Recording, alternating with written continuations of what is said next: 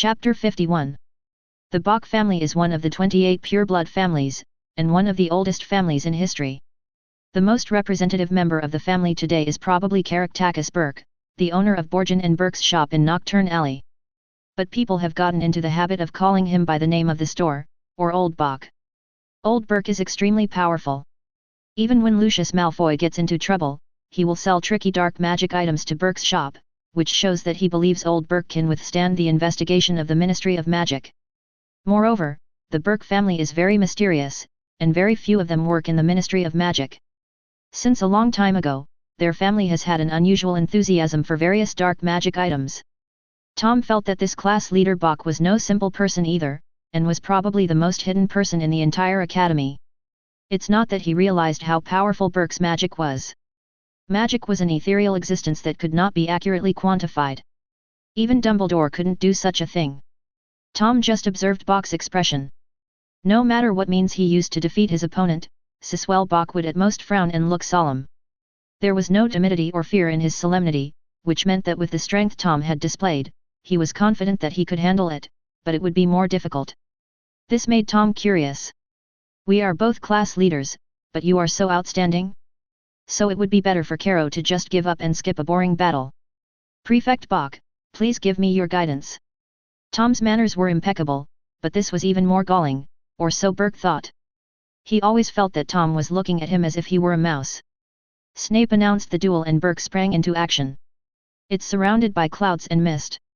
Thick fog appeared in the lounge. Because it was indoors, the effect of the fog was more obvious, and in the blink of an eye, it was pitch dark. In order to avoid being accidentally injured, the little wizards quickly retreated to the bottom of the stairs.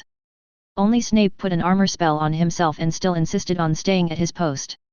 Tom planned to use the same trick again and was ready to use the wind spell to blow away the fog, but unexpectedly, the effect was not very good, because there were too few places for the fog to flow, so it was only a little thinner and still affected the vision. Clever! The boy exclaimed in admiration. It seemed that Bok had already taken the terrain into consideration. This was rare in the wizarding world where people used spells to fight each other. Advertisement whoosh! Whoosh! Two sounds of breaking through the air were heard. Tom raised his wand and steadily deflected the spell, while at the same time sending several spells back in the direction from which the spell came. It seems that I need to learn some perception magic, and can't just rely on my eyes. Tom also noticed his weakness. He didn't have any useful spells to deal with the means of blocking his vision. Suddenly, his eyes lit up. If blowing doesn't work, what about sucking? The tip of the wand squirmed into a trumpet shape, and a powerful suction force burst out. Suddenly, the fog that filled the space rushed here frantically, and the visibility improved visibly. Snape saw this and nodded repeatedly. Apart from Tom, the handling of the matter was brilliant. This is not some sophisticated spell, but a variation of the most basic cleaning spell, using the method of cleaning dust and oil to deal with the thick fog. Such a clever method made Snape excited and he had the urge to take him as a disciple. But it was quickly suppressed. With regard to the commotion Tom caused today, Snape had no doubt that he was the reincarnation of Voldemort, and that was all because of Dumbledore's guarantee. Ambitious and talented, he is a dangerous person no matter how you look at him. This matter must be told to Dumbledore so that he can decide how to treat Tom. Bok was also shocked to see that his method was broken in this way, and shot 2 spells to stop it, but Tom was very agile and dodged the attack directly with his body skills. With no other options, Bok could only reveal his trump card and shouted, "Soul-devouring poison mist." The thin mist on the field suddenly turned dark green, and the walls and floors made a crackling sound, accompanied by a pungent smell. This is not poisonous fog, it's just sulfuric acid. Tom's face straightened, and he immediately realized that this was a dark magic, and his wand could no longer attract it. The trouble with dark magic is not only that its effects are vicious and powerful, but also that many dark magic spells can cause irreversible damage. There is not even a counterspell. Tom glanced at Snape and saw that he was indifferent, so he knew that the magic had not reached that level yet, at most it was a little more powerful. Advertisement thunder explosion. The violent fireball hit the gathered poisonous fog, which exploded with a loud bang. Half of the poisonous fog was evaporated, but the remaining half was retained. Hiss! 2 poisonous snakes suddenly appeared on both sides of Tom, opened their bloody mouths and bit towards his legs, but when they were about to touch him, they were blocked by an invisible barrier. When was the armor spell cast? Bok's face changed, and he immediately thought of the time when the fog had just obscured the area. Tom swung out 2 wind blades to get rid of the poisonous snake. He held his breath and continuously released blasting spells, which not only cleared the remaining poisonous fog, but also forced Bok to barely resist. The last armor spell shattered, and Bok was unable to catch his breath, and the spell failed. The fireball brushed past his arm and hit the wall, creating a big hole. That's enough. Snape stopped Tom, who was about to continue attacking. You won this duel, Burke, do you have any objection? No, no. Bok covered his arm and shook his head frantically. I give up. The high temperature of the fireball burned his skin, and he couldn't even hold his wand steadily. What else could he use to continue fighting? Burke cursed the monster in his heart. He had mastered the explosive spell a long time ago, but the power he used was only enough to light a candle compared to Riddle's. Snape looked at Tom deeply, then quickly stepped forward and used a healing spell to stop the bleeding of Burke. Come with me to my office and get some difficile to treat the burn. Don't go to the school infirmary. Do you understand? I understand, Professor. Burke knew that Snape wanted to control the situation and not let what happened today get out. Of course, he himself didn't want to tell anyone else, so it was enough for Slytherin to know that he lost to Tom. He must not let other houses know, especially those stupid lions in Gryffindor, or they would definitely laugh at him to death. Before leaving, Snape put the still unconscious Malfoy down, and finally turned back to look at Tom. Riddle, don't go too far. Lucius is not someone you can easily mess with. After saying that, he took Bok away. Don't worry, Professor. Tom waved at him. I won't do anything to Malfoy. And at the moment the door closed, he waved his wand and hung Malfoy and his 2 followers up again. Seeing this scene, all the students present shuddered. He holds a grudge too much. Never mess with Riddle again. Advertisement. Chapter 52. The lounge was completely silent, with everyone, including the class leaders, crowding on the stairs leading to the dormitory. Tom looked at them in confusion. What are you doing standing there? Do you expect me to put everything back in place by myself? Everyone then woke up as if from a dream and ran over to start decorating the room. Tom, you are amazing. Daphne almost threw herself into his arms and gave him a tight hug. The little witch smelled so sweet and soft that Tom couldn't help but take a deep breath. Mrs. Sperry shampoo, not Potter's, why does it smell like milk? It's just defeating a few students, no need to get so excited. The little snakes who were passing by carrying tables and chairs were speechless when they heard Tom's speech. They thought, you are so good at talking. Is your home in Versailles? A few students. It's confirmed, Tom Riddle wants to be promoted to professor. But you're only in the 1st grade. Daphne didn't understand why Tom had such high expectations of her, and wondered, if I had your ability, my mother would be happy to double my pocket money. If you meet the enemy, they won't care about your age.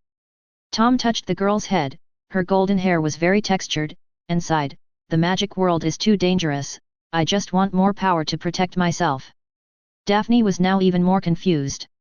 She had never felt that there was any danger in the wizarding world. The Dark Lord had been destroyed, and no other dark wizard would dare to cause trouble at Hogwarts unless they were under the Imperious curse. The Purebloods just hated Dumbledore's friendly attitude towards Muggle wizards and half-blood wizards, but they never doubted the old man's strength. This has been verified by 2 generations of Dark Lords. Seeing her like this, Tom just smiled and didn't give any further explanation. The next few years at Hogwarts will not be peaceful. Dumbledore's control over the school is actually gradually declining. Sirius has been in and out of Hogwarts 7 times, and Moody was replaced right under his nose. This is also the source of Tom's sense of urgency. Sometimes both the enemy and us are too abstract, and who knows when they will give him a big job. 10 minutes later, the Slytherin common room was tidy again, if you ignored the large holes in the wall and the burnt brown color on part of the floor. The layout of the lounge has changed a bit. A most gorgeous single sofa is placed in the most conspicuous position, and the other seats are arranged around this sofa, like the moon surrounded by stars. Tom sat on it as a matter of course. The sofa was wide enough to accommodate 2 people, and Daphne sat next to him. The 3 roommates, Sabini, Nott, and Roger, stood at the back stupidly. Not only did they not think there was anything wrong with them, they were actually quite proud of it. When Burke came back with Snape's medicine, he was stunned for a moment when he saw the state of the lounge, but he soon understood and found a seat closer to Tom. About 2/3 of the students stayed, and everyone remained silent, looking at Tom. Tom spoke up naturally, the invisible prefects of other grades need to be selected as soon as possible. There are 2 days on the weekend, which I think should be enough. But after thinking about it, I feel that 1 prefect is not enough. It would be better to have 1 male and 1 female. Do you have any objection? Everyone present shook their heads without any objection. Bach said as he applied medicine to his arm, I'll follow up with the boys. Leave the girls to me, Caro said. Thanks for your hard work.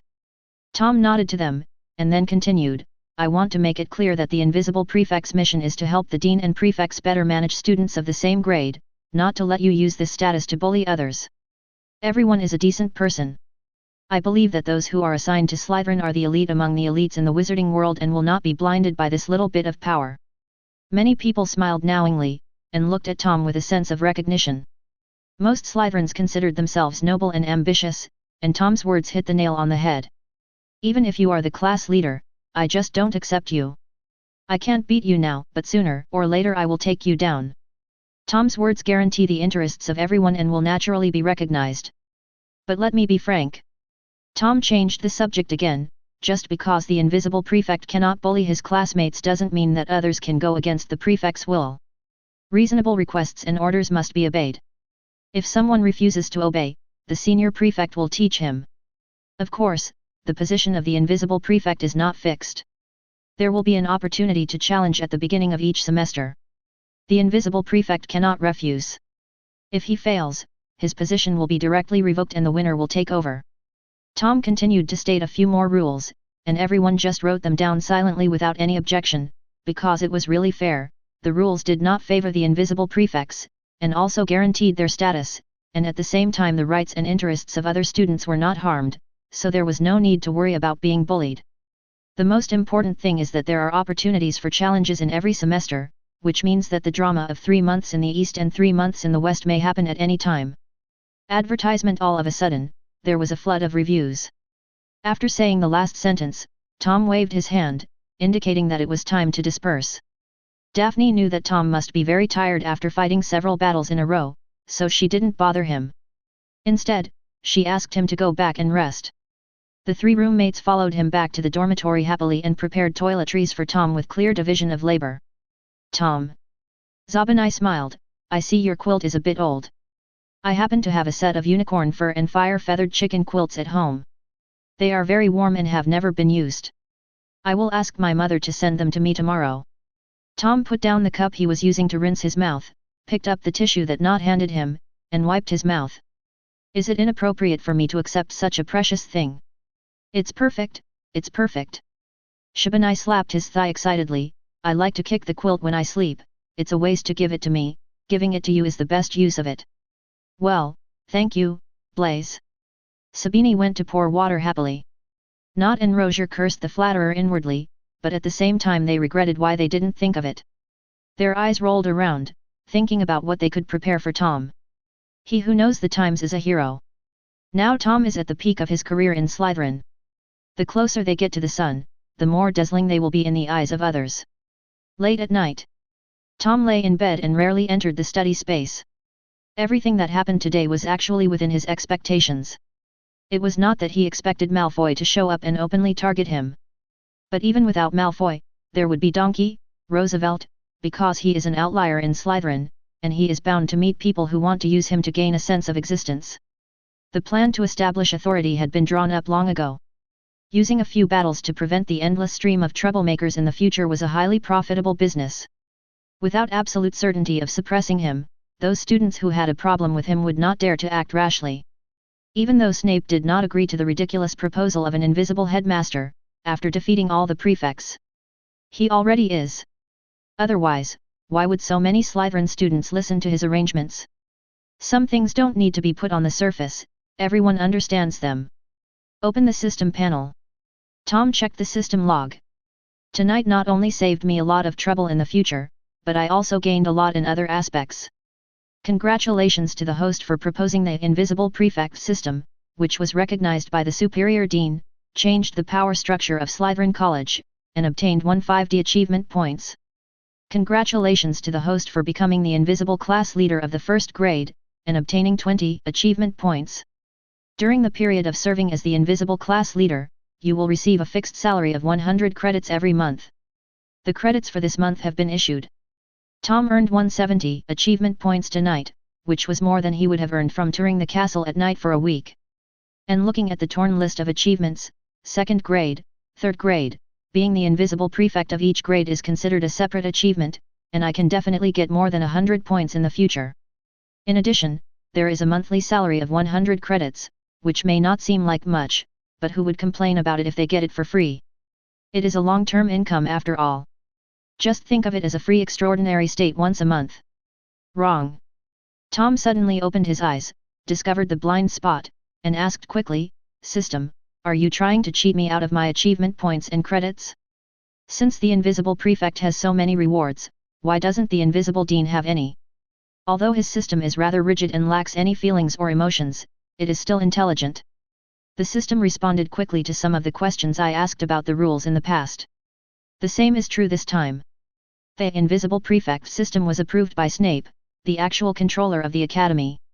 In order to clarify the rules, the invisible dean was proposed by the host, but the proposal was not recognized by the controller and higher UPS, so the achievement could not be generated. Tom understood now. If he wanted to achieve this, he would have to get the approval of Snape and even Dumbledore.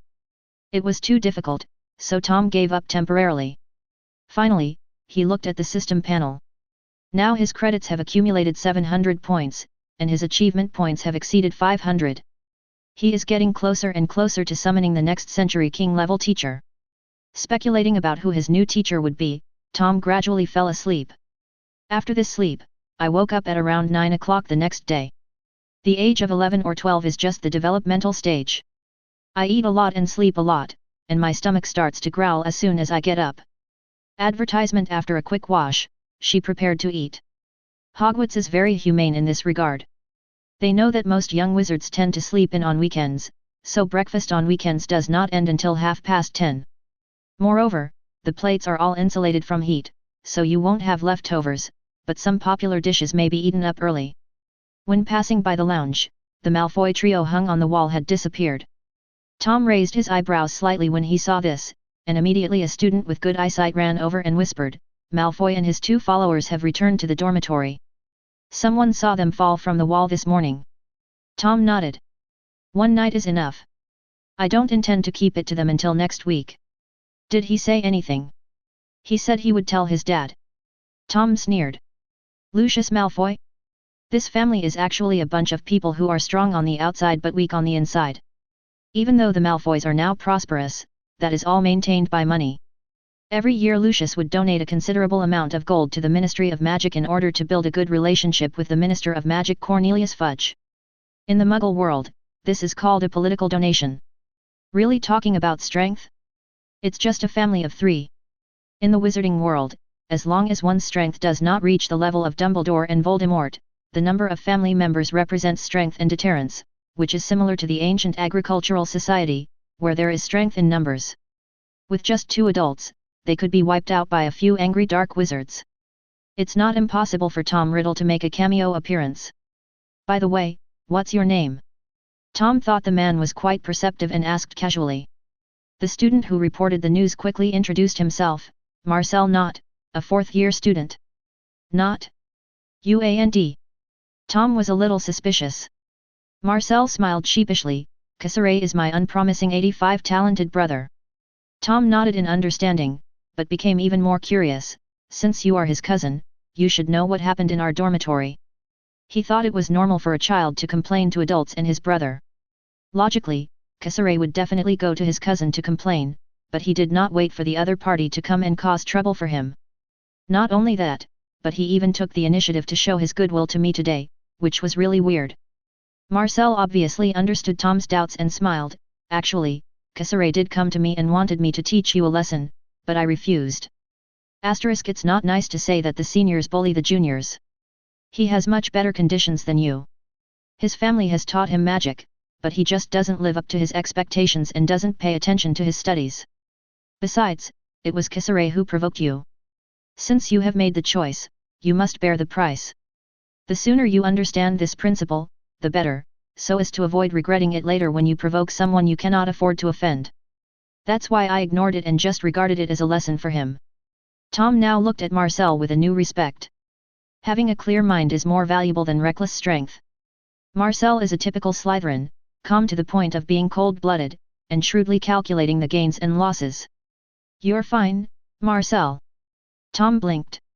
I'll get good news from you next week. Tom didn't believe that such an ambitious person would not compete for the position of invisible prefect, especially since he was already in the 4th grade. Next year, the 5th grade would elect a formal prefect, and there was a high probability that the invisible prefect would be in line for the position. I will try my best. Marcel answered very modestly. He really wanted to improve himself. Looking at Tom's leaving back, Marcel's eyes were burning with fire. The Knott family's ancestral motto is to follow the power. In the previous generation, they made a mistake and chose the wrong side, and paid a heavy price for it. His parents are still imprisoned in Azkaban. Marcel knew that he did not have the potential to become the strongest, so he had been waiting for such a person to appear. Now it seems that Tom Riddle might be the one he is waiting for. Of course, this doesn't mean that Marcel will immediately bow down to him. He will only obey Tang Ma.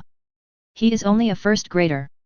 Defeating a few students only shows that Tang Ma has potential. However, people with potential only appear once every few years, and very few can make it to the end. He just came here to build good relations in advance. It won't be too late to make a final statement when Tom really rises. This may not maximize the benefits, but it is definitely the safest choice.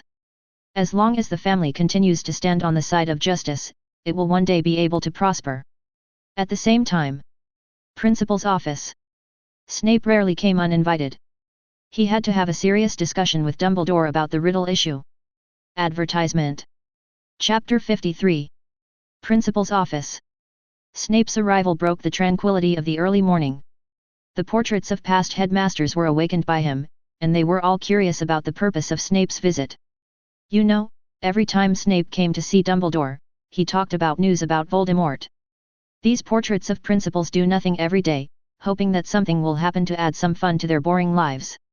Well, in the eyes of the portraits of successive headmasters, Voldemort is just a joke. Anyway, they are basically all dead, except the former headmaster Armando Dippet. Even if Voldemort is so powerful, can he revive them 10 times? The room was very quiet, but Snape, sitting on the sofa, felt that he was being watched by many people. He also knew where these feelings of being watched came from, but he didn't care. There is really nothing much to say to a group of portraits.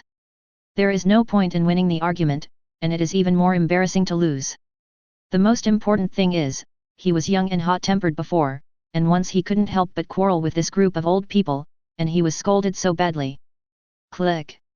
Just as Snape was recalling that torturous experience, there was a sound of a door opening upstairs and Dumbledore appeared. The old man was wearing a bathrobe and walked briskly down the spiral staircase. Severus, please forgive the unstable sleep of an old man. I was so worried about choosing the nightshade last night that I finally made my choice at dawn and slept contentedly. As he spoke, Dumbledore had already sat behind the headmaster's desk. Snape's face darkened. This was why he didn't like talking to Dumbledore. Although he was an extremely wise old man, he always liked to use this slightly crazy attitude to disguise himself and talk about disgusting topics. What made him even more uncomfortable was yet to come. Dumbledore swept his right hand across the table, and immediately there appeared honey water, bread, sausages, and a plate of cockroaches on the table, as if they had always been there. After taking a sip of honey water and biting off the head of a cockroach pile, Dumbledore enthusiastically invited, Severus, have you eaten? Do you want to eat some with us? Thank you, I've already eaten and I'm very full. Snape closed his eyes to avoid looking at the disgusting pile of cockroaches. Dogs won't eat this stuff. If he had the chance, he really wanted to catch a few real cockroaches, and put them among this group of cockroaches without anyone noticing, to see how Dumbledore would react after eating them. Well, okay then, seeing this, Dumbledore did not force it. What do you want to talk to me about? It's like this. Dumbledore was eating his breakfast while talking about what happened in the Slytherin dormitory last night. From the provocations of Goyle and Malfoy, to Tom's subsequent actions, and then challenging the prefects, proposing the invisible prefect system, and defeating all the prefects in succession, even after he left, Snape knew all the rules that Tom mentioned when making arrangements. Dumbledore's expression didn't change, and he nodded from time to time. But his eating speed gradually slowed down. When Snape finished speaking, he drank the last sip of honey water and produced a handkerchief to wipe the corners of his mouth. Severus, what is your point? Dumbledore raised his head slightly, met Snape's serious gaze, and asked softly, are you trying to tell me that there are 10 more outstanding students in Slytherin? Then I have to congratulate them. Are you still pretending to be confused at this time? Snape suppressed his anger and frowned, don't tell me you can't see the problem. Riddle is too weird. All in all, from the time you came into contact with him to today, he has only been exposed to magic for 2 months. What were you doing during those 2 months? Me. Dumbledore blinked and actually started to think seriously, with a look of reminiscence in his eyes. To be honest, I am luckier than Riddle because I have a wizard father, so I have been exposed to magic since I was 7 years old. However, 2 months later, I can only do simple animal transformation. Compared with Riddle, I am really too bad. UFG. Snape's temple throbbed. I want you to understand the seriousness of the matter, not to show off to me. At the age of 7, you can transform animals after 2 months of study. Are you still not satisfied? That is something that should only be learned by 4th or 5th graders. Dumbledore, I am not interested in your talent and glorious history. Even if Riddle is as good as you said, you have the guidance of your elders, but who does he have? Can the first-year courses taught by us teachers make him grow to this level? Do you think that's right? I suspect Riddle has a secret. His strength is too abnormal. Is he really not related to the mysterious man? That's the beauty of magic, isn't it? Dumbledore said something that made Snape vomit blood. Fortunately, Dumbledore stopped when he saw the good opportunity. If he continued to tease her, Dumbledore was afraid that Snape would be so angry that he would take out his wand and he would be beaten by him again. Severus. The old man said solemnly, some people may seem to be geniuses, and they are indeed geniuses, but we cannot criticize a person's efforts just because he is a genius. In fact, in places you can't see, they have made a lot of efforts that ordinary people can hardly imagine. Advertisement. I have heard more than once that Mr. Riddle is still diligently reading books in the library late at night. To be honest, such perseverance is more rare than his talent. So although his current situation is beyond my expectations, it is actually reasonable. Snape nodded automatically. I went to the library to read books late at night. I worked so hard, it would be strange if I didn't succeed. Bullshit. Isn't that a night tour? He almost didn't realize that Dumbledore had a hidden meaning in his words, and immediately followed the group. Riddle actually dared to go out at night? From what you said, it's not the first time or the second time. Dumbledore, you can punish him as you like, whether it's detention or a serious warning, I agree. Forget about deducting points. Riddle is very active in class, and the deducted points can be made up in a few strokes, it won't serve as a warning. Thinking back to the time when he wanted to put Tom in detention in the office, but the other party refused to listen, Snape was filled with anger. This time it's Dumbledore's turn. I wonder if you dare to resist. Dumbledore was also confused by Snape's fairness and blinked in confusion. Is this still the most protective dean of the Snake Academy? Is there something wrong? Forget about the punishment. You know the unspoken rules of the school. Unless you have evidence of students violating the rules, you cannot punish them at will. Besides, I used some dishonorable means. With. Dumbledore's expression became serious. There is nothing wrong with Mr. Tom Riddle's identity, and he is not a pawn in the hands of Tom. He is just a student with enough talent and works harder. Yay! As he spoke, a look of sadness appeared in the old man's eyes again. In fact, I once met a genius like him. That child had never been exposed to magic before he became an adult. But after being exposed to magic, he had the power to blow up mountains in a short period of time. Later, he was even able to fight with me. Snape was listening intently, but Dumbledore suddenly stopped talking and brought the subject back, so we can't doubt Mr. Riddle just because he is so powerful. As a professor and his dean, you should no longer have any excessive speculation or suspicion about him. Instead, you should pay proper attention to him and guide him. Do you understand, Severus? Ever since he educated Voldemort, a student who brought him shame for his whole life, Dumbledore began to reflect on whether there was something wrong with his educational methods. The conclusion after reflection is that the problem is huge. Voldemort has become what he is now because of his evil nature, but Dumbledore feels that he is at least partly responsible for it. Because when he was in the Wu orphanage, Dumbledore found some things about Voldemort that he didn't like, so he was extremely cold to Voldemort throughout his school years, and even wary of him. After graduation, Voldemort wanted to stay in school, but was rejected by Armando Dipate, the then headmaster, at the instigation of Dumbledore. This is how the Dark Lord appeared out of nowhere after traveling around the world for 20 years.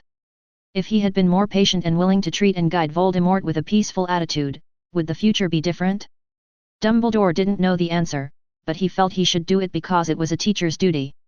So from then on, he was very patient with every student and would not be biased based on personality, behavior, or other factors. Even when the Death Eaters were active in the school, he only constrained those students to act within the rules. As for the future path, that is the student's own choice. He and other professors just need to have a clear conscience.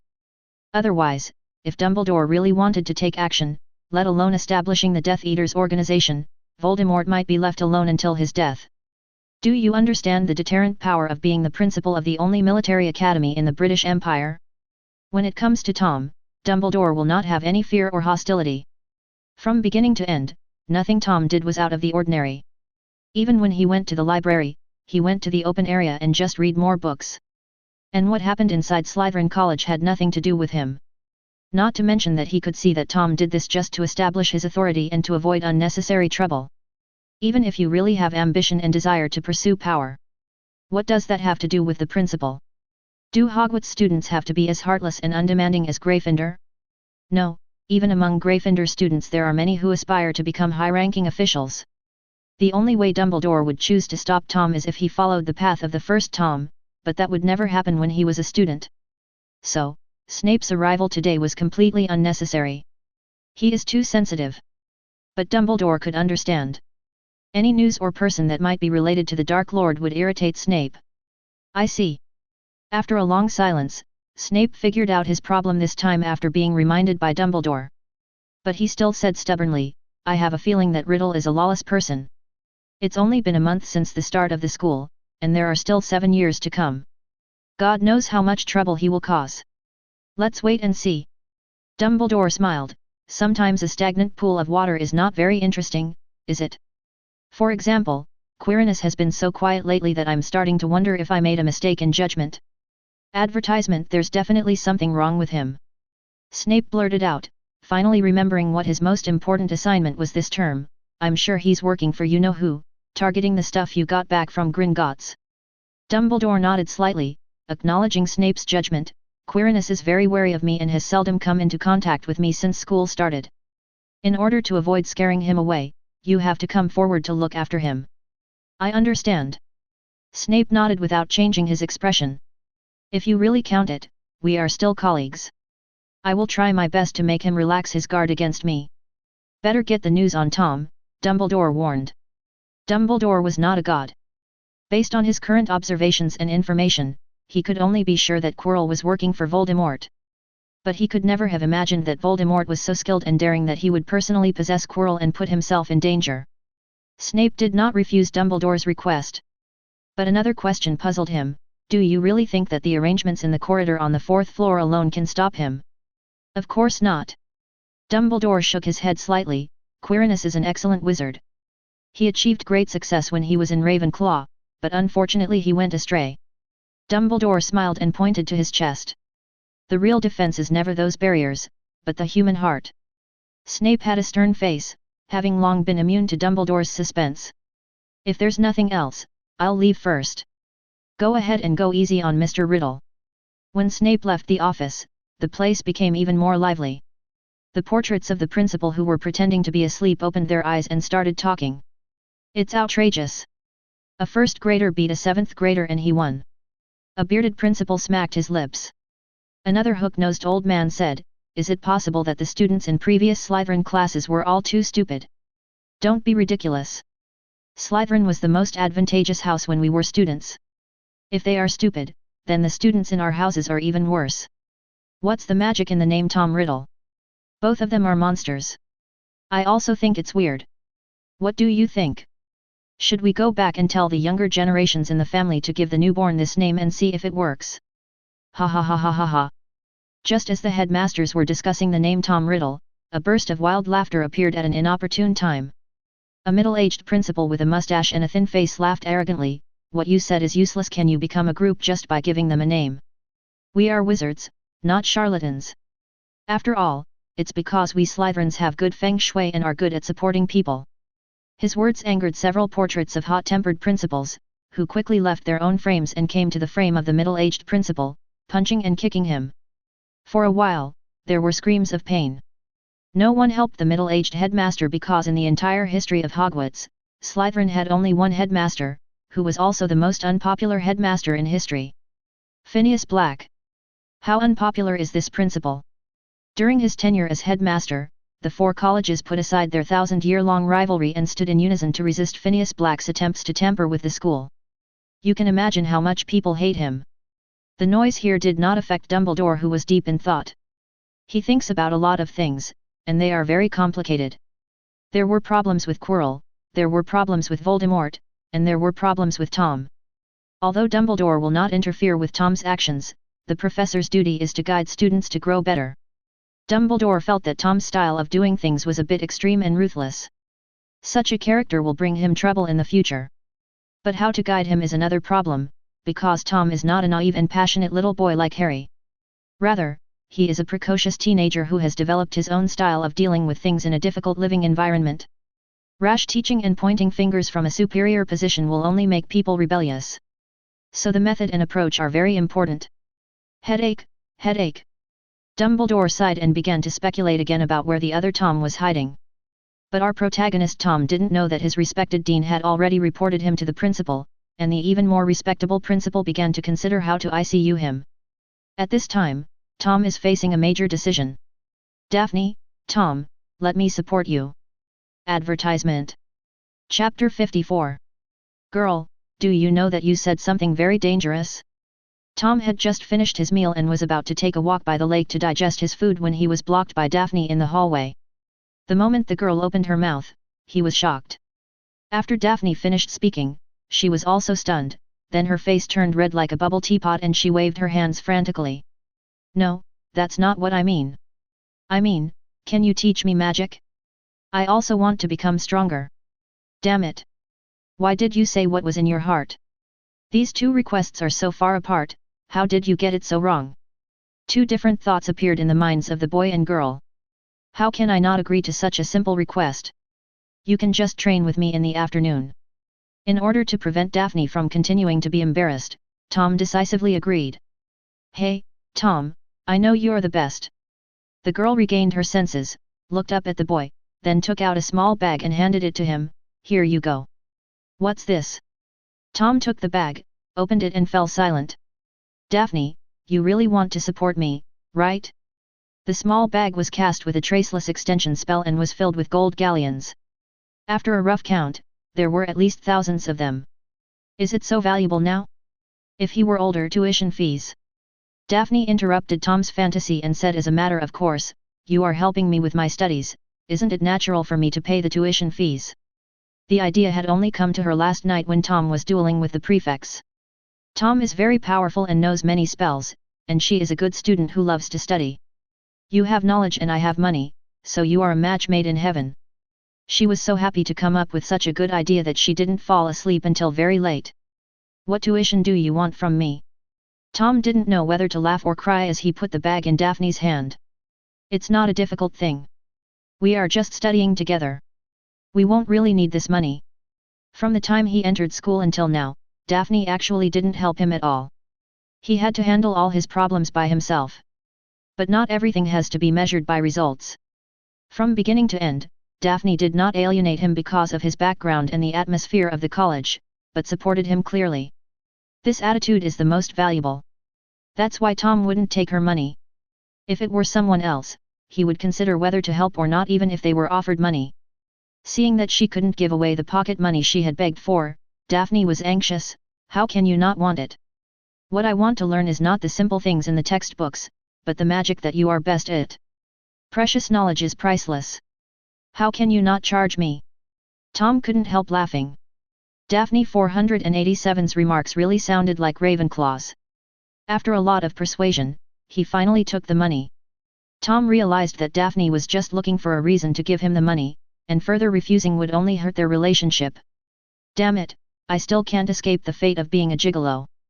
But Tom is indeed short of money now.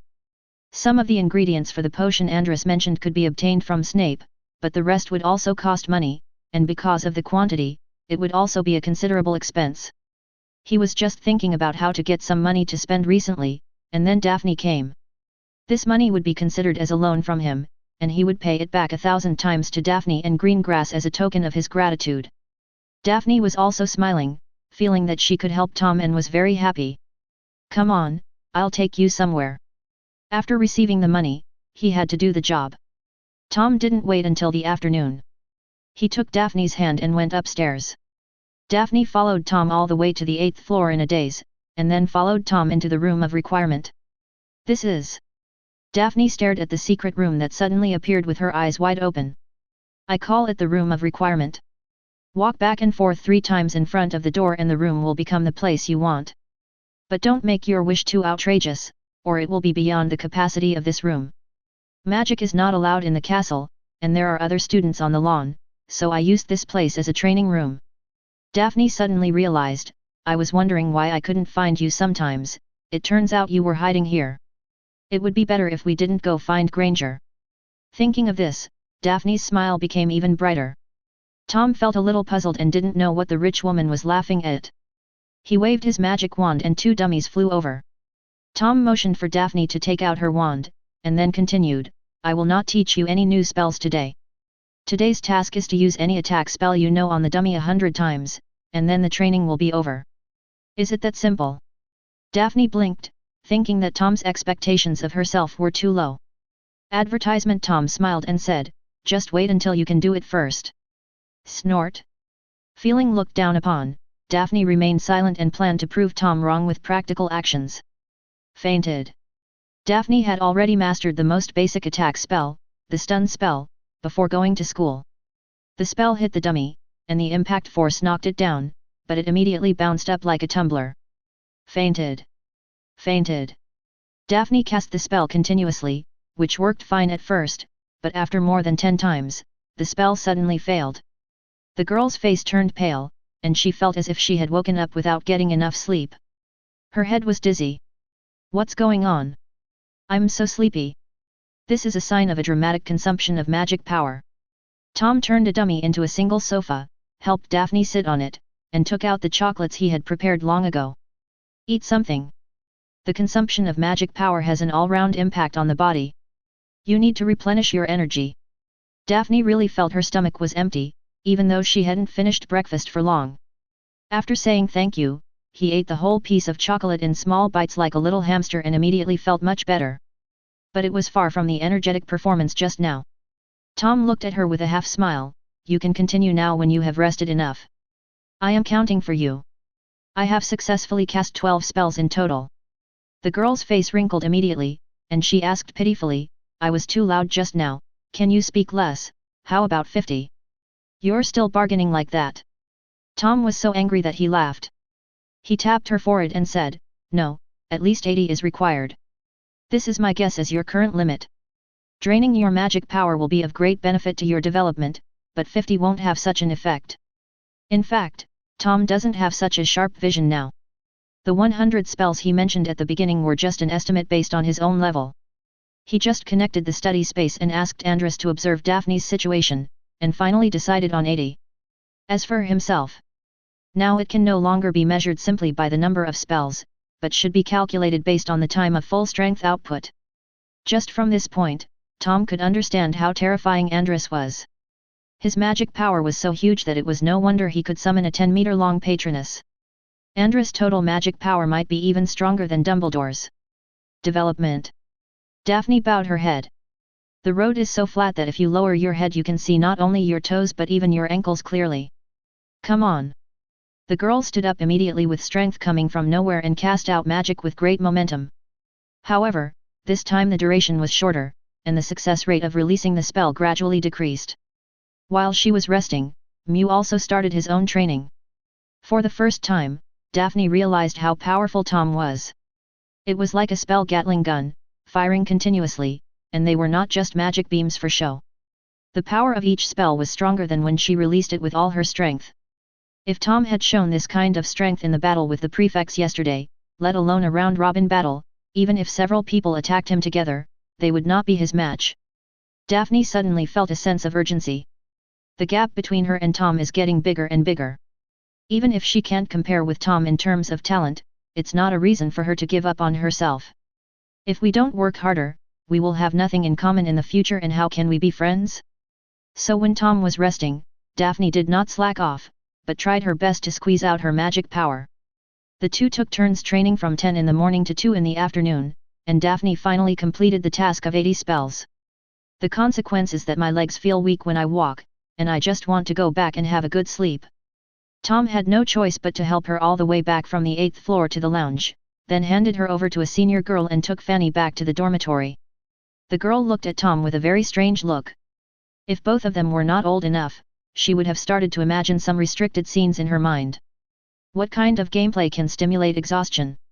Tom watched the two of them walk into the girls' dormitory stairs, and then he left the lounge again.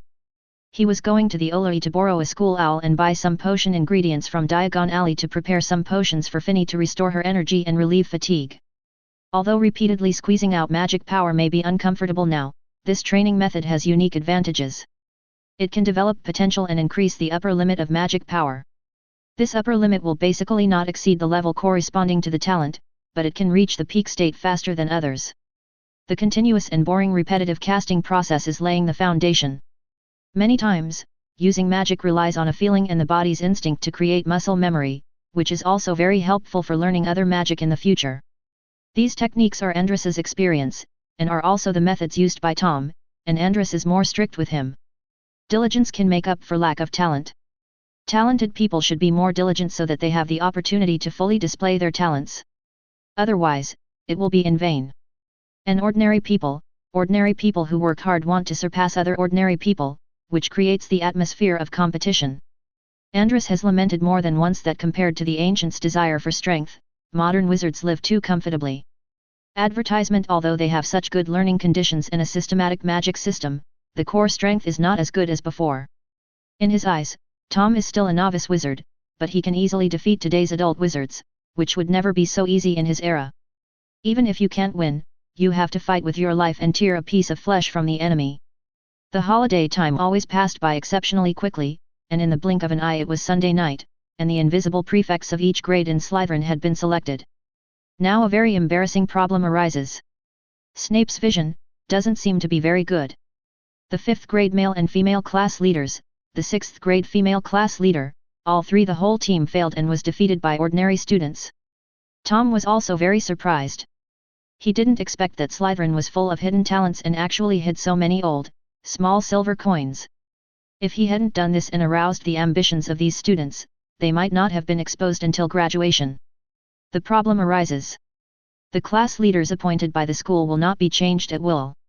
Even the dean only has the power to recommend but not to appoint or dismiss. Unless they make a serious mistake, Snape has no reason to replace them.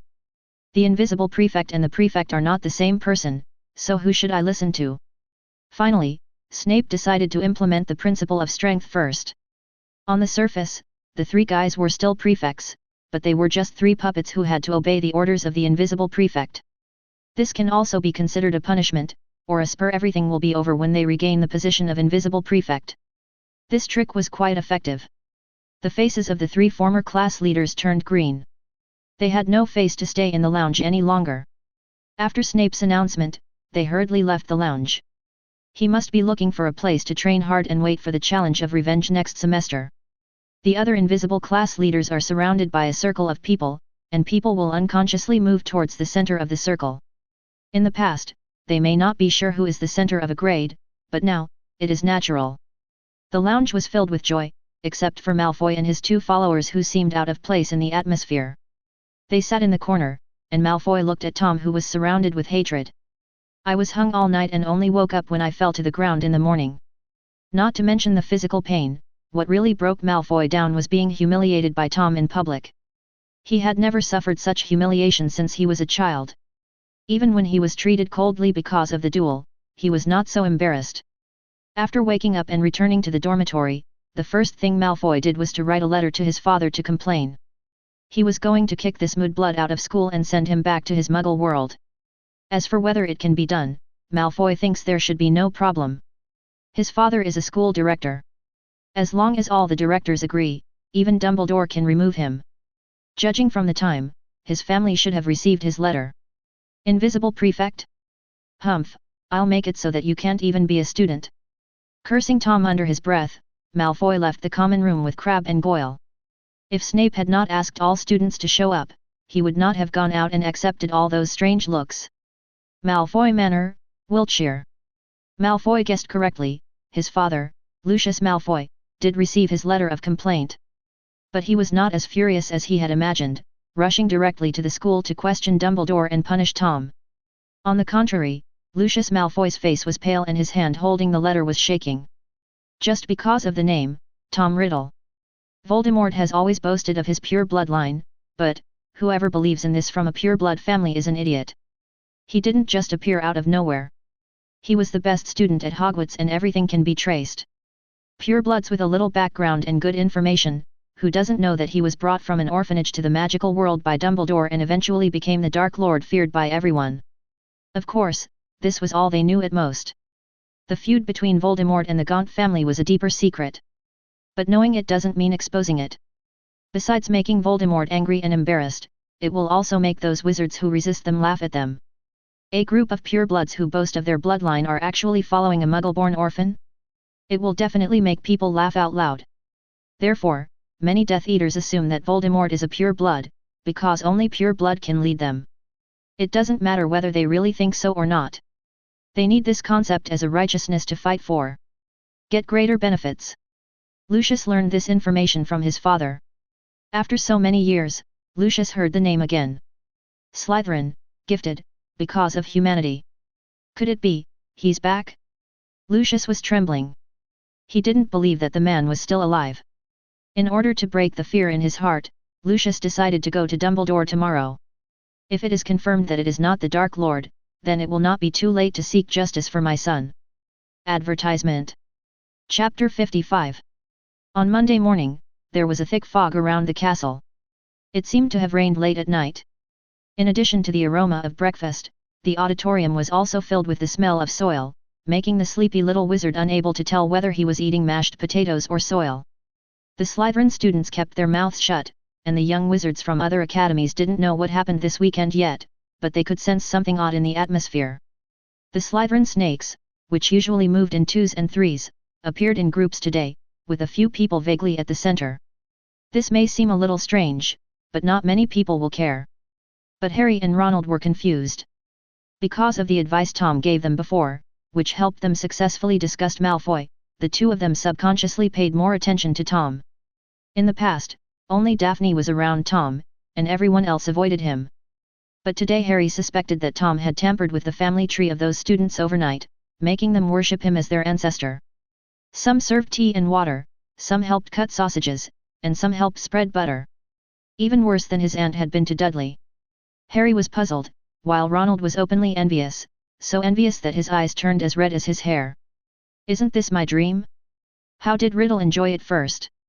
What's going on? Ronald looked at Hermione who was sitting across from him. Aren't you too close? Why is Riddle so popular after just one weekend? How should I know? Hermione retorted irritably and chopped the eggs on the plate into pieces. It was because she didn't know what happened that she was so angry. Tom didn't talk to her for the whole weekend and they didn't even have a chance to meet each other. Ronald shrank his neck, not daring to provoke the angry Hermione, and could only whisper crickets in his heart. Not far away, George and Weasley looked at each other and saw deep curiosity in each other's eyes. They were sure that something must have happened to Slytherin in the past few days to cause the changes, and Riddle seemed to be a beneficiary. I guess I'll have to ask this kid some questions next time we meet in the kitchen. Fred whispered, and George nodded in agreement. At this moment, a large flock of owls flew in through the open door and dropped the little wizard's package and heart on the table. Tom was quick-witted and caught his package accurately, thus avoiding the tragic fate of falling into the milk lake. Daphne watched Tom curiously open the outer package, which was full of packaged medicinal herbs and strange potion ingredients. Tom, why did you buy so many potion materials? Some of them are for my own use, and some are for you. Give it to me.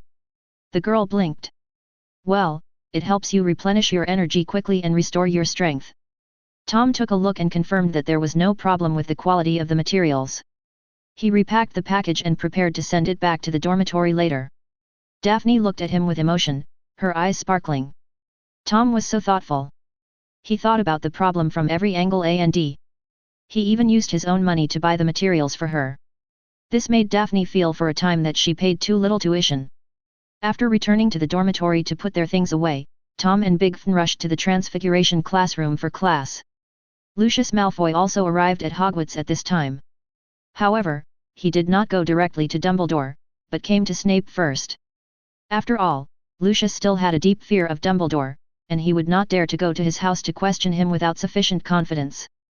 So he came to Snape first to build up his courage, and by the way, questioned Snape why he failed to protect Malfoy.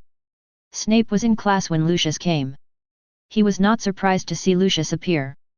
He told the students to keep quiet and continue brewing the potion, then he walked out of the classroom. Severus, shouldn't you give me an explanation? Without any greetings, Lucius started to accuse. Snape asked, do you really understand the whole story, Lucius? I have asked many students, and it is certain that it was Malfoy who provoked Riddle first. There was no conflict between the two before. It is obvious that Malfoy wanted to improve his status in the first year by dragging down Tom, but unfortunately he failed. What can I say in this situation? Lucius was even more dissatisfied when he heard Snape's explanation, a country bumpkin, you watched Draco grow up, Severus, he hung Draco in the lounge for a whole night. Our Malfoy family has lost all face. Aren't we friends? You Malfoy family have no dignity. Yes, of course we are friends. Snape sneered in his heart, but admitted it, but work and life must be clearly separated. Both of them are my students. I will not favor either side. You will not forget the rules of survival in Slytherin, right? Lucius was silent. Slytherin has never changed. When he was in school, he relied on his family background and the friends he had won over to bully other students. Who could have thought that there would be a reversal of events when it came to his son, ABD from Muggle family, who was not afraid of the reputation of their pureblood family. People from other families also watched coldly. Advertisement. Lucius' eyes darkened. Severus, are you sure that Riddle is okay? A person who has never been exposed to magic can defeat a 7th grade student who is about to graduate in a short time. Oh, is it possible that he is the only genius and we are all fools? Could it be that he has mastered some extraordinary black magic? Who taught him? Snape snorted in his heart. He naturally understood what Lucius Malfoy was worried about. He didn't want to waste any more time, so he directly said, Lucius, Dumbledore vouched for Riddle. He has no problems, and he has not used any dark magic or other means. This world is inherently uneven. If you still have objections, you can go talk to the guy on the 8th floor. Lucius Malfoy still didn't let Snape go, and begged him to take him to Dumbledore's office. Principal's office. Lucius Malfoy got the answer he wanted from Snape and became more confident. As soon as he entered the room, he asked Dumbledore to fire Tom. Dumbledore tilted his head in distress. Lucius, as I recall, the school directors do not seem to have the power to interfere with the school's internal decisions. Even if they do, it should be the result of the agreement of all the school directors. I'm asking you as a father. Lucius was very angry. Wasn't Dumbledore clearly mocking him for not knowing his own limitations and not knowing what was good for him? Especially that weird look, it's like he's looking at a fool. Dumbledore smiled gently, in stark contrast to the red-hot Lucius, I just learned about this incident, but I must know the details before I can impose any punishment. As he spoke, he took out a piece of parchment and wrote something on it. Then he folded the paper into 1,000 paper cranes and sent them out the window. Please wait a moment. I have asked Mr. Filch to invite the two parties to come over and hear what they think. Lucius snorted and sank down on the sofa, not looking at Dumbledore. Snape said calmly, I'm going back to class. I have no objection to whatever punishment you give me. Thank you for your hard work, Severus. In the Transfiguration class, Professor McGonagall was asking the little wizards to turn water cups into pencil cases. Tom was the first to finish without exception, adding 2 points for Slytherin. He did not succeed in one go, but first transformed into a rudimentary form, and then tried twice more under the guidance of Professor McGonagall before he achieved the perfect transformation. In this way, he not only demonstrates his talent as a reasonably excellent student, but also provides emotional value to the professors, allowing her to enjoy the pleasure of helping students improve. Kill 2 birds with 1 stone. He wasn't playing tricks to get ahead, he was just trying to earn more credits. Focus your mental strength more and stop looking at me all the time. You want to transform this cup, not my face. Oh. Daphne withdrew her gaze from Tom's face and was about to cast a spell when the door of the classroom was pushed open with great force, instantly attracting everyone's attention. Professor McGonagall frowned. Filch? What do you want? Professor McGonagall. Filch smiled ugly. Headmaster Dumbledore needs Malfoy and Riddle to come over, now. Professor McGonagall glanced at the 2 people who were named. Malfoy looked ecstatic, and Tom stood up calmly. After getting permission, the 2 followed Filch out of the classroom. Almost all the Slytherin students guessed why Dumbledore called the 2 over, and they were whispering about whether Dumbledore would punish Tom. As for dismissal? No one would be so stupid. Dumbledore had been the headmaster for all these years and had never expelled any students. It was just a fight. There were many more serious mistakes than this, but nothing happened. Even Daphne didn't look worried. She practiced transfiguration seriously, hoping to succeed before the end of Get Out of Class today. You know why, right? Hermione couldn't help but be curious, so she sat down in Tom's seat and asked, Greengrass, Tom and Malfoy had a dispute? Daphne glanced at her. Granger, why should I tell you? You can say it if you want.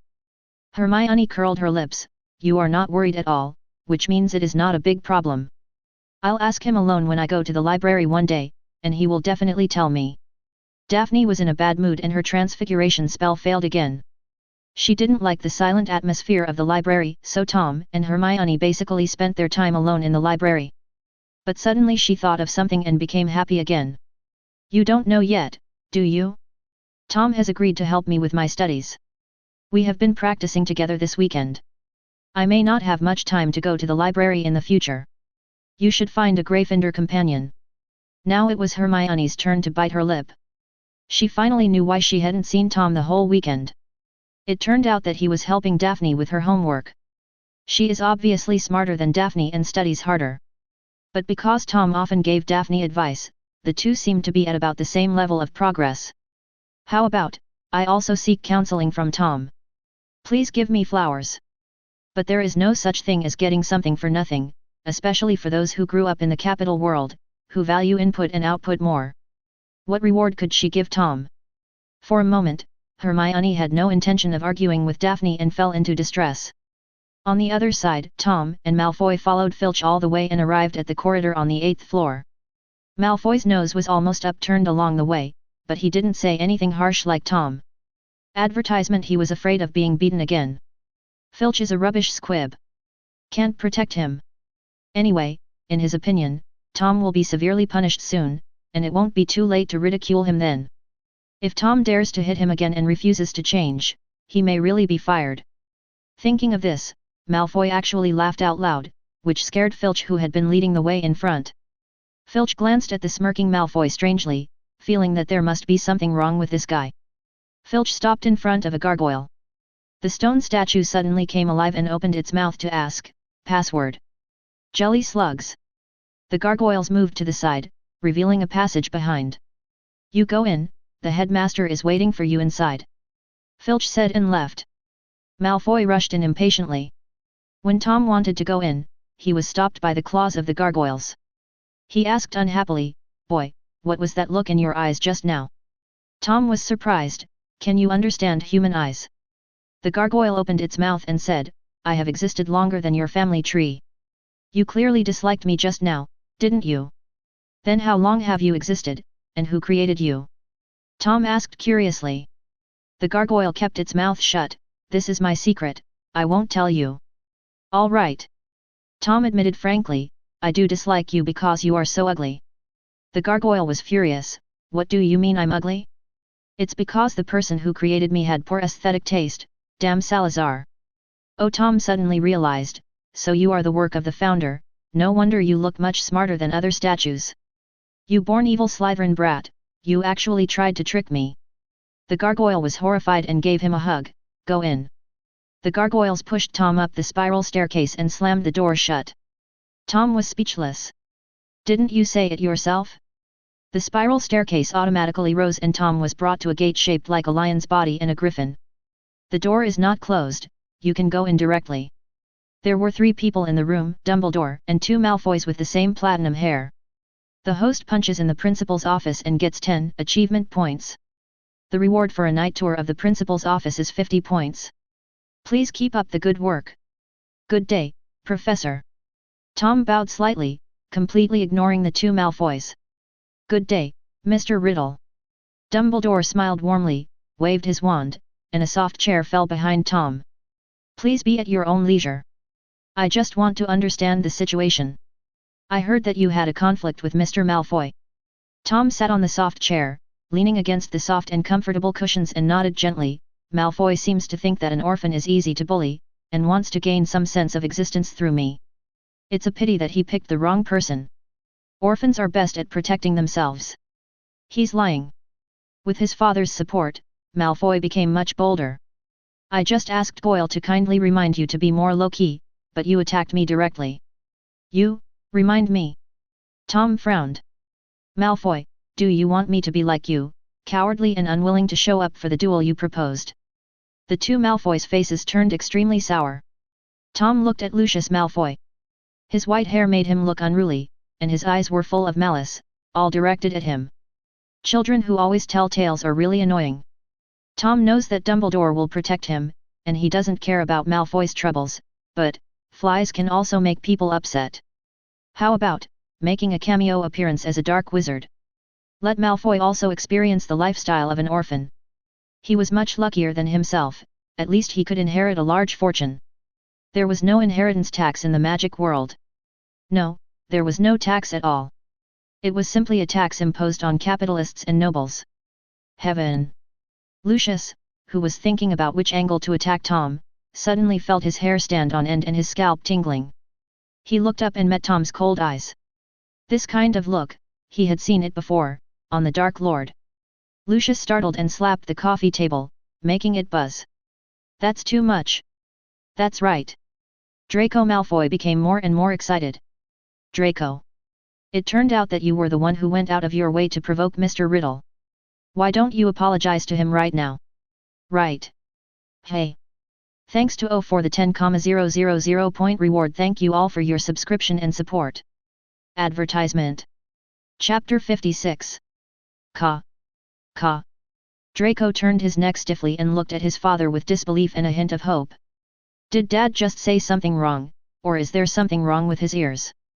However, the next second, Lucius slapped Draco on the head, shattering his fantasy. It's all your fault. You didn't explain anything clearly in the letter, so I misunderstood Mr. Riddle and thought he was bullying the weak.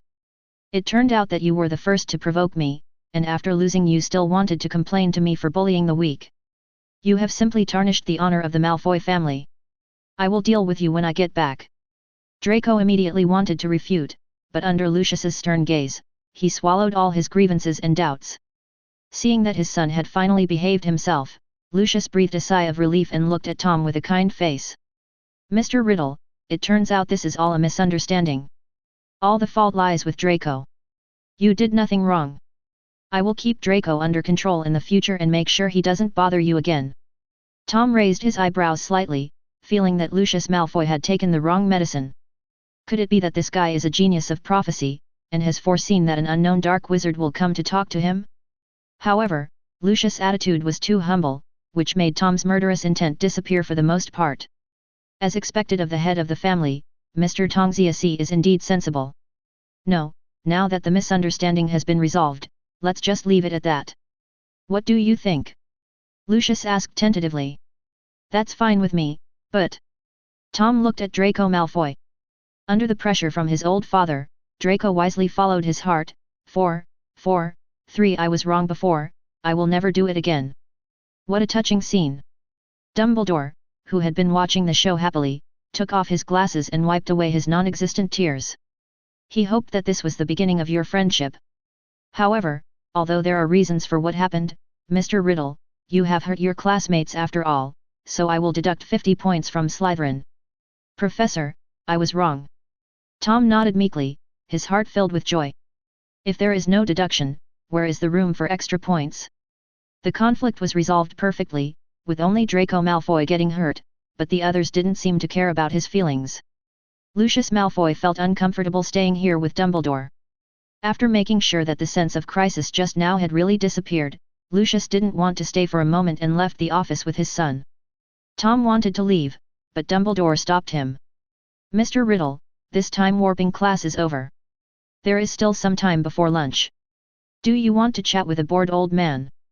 The principal had said so, so what else could Tom do? He had just raised his butt and sat back down. Outside the office, Draco looked at Lucius angrily. Dad, were you just hit by Dumbledore's imperious curse? It would be fine if you didn't help me put pressure on me, but you actually asked me to apologize to Riddle. I'm going to tell Mom that you helped outsiders bully me. Lucius ignored Draco's roar and pulled him to a corner far away from the headmaster's office. Draco, let me ask you a question first. What do you think has enabled the Malfoy family to survive from the time of William the Conqueror to the present? Draco was stunned. Although he didn't know why Lucius asked this, seeing his serious expression, he answered honestly, noble blood, huge connections, huge wealth, and powerful strength. Lucius nodded with relief, very good, that's all bullshit? Draco looked at his father in shock. Isn't this what you taught me? Now you're mocking me? Lucius patted Draco's shoulder heavily, listen carefully, son. The reason why the Malfoy family has been able to survive to this day and prosper and has considerable influence among purebloods is not due to these illusory things you mentioned. Advertisement instead, they rely on wavering, changing their stance according to the wind, betraying their superiors, slandering their friends, stabbing them in the back, and running away faster. This is how they can avoid the crisis of extinction again and continue to grow stronger. Draco was completely confused. Dad, are you serious? I've never been so serious. Lucius Malfoy said seriously, his expression was indeed more serious and tired than Draco had ever seen. The vain words I told you on a daily basis were only to establish a personal image for our family. We firmly support pure blood in order to gain the friendship of other pure blood families and gain greater benefits. But in fact, bloodline is really not important. What matters is strength. A half-blood becomes the Dark Lord. Do you dare to resist him? Draco shook his head numbly, I dare not. Even the families who stood on his side knew how terrifying the Dark Lord was. Otherwise, they would not dare to even mention his name and could only refer to him as the Mysterious Man or the Dark Lord. But what does this have to do with you speaking for Riddle just now? Draco asked, still puzzled. Lucius sighed, I dared to go against Dumbledore and even publicly slandered him dozens of times, saying that he was a mentally ill old man, because Dumbledore is a decent person. He has his own bottom line and abides by the rules of the game. He won't get angry because of what I said. But Riddle. Lucius hesitated for a moment, then said, he just wanted to kill me? No, he wanted to kill all the Malfoys. What? Draco screamed, how is this possible? How dare he? No, he dares. As for whether he has the ability to do so? Since he has such an idea, it means he must have the confidence and means to do so. Lucius Malfoy sighed, although Riddle's strength is definitely weaker than Dumbledore's, and he is not even worthy of being mentioned in the same breath, he is an orphan, all alone, with an extreme personality and no weaknesses. This lunatic is definitely more dangerous than Dumbledore. So Draco, stay away from him in the future. Even if you curse him, keep it secret. People like him will either become big figures in the wizarding world in the future, or get into big trouble and lose their lives. What good can you gain by going against him? Draco's face turned pale. He didn't dare to doubt whether what Lucius said was exaggerated or not, because his father's majesty could not be challenged, so he believed it. Riddle really wanted to kill their whole family. I understand, Dad. Draco said tremblingly. Lucius nodded with satisfaction. If nothing else, at least his son listened to his advice, and that was his greatest advantage. Don't feel aggrieved. It's never too late for the Malfoy family to take revenge. When he loses power, we can add insult to injury. The means and process are not important. The result is the only thing that matters. Do you understand? In the headmaster's office, Tom didn't know that Lucius Malfoy was using him to instill the family's survival skills in Draco Malfoy. He was tasting the lemon sherbet prepared by Dumbledore and looking at the layout of the headmaster's office. The room is located at the top of a tower and is very high, so it is divided into 2 floors. The upper floor should be Dumbledore's residence. As for the first floor where guests are received, apart from the portrait of the principal and some precious decorations occupying the wall near the door, both sides of the huge desk are occupied by floor-to-ceiling bookshelves filled with books. Tom, with his good eyesight, saw some book titles that he had never seen in the library or Diagon Alley. Maybe in the restricted section? But until now, Tom has never been to the restricted books section. Suddenly, Tom's eyes fell on an empty shelf, which was made of sycamore wood, and there were some ashes on the shelf. Professor, I heard you have a phoenix, why isn't it here? Fox? I never restrict its movements. It may be looking for food somewhere now. Tom felt a little regretful that he didn't get to see the real face of the phoenix, and he didn't know if it looked like in the movie. In fact, it's not that he doesn't want to have a pet, but a wizard who doesn't want to become a Pokémon master is not a good student. He just felt that there was no point in keeping ordinary pets. If he wanted to keep one, he had to keep a unique pet like Dumbledore did. Tom, that's not what I call you. Dumbledore smiled as he watched Tom staring at the sycamore tree in a daze. You seem to like books very much.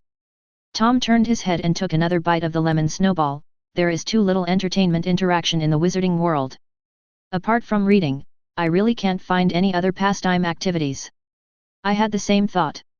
Dumbledore nodded in agreement. The opera, radio, and television in the Muggle world are very rich and wonderful. The huge population base gives them endless creativity. Unfortunately, this castle refuses to allow these things to exist. I once tried to put a TV in the office, but there was no electricity at all. After a few days, even the TV broke down. Professor, is this caused by magic? Tom asked curiously, but the density of wizards in Diagon Alley should be no less than that in the castle, so why can the TV in the leaky cauldron work normally? No, powerful magic can indeed interfere with the use of Muggle electrical appliances, but that is in the case of an outbreak. The natural dissipation of a young wizard cannot do this.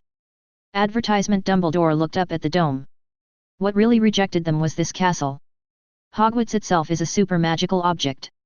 There are many secrets contained in it that even I, the headmaster, don't know. Oh. Tom nodded in understanding and fell silent. He didn't know what Dumbledore's purpose was in keeping him, but it definitely wasn't out of ill will. It is better to just remain unchanged in the face of ever-changing circumstances and wait for old Dang to make his move. But Dumbledore seemed to really want to chat with Tom, and he talked about this and that for a long time, just asking him how his studies were going, how his life was going, and what he thought of the professor's courses. Tom was puzzled. Take it. I heard from Severus that you came up with a system of invisible prefects. The highlight is here. Tom perked up and sat up straight. It's just a sudden idea. In fact, in the Muggle world, a college is equivalent to a class. It can't be that only the senior grades have a monitor while the lower grades have no one to manage them. There will always be a generation gap between different grades. It's more convenient to find someone in the same grade. That's a good idea. Dumbledore chuckled, and what about the invisible headmaster? Professor, I just want to make progress. Tom said sincerely, Professor Snape is usually so busy, he teaches more than 20 classes a week and has to grade homework. He really has no time to manage students. I am willing to help him share the burden.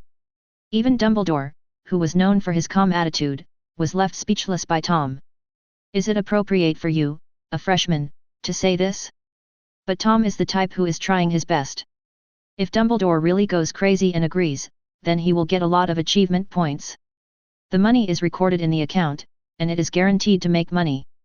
If you don't agree, then just disagree. There will always be a time when he agrees. As Tom expected, Dumbledore politely declined. Tom, the most important thing for students is to study and enjoy their student life. As for adult matters, just let the adults worry about it. Severus is a very dedicated and responsible headmaster, you have to believe in his abilities. Double agent, potions professor, head of house, and also helps keep an eye on Quirrell and protect Harry. Snape was a natural-born ox and horse.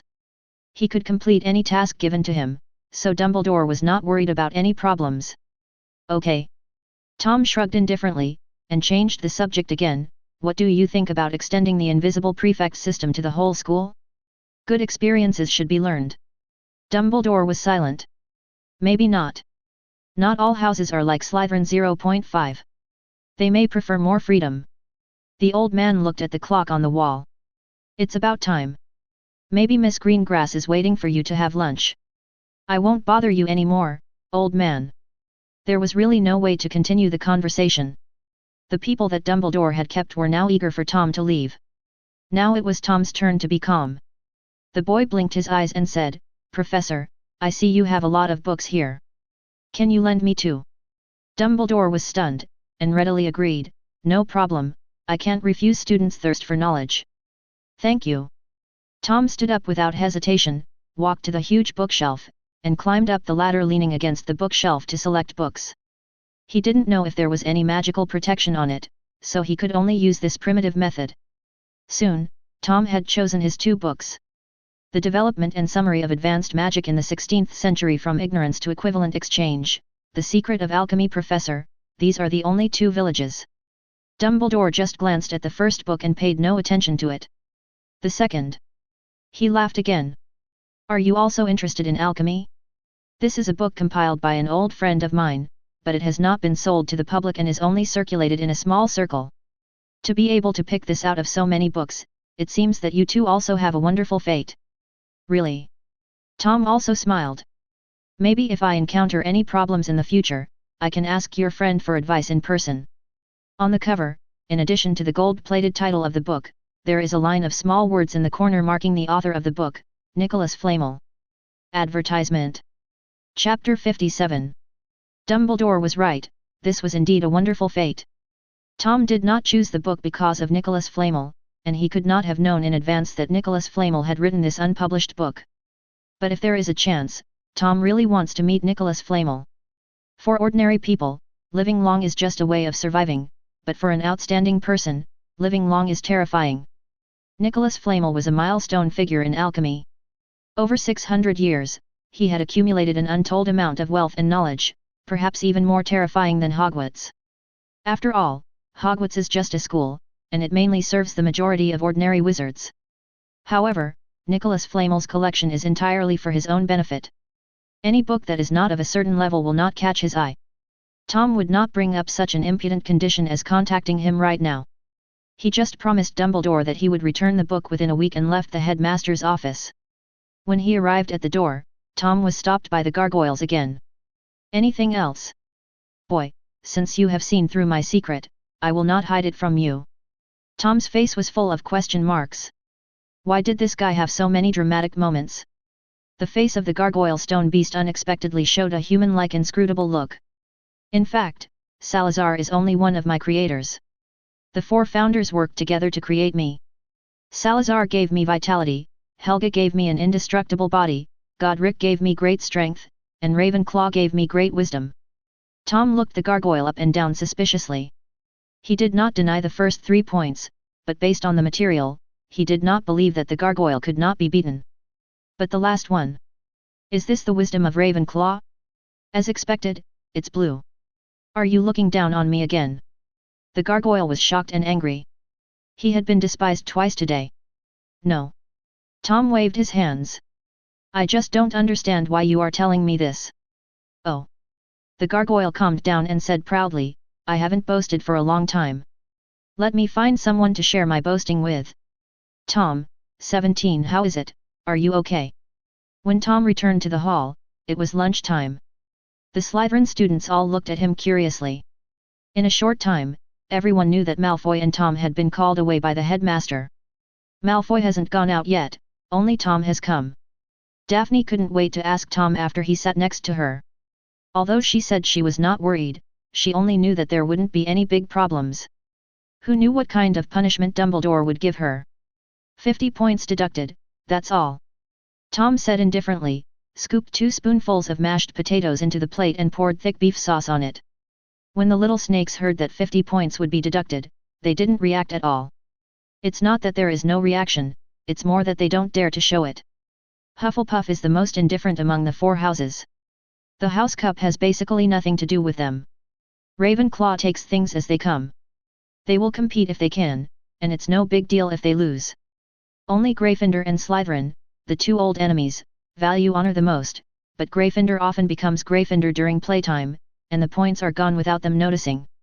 Someone once said that the lion and the snake are two sides of the same coin. There is a reason why a shrewd and ambitious lion will become a snake, and a brave snake will become a lion.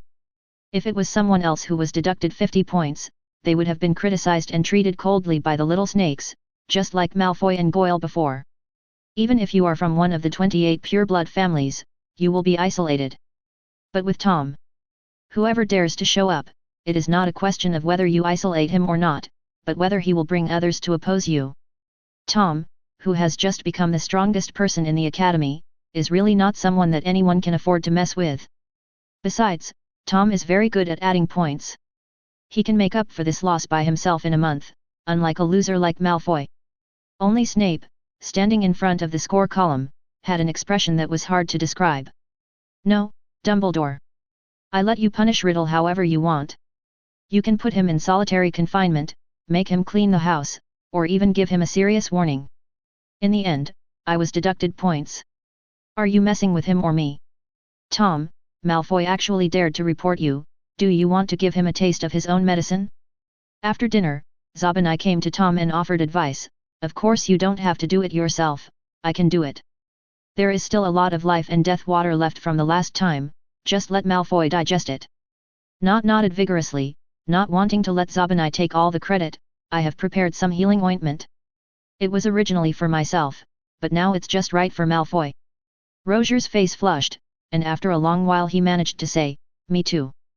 Among the three people in the dormitory, he is the dumbest in speaking and really has no words to say. Advertisement. The three of them spoke without suppressing their voices at all, even Goyle and Crabbe, who were several people away, could hear them. But the two of them continued to eat as if nothing had happened. Followers also have human rights. How are they going to live in the future if they continue to suffer with Malfoy? There are still 7 years left. Crabbe and Goyle had a rare moment of clarity in their heads. From now on, whenever Riddle was involved, they would be deaf and blind, and would continue to be Malfoy's followers and eat their fill. Perfect. Don't take it upon yourself. Tom waved his hand. I've said before, my feud with Malfoy ends here. If he continues to provoke me, you can do whatever you want, but now you all should behave yourself. Oh. Shabani agreed honestly, but he felt very sorry in his heart. What a great opportunity. He could not only teach Malfoy a lesson but also take the opportunity to please Tom. I didn't expect Tom to have such a high moral standard. He really reconciled as soon as he said he would. But come to think of it, Tom had treated them all the same before. They would do something stupid once and he would beat them up once, without the habit of settling the score afterwards. I cried, Tom is a good man. Damn them, they didn't even want to bully Tian Shui when he was young. Malfoy did not reappear until the afternoon herbology class. Although his expression was calm and he ignored the strange looks around him, every time he saw Tom's back, his heart trembled and he remembered his father's teachings. Malfoy just hopes that Tom can keep his word and let bygones be bygones. He will not take the initiative to provoke Tom in the future, unless the other party is really in trouble, then it will not be too late for him to jump out. What a cute bean! Daphne squeezed the vine with her hands, and when the pods burst, hot pink beans appeared and fell to the ground, bouncing like pinballs. When picking the beans, everyone wore gloves to avoid being burned by the hot beans. Tom picked up the beans squeezed out by Daphne, blew them, wiped them, and then put them in his mouth, his eyes shining. It tastes good. Daphne also perked up and quickly squeezed out another one. Let me try it, it's really good, sweet and soft. Professor Sprout looked at the two little guys from behind with both helplessness and amusement. Riddle, Greengrass, you can't eat too much of these beans, or you'll run the risk of developing acne. Tom didn't react, but Daphne's face turned pale and she quickly spat out the beans, making two pff sounds. It's okay. Didn't Professor Snape tell me about the potion that can cure acne? That won't work either. The girl shook her head frantically. She wanted to be beautiful forever and not have acne. Professor Sprout watched with a smile, and did not criticize them for chatting in class, but just felt it was a pity. A foodie like Riddle should belong to their Hufflepuff. After class, Tom wanted to go back to the dormitory to make potions, but as soon as he arrived in the hall, he was stopped by a Slytherin boy, who said stiffly, "Riddle, Professor Snape wants you to go to his office." Tom was stunned for a moment, wondering if Snape was upset and wanted to stimulate him. But he didn't think much about it, just nodded and agreed, just treating it as another visit to check out the place. 5 minutes later, Tom appeared in front of Snape. There was no cold violence this time. The dean thoughtfully prepared a seat for Tom. "You've deducted 50 points from the college today. If I have a choice, I want to be a good person." "Okay, then go talk to Dumbledore and see if he'll give you the points back." "Is there really no chance?" "I don't care what you do, this year's House Cup must belong to Slytherin," Snape said firmly. "Since you are now the uncrowned king of the house, you should assume the corresponding responsibilities. Tell me, is there anything you can do to ensure that Slytherin wins the championship?" "Yes, Professor, yes. I have 9 ways to ensure that Slytherin will still be the champion of this year's House Cup." Tom smiled as brightly as a flower, and Snape was stunned. "I used the uncrowned king to mock you, didn't you hear it?" Snape didn't know that Tom cared about what he said. The reason he was so happy was because the half-dead system finally gave him another task. Detected that the host's direct dean issued a task, the system task is generated, task is generated. Mission objective, lead Slytherin to win this year's College Cup. Advertisement mission difficulty, difficult mission reward, 1000 credits, 100 achievement points, 10 draws left in the lottery machine. The huge sum of 1000 credits is enough for him to open the extraordinary state 10 times. 100 achievement points are 1/10 of the King of the Century, not to mention the lottery opportunity that has never appeared before. This is FG, Snape is not a vicious professor targeting him, he is simply his sweetheart, a gold mine. "Professor, do you have any other tasks for me?" Snape felt a little scared by Tom's fiery eyes, and he leaned back without saying a word. "I only have this one request. When you can do it, we can talk about the rest later." "All right." Tom lowered his head in disappointment, but soon he cheered up again. "Professor, I can't win the College Cup by myself. I'm not the savior." Snape felt that there was something else behind these words, and was just pondering them when he heard Tom continue, "I feel that I still have many shortcomings, especially in the field of potions. Professor, I have some questions here." Naturally, the next step was the question and answer session. Snape would not reject any studious student, even if that student was Potter or Longbottom. At most, his attitude is not very good, and he will give the answer in a sarcastic way. Of course, Snape remained rational when facing Tom. He was not sure whether the boy would bear a grudge and disgust him a few more times, so he gave the answer calmly and directly. Gradually, Snape's expression changed. "From the calmness at the beginning to the solemnity later on, my heart was filled with turmoil and emotions were surging." Some of the questions Tom covered were difficult knowledge points from higher grades, as well as medicinal property analysis and shock boiling techniques that were not covered in the textbooks. These things were nothing to Snape. Any 7th-year student who was qualified to take his potions advanced class would be asked questions until they were sweating profusely and could not even answer most of the questions. This kind of knowledge base appeared in a first-year student, and Snape tried to find out that Tom did not simply look at some questions and then ask him, but he really had some knowledge in the books and remembered all the knowledge introduced in the books. It was just that he had no practice and accumulated experience, so he had these confusions. Is this correct?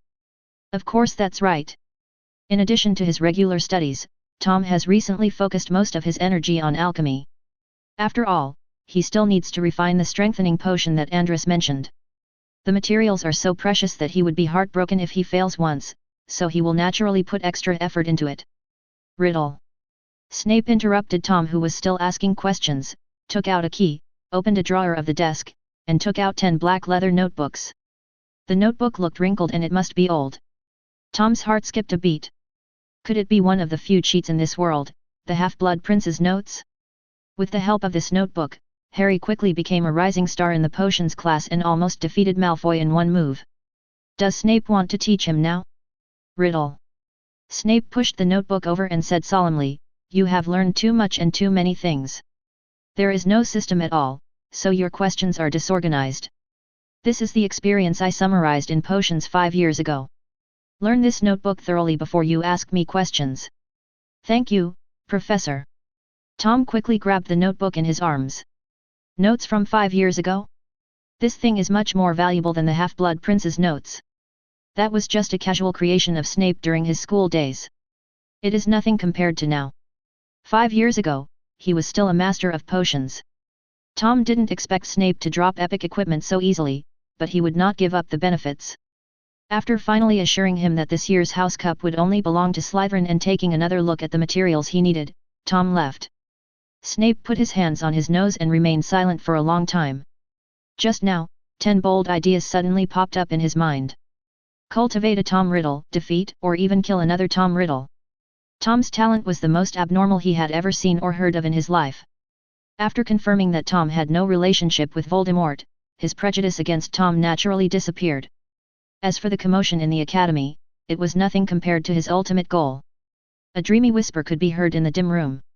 I don't care what happens to the wizarding world, let alone whether a new Dark Lord emerges. If that's the case, then it might be better, because the new king's ascension to the throne requires the throne to be built with the bones of the old king. I just want Voldemort to die. Thanks to CCY for the 1,000 point reward, thank you for your support, and by the way, please subscribe and give me a monthly ticket, thank you. Advertisement. Chapter 58. Hermione, why are you here? Coming out of Snape's office, Tom was wondering why Snape's attitude had changed so much, but he accidentally saw a bunch of dark brown fluffy hair appearing at the corner of the corridor.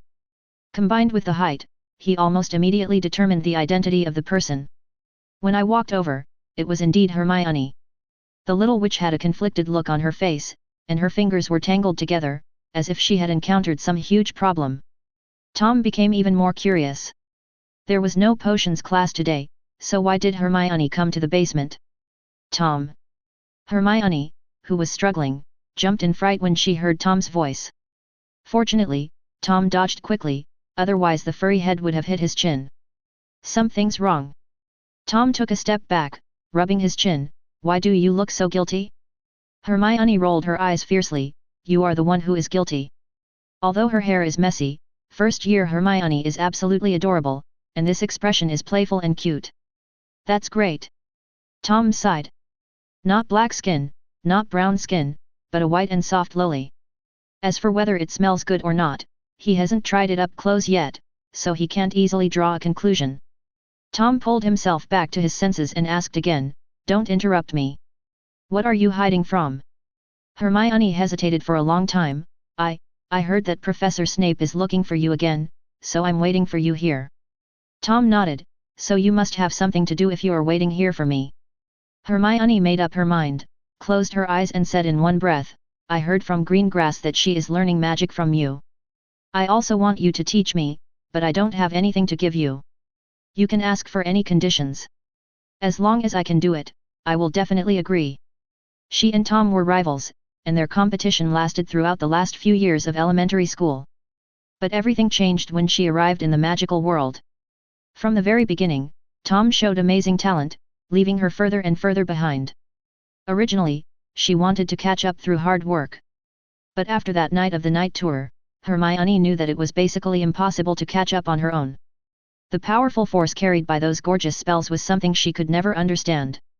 They are obviously the same spell, why is there such a big difference in the effect when used?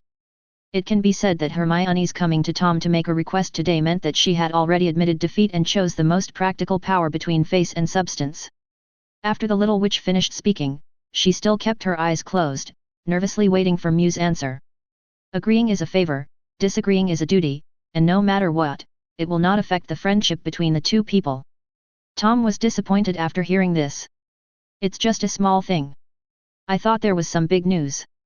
Hermione was also confused by his attitude, so do you agree or not? Tom said as if it was a matter of course, I said it was a small matter, so of course I agreed.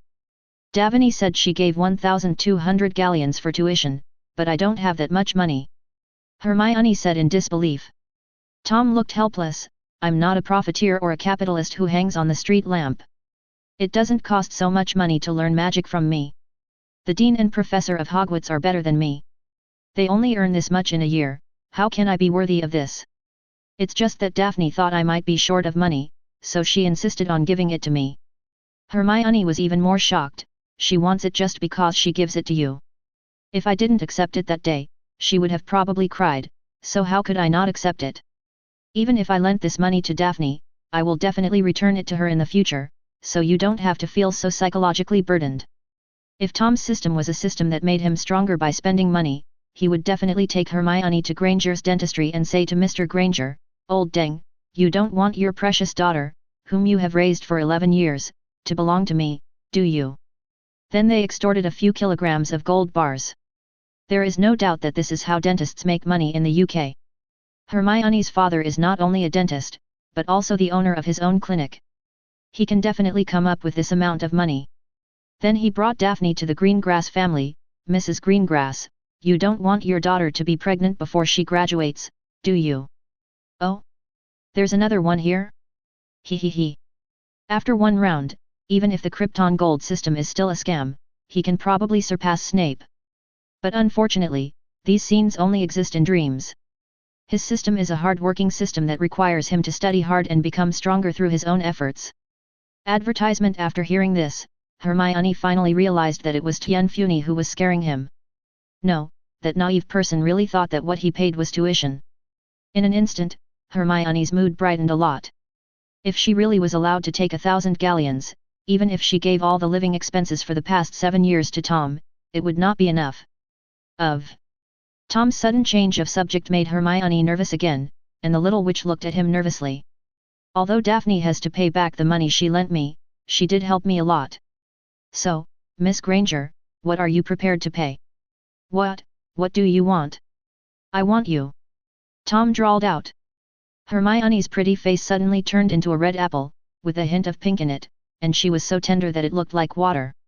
Her mind was reeling. "Want me? Isn't it too early?" Although Tom is a good student and very patient, better than her in every way, and most importantly, he is very handsome, so handsome that she often takes the opportunity to peek at him when asking questions. But isn't this too fast? Don't people usually start dating in the 3rd or 4th grade? No, if it was delayed until the 3rd or 4th grade, Greengrass would definitely succeed. Otherwise, if he just agreed to it, it would be hard to say who would get the upper hand. "I want you to help me with my homework." Tom finally stated his purpose. The light in the girl's eyes disappeared, and she looked lifelessly at Tom, who had a sly smile on his face. "Tom Riddle, I'm going to kill you." The little witch completely lost her composure and rushed over to punch Tom's chest with her little fists, but her fists were still soft, as if she was just acting coquettishly.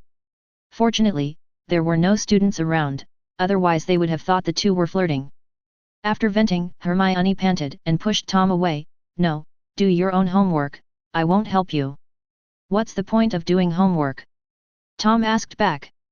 "Review what we learned in class," Hermione said as a matter of course. Tom Bear spread his hands, "But I don't need to review. My learning progress has long surpassed the course progress. Doing homework is just a waste of my time, especially Snape and Cuthbert Binns. Every time they assign homework, it's boring and long. So the homework is not only not helping me, but it is actually hindering my progress." Hermione fell into deep thought after hearing his words. She realized that she had been shaken. Tom continued to try to deceive her. "You are different, Hermione. You can have 2 different ideas by writing the homework twice. It is just right for consolidation. Maybe you don't even need to review it until the end of the semester." "That won't work," Hermione retorted subconsciously. "How can I not review before the exam day?" It was obvious that she was struggling. "Your handwriting is different from mine, the professor can easily tell. You don't have to worry about this problem," Tom said confidently. "I will show you something in a few days. I guarantee that the professor will not find it out, provided that you don't use the same paper." Hermione agreed hesitantly, secretly lamenting her own fall. In the past, her roommates were unable to copy her homework, but now she has started to write it for her. If someone else had excellent grades like Tom and learned much faster than the teacher could teach, she would definitely borrow it. After finding a reason to comfort herself, the little witch's guilt was finally alleviated a lot. Back in the Slytherin common room, Daphne was playing wizard chess with Millicent Birds. Tom did not interrupt them until they finished playing and Bird's queen was beheaded. He then took Daphne to a secluded corner and told her what had just happened. Daphne's face visibly fell, with only her lips pouting high. Daphne was very regretful at this time. She regretted that she was too proud to show off to Hermione, which led to the accident. Tom also knew that it seemed unfair to Daphne on the surface. After all, from Daphne's perspective, she paid the real money. So Tom told Daphne what reward Hermione would have to pay and gave her a choice. If you can help me with my homework, I'll go and say no to Hermione. The girl waved her hands frantically. Forget it, forget it. Granger can come if she wants. Let her do the homework until we graduate. She didn't even want to do her own homework. She also had to complete the training task assigned by Tom. If she had to write another one, she would collapse. In an instant, the dissatisfaction disappeared. Money and galleons were really not important to the little rich woman. What was important was Tom's attitude. The fact that Tom rejected Granger for her shows that she holds a higher position in Tom's heart. Advertisement. After figuring this out, Infuni happily got up from bed again. After appeasing the biggest financial sponsor, Tom let her continue playing with her roommates, while he returned to the dormitory and started brewing potion. The other three were in the dormitory and wanted to help, but when they heard that handling potion materials was so difficult, Rosier and Not became intimidated. Fearing that they would be blamed for damaging Tom's materials, they tactfully left the room, leaving behind a quiet environment. Zabanai took the initiative to stay because he was very interested in alchemy and had a great talent. After a few mistakes, he started to get the hang of it and processed the potion according to Tom's requirements. As a reward, Tom would also tell him some tips and knowledge, but whether Zabanai could remember them all depended on his luck. When cutting moonstone, you must keep the tools dry. Once they come into contact with water, the efficacy of the medicine will be seriously affected. The sleeping beans should be put in when the liquid turns grey-brown. I put them in a little too late for 2 seconds, and the color of the liquid had already faded. After all, it was my first time making it, so I was still hesitant. The eggs of the fire ash snake are used to balance the magic power. The number must not be rigid.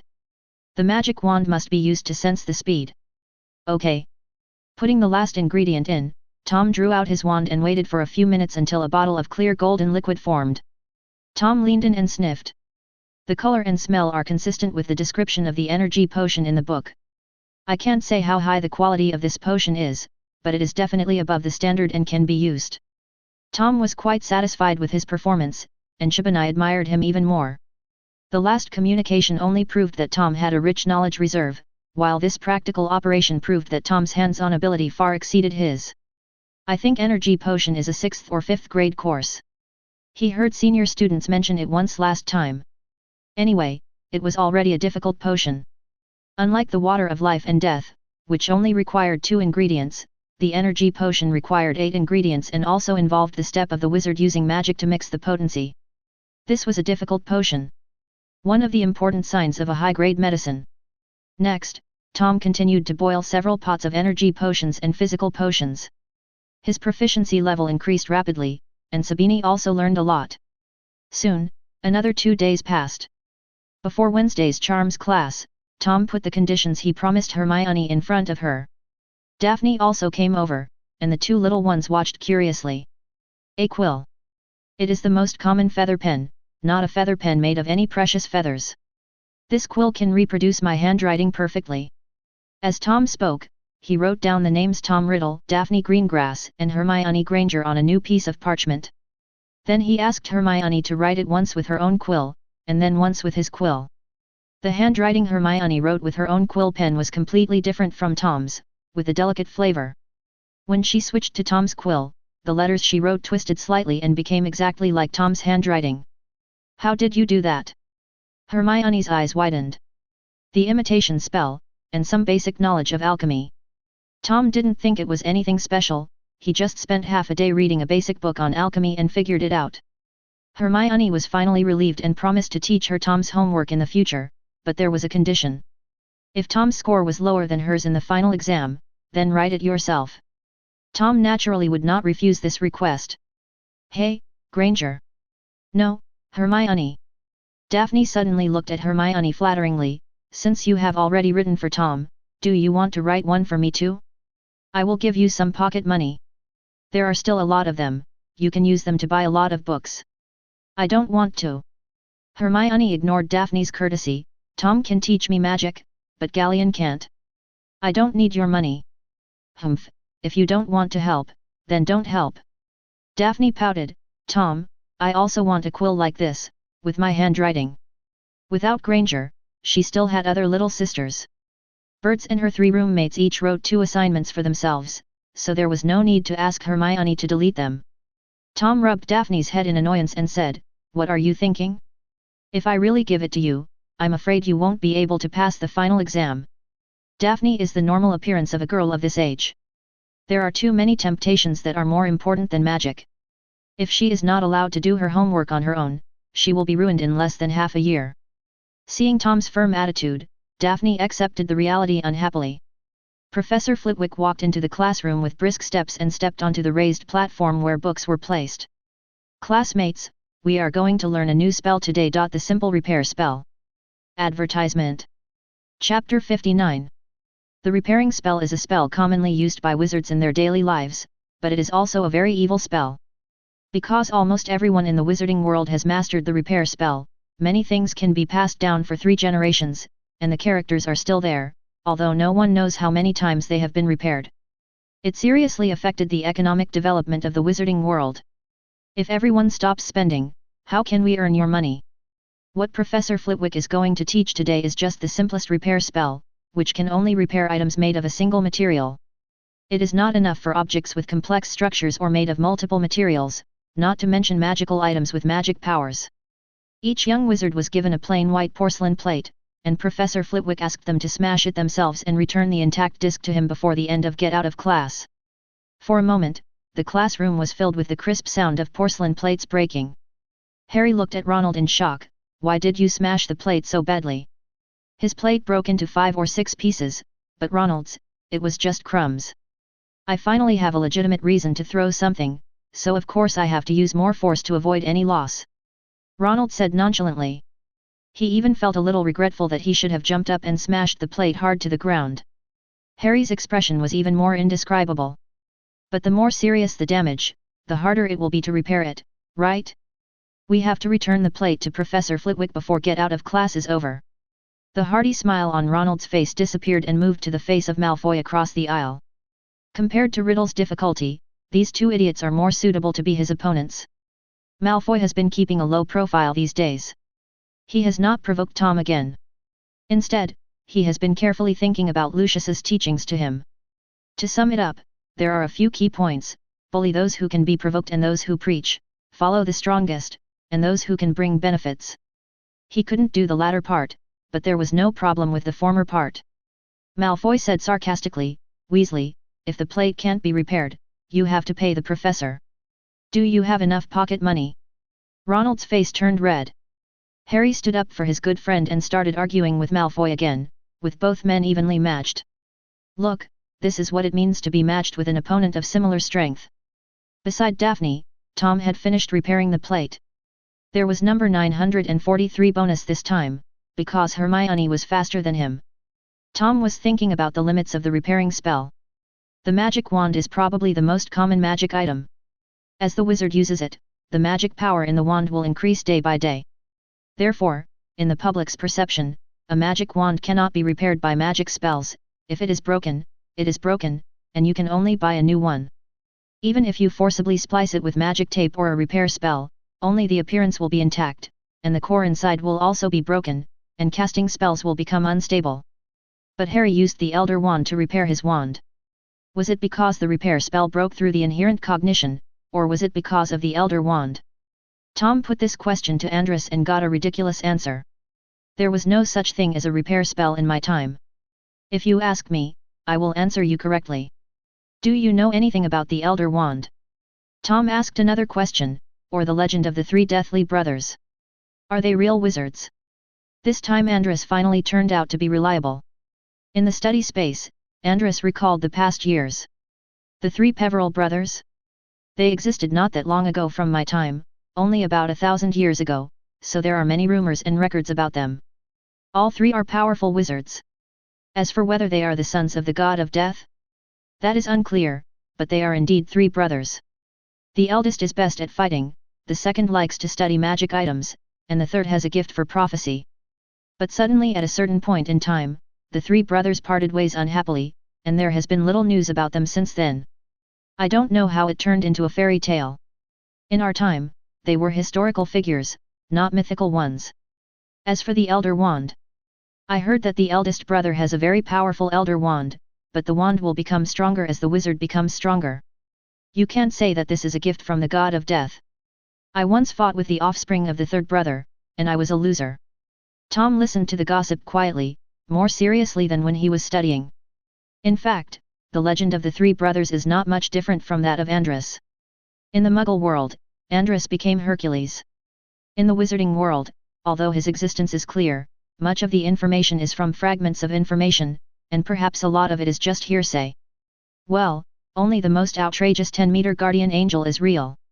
It's like Lu Buletin, recognizing his adoptive father, snatching Diao Chan. The three heroes fighting Lu Buletin are fake, but the most exaggerated shooting of the halberd at the gate is actually real. Legends are the least reliable, yet the most reliable things. After recalling the glorious years, Andrus taught, "Wizards are gods." This sentence is still applicable even in your era. It's just that when gods fall to the human world, there are only a few century kings who can still stand high above. Advertisement: when you reach this level, you will become part of the myth in the distant future. At night, Tom showed Hermione the existence of the Room of Requirement and asked Hermione to do so in the same way as he taught Daphne. Everyone needs to lay a foundation, just like people who play football or basketball do not need to learn all kinds of advanced tactics and difficult technical moves right away, but need to develop a sense of the ball first. The gap is revealed. Daphne's limit is 80 stunning spells, while Hermione can only do 60. This is the difference in magic power between the two, or it can be said to be the difference brought by blood. There are often strong half-blood wizards. Snape, Voldemort, and Dumbledore are all half-blood. But the first generation of Muggle wizards? Looking through all the history books, there is no example of the first generation becoming strong. There may be forgotten fallen pearls, but the number is definitely pitifully small. In terms of the speed of learning spells, Hermione was still far ahead. She had never learned the stunning spell before today, and it took Tom half an hour to teach her. Another thing that Hermione is stronger than Daphne is willpower. As long as Tom formulates the training methods and content, she will do her best to complete it, but when facing Daphne, she needs to coax and deceive her and take care of the little princess's emotions. During the second class on Saturday, Tom came up with a good idea. He brought Hermione and Daphne to the Room of Requirement and asked them to train together. Sure enough, given the level of conflict between Daphne and Hermione, this time there was no need for Tom to urge her. She was competing with Hermione on her own, and reached the goal much faster than before. It was not until the next day that Daphne realized that Tom had tricked her and she started to act coquettishly and complain. "Tom, I don't want to study with Granger every day. She's just a lunatic." Daphne said her ultimate goal: "Can we have separate classes? I don't have enough time." Tom shook his head. "At most, we can have separate classes during the weekdays, but on the weekends it's a whole afternoon, and I have other things to do." Daphne thought about it and it made sense. It took a lot of time for Tom to prepare the medicine for her. So I agreed. From then on, Tuesday night belonged to Daphne, Wednesday belonged to Hermione, and the weekends were spent together as a three. After dealing with the annoying girl, Tom started to take care of his own business. At 11 o'clock, he came to the kitchen, ordered himself a midnight snack as usual, ate slowly, and waited for the target to appear. A quarter of an hour later, the Weasley twins showed up on time. This is the standard time they come to the kitchen, BHFG. Gemini is not surprised to see Tom here and they see him every now and then. "I came here specifically to see you." Tom had just finished his meal. He wiped his mouth gracefully and went straight to the point. George and Fred looked at each other and smiled widely. "Looking for us? Looks like something interesting is going to happen." Tom waved his hand and said, "I just want to find out a secret passage leading to the outside of the castle. It's not that interesting. Hogwarts closes its gates at night, so going out through the main gate is risky, so Tom prefers to take the secret passage." "What are you going to do?" George and Weasley asked in unison. Tom did not hide it. "I want to go to the Forbidden Forest. I always heard that the Forbidden Forest is a restricted area for students, but the more I hear, the more curious I become." Curiosity was one thing, but Tom wanted to go to the Forbidden Forest to purchase goods. The potion materials sold in Diagon Alley are not as complete as one might imagine. It would be a waste if we don't make use of such a good source of goods. In fact, Tom also thought about whether he should build a good relationship with Hagrid. The half-giant is a nice person. If they become friends, it should not be a problem to ask him for some materials. But after careful consideration, Tom decided to give up. His identity is not good enough. First, there was the Slytherin student named Tom Riddle. Let alone being friends with him, Hagrid might even tell Dumbledore directly if he went to the cottage on the ranch. After hearing Tom's purpose, the Geminis immediately gave him a positive look. He was a fellow traveler, and he was so brave. Secret passage? No one knows secret passages better than George and I, said Fred. It's safe, reliable, convenient, and gives you a flying experience, said George. But advertisement, the two of them sang in unison. You must answer a question before we can tell you the location of the secret passage and how to open it. Problem? What problem? Tom looked at them puzzled. The two of them leaned their heads together and whispered mysteriously, We noticed, you've been very popular in Slytherin recently. Very welcome. And was called to Dumbledore's office. So what happened in between? Tom thought for a moment. Last weekend, maybe Malfoy was upset with Harry, so he wanted to bully me to improve his position in Slytherin. In the end, I beat him up and hung him on the wall for a night. Since then, perhaps out of fear of me, my classmates' attitudes toward me have become much better. Tom didn't lie, he just selectively told the truth. Wow, the twins sighed in unison, saying that Tom was simply an extra member of Gryffindor, doing what they had always wanted to do. They have the means and the brains to succeed, but they don't have the courage. Hanging Slytherin students on the wall blatantly, do you really think Snape is dead?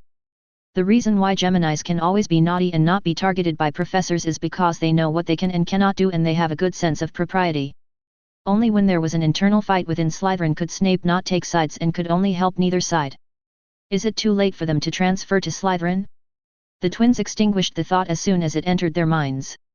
Regardless of whether Snape would accept them or not, Professor McGonagall would tear them into pieces and pack them up and send them to their mother before that. Riddle, you are a character. George said solemnly, and Fred nodded frantically. Can you tell me the secret passage now? Tom said, not caring about the two of them. Is it a compliment, or a joke? He just wanted to get the information quickly, take a walk in the Forbidden Forest and go back to sleep. Sleep is essential during the growth stage.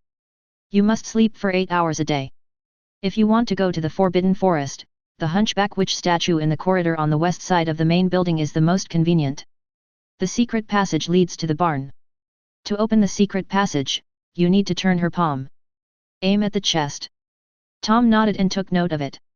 Just as he was about to leave, he was stopped by Fred again. Don't be so anxious, Riddle. The Forbidden Forest is not as simple as you think. It's just a forest. There are many ways inside. Danger will come if you are not careful.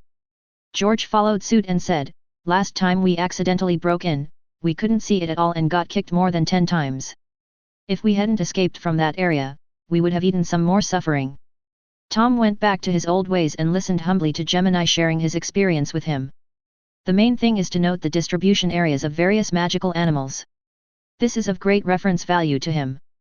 Many magical animals are the guardians of herbs. If you find them, you will most likely be able to find them in the surrounding area. Find the materials you want. Even, they are a material in themselves. The twins are probably the ones who know the Forbidden Forest best besides Hagrid. Half an hour later, their desire to share faded a little, and they finally stopped listening. After thanking her, Tom left the kitchen, put on an invisibility charm and came to the Hunchbacked Witch on the second floor, and turned the witch's arm as the twins said.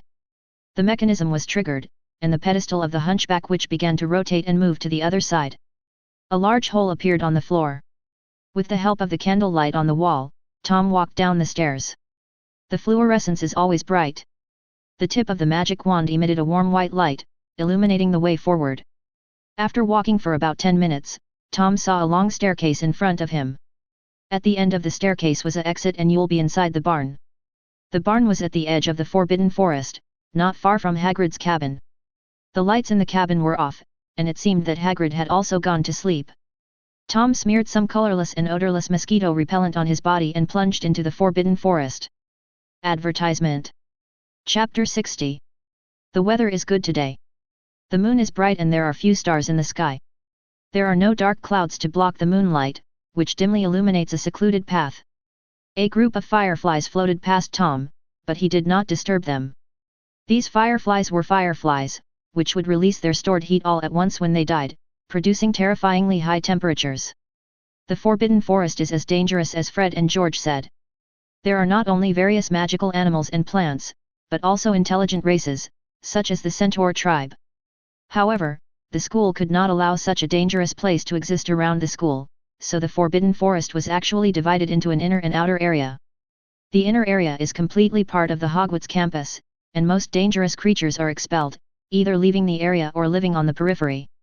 The so-called periphery is what the students call the Deep Forbidden Forest, where creatures such as the Acromantula, venomous horned beast, and Thestral live.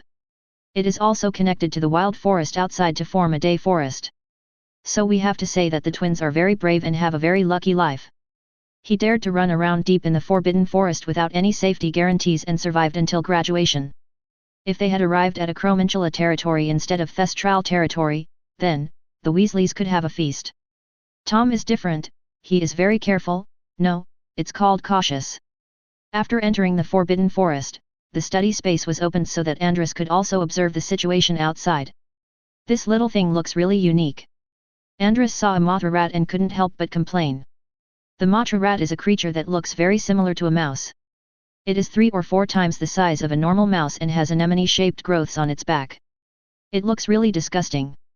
This thing is a British specialty and cannot be found in Greece. Andres also saw it for the first time. Compared to the Sphinx, Pegasus, and Golden Bull that are unique to Greece, the magical animals in Britain are really abstract. What's wrong with being ugly? You're not going to marry her. As long as it works. Tom did not let the poor rat go. He used an obstacle spell to trip the moth rat, who was trying to move flexibly after sensing the danger, and then used the petrification spell to completely control it. The juice from the tentacles of the Mothra rat is a good thing. It can heal brain damage and can also be used to make potions related to mental power. Snape's notes record 2 or 3 of them. Only after completely squeezing out the anemone-like tentacles on the back of the Mothra rat and filling 2 glass bottles that had been prepared long ago did Mew let it go. Shushu looked at the boy with resentment and walked away slowly. It's not that he doesn't want to run faster. Anyone who has been squeezed dry would feel so weak. Tom was in a good mood. He had gained something as soon as he arrived in the Forbidden Forest. It was definitely a good start. If these 2 bottles of Mothra rat juice were sold in those potion shops, they would cost at least 10 galleons each. Hogwarts really is sitting on a huge treasure. The richest person should be Hagrid. Coming to the Forbidden Forest is as easy as going home, and he has a good relationship with those dangerous tribes. It's a pity that his brain is not very smart. If he makes some preparations and integrates the magical animals here, even if Voldemort comes, although he can't do anything to him, it will definitely be a headache. Tom let the little mouse go and continued on his way. As Fred said, after entering, head west. In the woods near the small river in the west, there lives a group of evil birds. The pygmy bird is a bird originating from Heilongjiang. It comes in many colors, but most of them are pink. It is round and looks very cute. Their voices have powers similar to the Imperious Curse, which can make people lose their minds and do some incredible things. Tom needs to collect the feathers of the evil bird.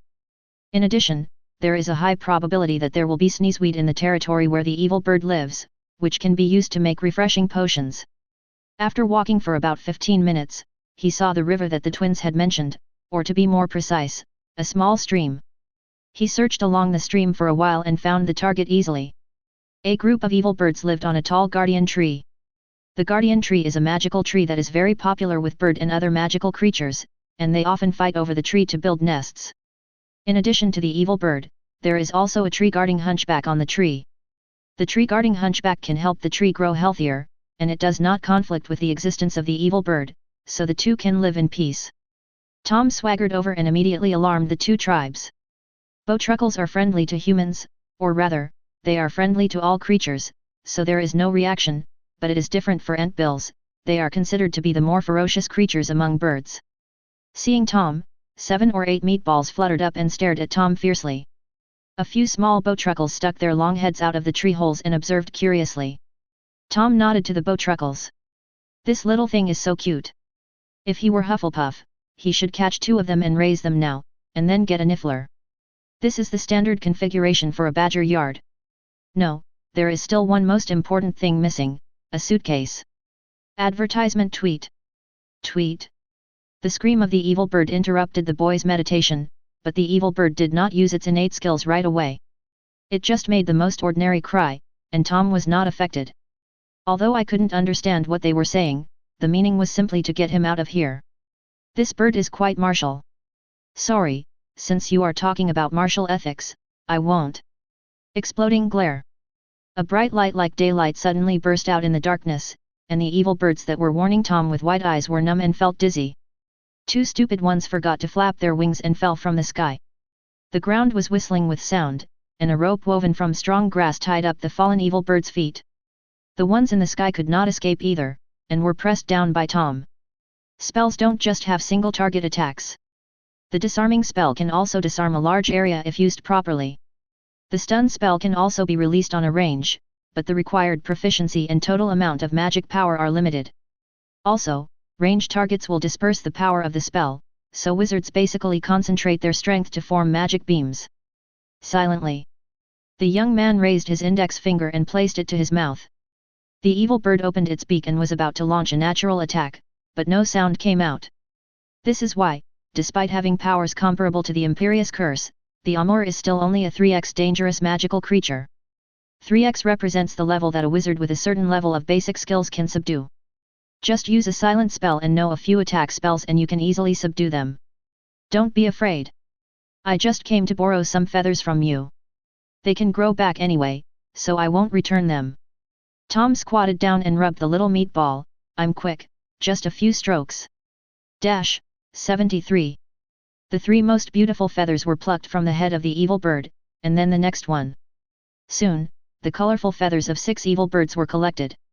There were still 2 small ones that were not fully developed, so Tom let them go for the time being.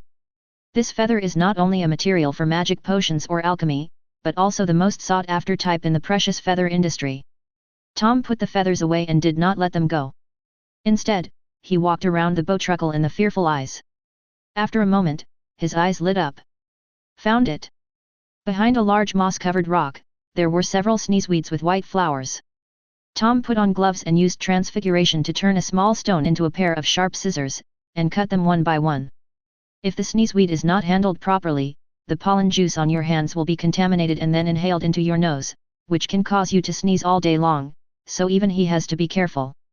After doing all this, Tom let go of the evil bird and moved away from Fashu. The evil birds did not catch up with them. They had figured out the human's purpose. Since there was no danger anymore, they would not seek revenge. This is the law of survival in the animal world, and the ultimate goal is to survive. It was 3 o'clock in the morning when Tom reluctantly left the Forbidden Forest and returned to his dormitory. After leaving the territory of the evil bird, he went to 2 more places and got the eggs of moonlight moss and fire ash snake. It really takes too much time to travel. I should bring a flying broom, or cast a flying spell. But this is not something he can think about right now, so he should let it calm down. Andres, do you know the flying spell? Tom asked hopefully before going to bed. Andres shook his head. I once thought about creating a flying magic, but I don't seem to be very good at original spells. I only researched a few attack spells and finally gave up the idea of flying. Okay. Tom was a little disappointed, but he could understand. It is not a stretch to say that Voldemort's flying spell was regarded as an unprecedented feat. Someone may have invented the flying spell, but it has not been passed down. You can laugh at Foo-Foo for being shallow-eyed, having no vision, and being a psychopath. But you can't really say he's a foodie. In the following days, Tom's life became peaceful and regular. In fact, the invisible prefect doesn't have much to do. It is more of a symbol of status and circle. Tom just wanted a quiet living environment with fewer people like Malfoy, and his goal was achieved. Now the first-year students are well-behaved, playing by themselves and not bothering him. As the freshmen got used to life at Hogwarts, the professors gradually began to increase their efforts. The material taught in class became much more difficult, and the homework increased exponentially. Advertisement. The smile that was always on his face disappeared, replaced by heavy books and parchment in his arms. Every day in the lounge, several people gathered together with sad faces to do their homework.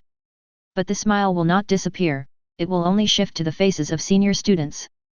Laugh, why don't you continue laughing? Do you really think that Hogwarts is a place where you can graduate just by playing around every day? Gryffindor Common Room. Ronald and Harry once again begged Hermione to give them her potions homework for reference, but when they got there, they discovered that Hermione was still doing her potions homework. That's weird. A big question mark popped up in Harry's head. I remember you finished your potions homework yesterday, right? Why are you still doing it today? Hermione didn't even raise her head, still writing furiously. You remembered it wrong, I was doing the history of magic homework yesterday. No Brain and Unhappy looked at each other. Is that so? Why do they always feel that Hermione is always doing her homework, and she is obviously working harder than them, but her progress on the homework is not slow? Harry and Ronald had no idea that Hermione was helping Tom with his homework. Those words, which were originally just nonsense, actually made Hermione realize something. Writing the homework twice is equivalent to reviewing it twice.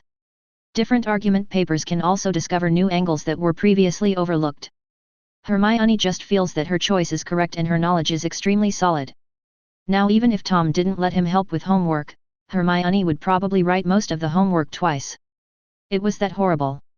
000 Harry and Ronald made their pitiful requests, but were ruthlessly rejected by Hermione. You could write a whole paragraph here if you had the time to bother me here, Weasley. Harry was dragged away by the angry Ronald. He was still indignant until they were quite far away. What are you so proud of? She is with Tom from Slytherin except doing homework. She doesn't even regard us as classmates. Tom is a good man, Ronald. Harry disagreed. Although he also hated Slytherin, he hated people like Malfoy who always talked about bloodline. Not only did Tom come up with ideas and help him deal with Malfoy, he also helped him several times in potions class, saving the potion that was about to fail. This is simply a great kindness, like being a second parent. I know Tom is different from other Slytherins. Ronald choked, but he is also a Slytherin. Can't Granger be more tolerant of us who are in the same house? Harry shook his head and said nothing more. Soon, it was the last week of October. The temperature dropped suddenly, causing many little wizards who didn't have time to change their clothes to catch colds. Every day there was a long line outside the school infirmary. But Quidditch players have to train in such windy weather. The first Quidditch match of this semester was on the first weekend after Halloween, and the two teams facing each other were still the enemy Slytherin and Gryffindor, which made the game even more tense. The use of the stadium these days is almost entirely shared by the two academies. During every training session, the stadium is closed and outsiders are not allowed to enter. Gryffindor Captain Wood wanted to use Harry as a secret weapon, but he overlooked a key person, Ronald. During another bickering with Malfoy, Ronald used Harry's joining of the Quidditch house team and becoming the youngest seeker in more than a century to mock Malfoy, saying, "The whole school knows about the rules." Wood was also very helpless after learning about it, and he had to comfort himself that no one knew how Harry flew, and he would definitely underestimate the enemy. Tom didn't pay attention to Quidditch, which was the sport of the savior. Although winning the Quidditch House Cup would bring a ton of extra points, he felt that no matter how big the lead was, an invisible hand would close the gap and he would make a heroic comeback at the last moment. So, he must prepare for this now. In addition, because the magic power is increasing too fast, Tom has too much energy recently and has nowhere to release it.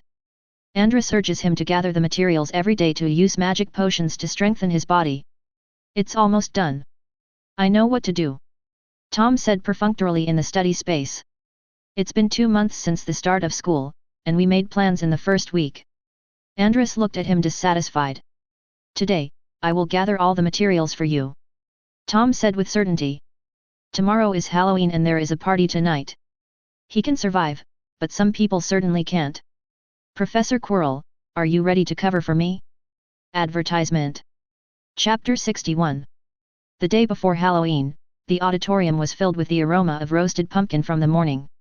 When Tom arrived, he happened to meet Hagrid walking into the auditorium with the super-large pumpkin he cultivated. Seeing Tom looking at him, Hagrid was stunned for a moment, then he smiled kindly, nodded at Tom, and left. But the pace of my feet has quickened a lot. Tom shook his head. It was really a sin for Voldemort to have ruined a name.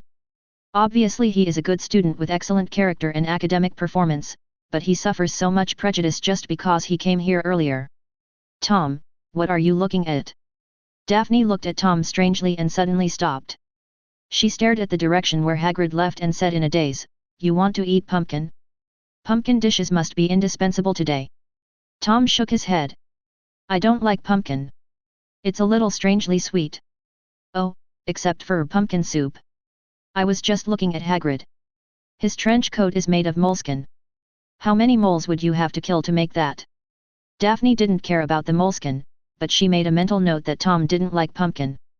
"I have the impression that Tom has a special liking for meat, especially beef and chicken wings. He eats a lot every time these two dishes are available." The little witch has collected a lot of Tom's living habits and may know him better than he knows himself. From now on, she can take good care of Tom until he can't live without her, hee. After dinner, Gryffindor and Slytherin students came to the Charms classroom. Charms class has become the most popular course. Not to mention Snape, even Slytherin students are afraid of him. Although Transfiguration and Herbology are also very interesting, one professor is too strict and the difficulty is very high, 0, 1, 3, and the other requires hard work and is often covered in mud. He doesn't look like a wizard, but more like a farmer. The spells class is still interesting. Professor Flitwick is humorous and tolerant to young wizards. The most important thing is that there are opportunities to practice and new spells can be learned frequently. "What, you said defense against the dark arts? Get out of here, we are competing with professors, not idlers." Quirrell has successfully disappointed everyone in his career. Many people treat this class as their senior year. Students are already wondering why Quirrell lost his job. However, most people speculated that they were fired because they were too incompetent or encountered some unknown risks. No one could imagine that Quirrell would be a bad person or do anything illegal. From this perspective, his disguise was actually quite successful. Back to the Charms class, it's here that makes everyone excited. Professor Flitwick announced early in the class that he thought the students had enough experience to try making objects fly. The students watched him make Neville's towed rifle fly all over the classroom, and they couldn't wait to try it. Later, Professor Flitwick began to group students in pairs. He was probably the only teacher who did not group students according to colleges. Hermione was strangely grouped with Daphne, while Tom's teammate was Neville. Maybe Professor Flitwick wants Tom to take care of this little brother? Riddle. Neville greeted him timidly. A poor student like him always has a natural fear of the top students. But Neville envied Tom, not because of his grades, but because he envied the fact that he could treat Snape with a normal attitude, unlike him, who would become weak at the sight of Snape. Tom nodded friendly to Neville and continued to listen to Professor Flitwick's lecture. "Don't forget the wrist-shaking action you learned before. Pay attention to the strength. Using too much force or too little amplitude will cause the spell to fail. Swing and shake. Remember, swing and shake. There should be a pause in between. It is full of rhythm. At the same time, the clarity of the spell is also very important. Don't be like the wizard Baruffio." He said F instead of S and found himself lying on the ground with a wild animal standing on his chest. After saying this, Professor Flitwick felt bad. Because he saw eagerness to try in the eyes of many students. Naughty kids are like this. If you ask them to do something, they may just ignore it. But if you tell them not to do something, they will become more interested. Professor Flitwick repeatedly emphasized the tragic scene in which the wizard Baruffio had half of his bones broken by the frightened cow and was almost turned into a pulp. Only when he saw that the students were becoming frightened did he breathe a sigh of relief. After slowing down the spell and demonstrating it twice, Professor Leway allowed the students to start practicing. Wingardium Leviosa. Tom was quick-witted and quick-handed. Before the other little wizards could cast spells, he successfully made the feathers in front of him float up, swaying as if they were dancing a tango. Excellent levitation charm, 2 points for Slytherin. Hermione glared at Tom and began to cast a spell angrily. Advertisement. Professor Flitwick was no longer surprised by Tom's performance. The fact that he succeeded so easily showed that Tom had mastered the spell before. But this did not affect his praise. It is a good thing for students to surpass their teachers. Even if they are talented, they should be encouraged to do so. After all, Tom has worked hard to study and this is the reward he deserves. This extra point has increased from 10.5 points at the beginning to 1.2 points now. There is no other way but to give him an appropriate reward. Otherwise, if Tom continues to do this, the Academy will be in suspense. And Hermione is actually the biggest obstacle for Tom to earn credits. The two of them have to compete for extra points every time, the quicker the better. In fact, if Tom asked Hermione for help, Hermione might agree to his request and stop competing, but there was no need for that. If you need others to give in to you even for such a small matter, then you are really cheating in vain.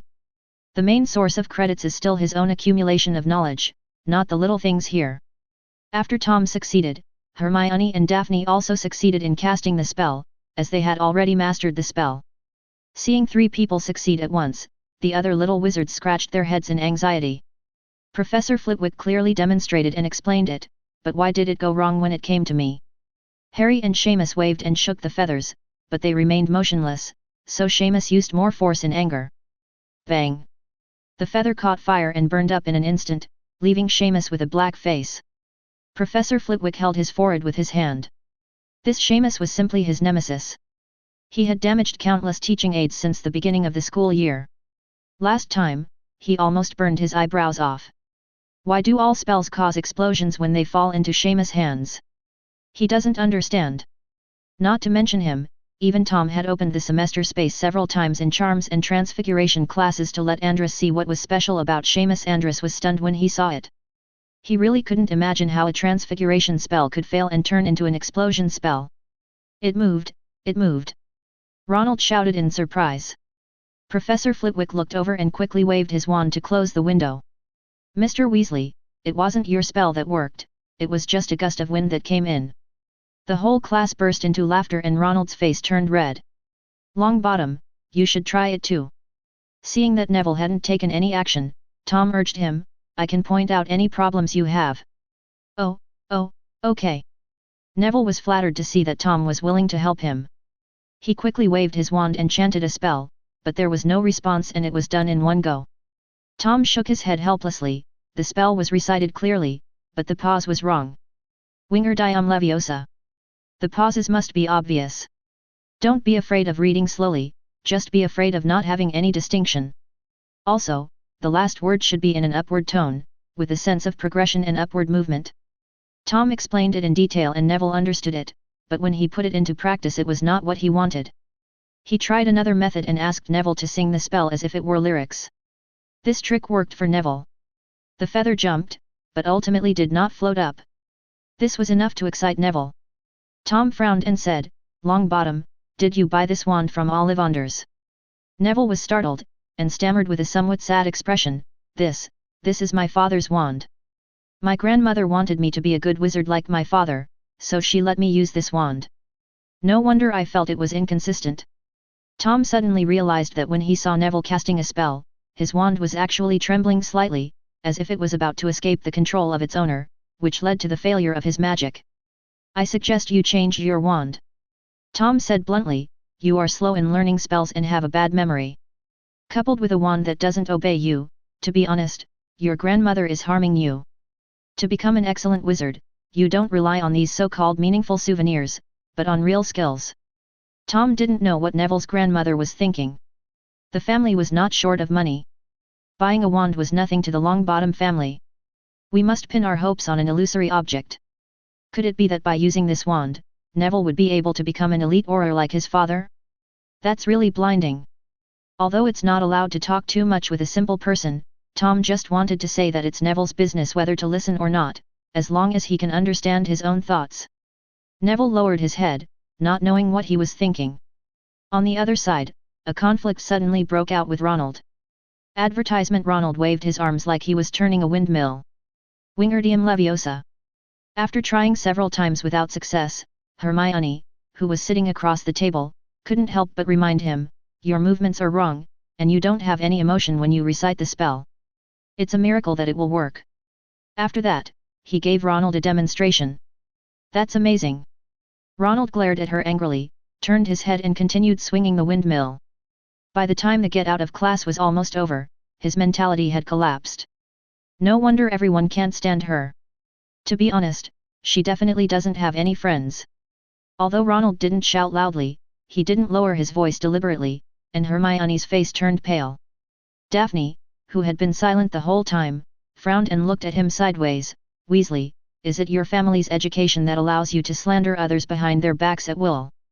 No, you said it to my face, that's even more despicable. I just can't imagine a pureblood like you appearing.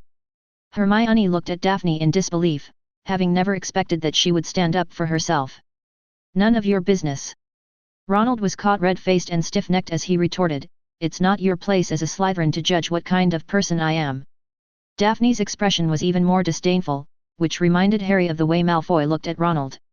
He couldn't imagine that Daphne, who was usually as docile as a doll beside Tom, would actually have such a side. "What kind of person are you, and I have nothing to do with you?" "Relationship, but you are evaluating my friend, so I can naturally evaluate you." "Why? Are you unhappy when I tell you the truth?" "According to Tom, people like you have double standards. You are rude, crude, and have no talent. Compared to your brothers, you are far behind." Puff. Ronald almost vomited blood. This was definitely true damage plus a critical hit. What he hated most was being compared with his other brothers, because it only made him look more incompetent, not like Weasley's biological son, but like he was picked up. The eldest brother Bill is the student union president, the second brother Charlie is the Quidditch captain and student union president, and the third brother Percy is a prefect. If he continues to develop at this pace, he will most likely become the president. The twin brothers are not that dazzling, but their popularity is almost the best among the Weasleys, and their words are more effective in Gryffindor than Percy. And he himself, isn't he a waste or something? Just then the bell rang for the end of Get Out of Class. Ronald picked up his textbooks and rushed out, ignoring Harry's attempts to stop him. Hermione followed Daphne out of the classroom, hesitated for a moment and whispered, "Thank you." "Thank me for what?" Daphne didn't look at her, and walked through the crowd to find Tom. "I just can't stand Weasley's jealousy of others because of his own incompetence. It has nothing to do with you." Hermione said seriously, "No matter what, you helped me vent my anger. It was just by the way, don't think too much about it." "So what you said just now, we are friends, were we also lying to them?" Hermione suddenly became nervous and asked tentatively. "You're talking about this?" Daphne's eyes wandered. "For Tom's sake, you can just be my friend." Hermione's depressed mood suddenly improved a lot. By the time the two found Tom going out the back door, Hermione had a smile on her face. Tom raised his eyebrows. "Why does it feel like your relationship has suddenly improved?" In the past, when these two people walked together, he had to be between them, but now they walk shoulder to shoulder, just short of holding hands. "Tom, you don't know." In the face of the beauty trap, Daphne immediately abandoned her new sister, skipped to Tom and told him what had just happened. Tom frowned. With this butterfly around, the relationship between Hermione and Ronald Harry has actually become very distant, and now he is still calling her Potter Weasley, but unexpectedly the plot still happened. He glanced at Hermione's condition. The little witch had a ruddy complexion, her eyes were not red, and there was a smile on the corners of her mouth. It was obvious that she was not affected by Ronald's words, and it was even less likely that she would run to the ladies' room and cry for an entire afternoon. This was greatly appreciated by Daphne. "Well done, Daphne." Tom patted Daphne's head as a reward, and the girl smiled with her eyes narrowed. Advertisement. Chapter 62. Hermione, you don't have to take Ronald's words to heart. After rewarding Daphne, Tom began to give Hermione some inspirational words. "This is just an expression of envy and jealousy by an incompetent person. Think about it, isn't what Ronald did just now very similar to the time when Malfoy came to trouble me not long ago?" Hermione looked thoughtful. Of course she knew what had happened not long ago. Now that Tom said that, it was somewhat similar. The difference was that Malfoy came to Tom to cause trouble, while Ronald was angry because she pointed out the mistake Zero made when casting the spell.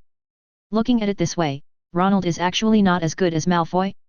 After all, Malfoy did that to improve himself. Ronald was just angry and humiliated. "Have you figured it out?" Tom said slowly, "No matter if it's Slytherin or Gryffindor, there are people like this in every college, because they don't want to admit that they are ordinary, and they hope that everyone in the world is as mediocre as them. Your kindness may be seen as a mockery by them. Don't get angry when you meet such people, because it is not worth wasting your precious energy and time. Don't even think about changing their fate, just do your own thing."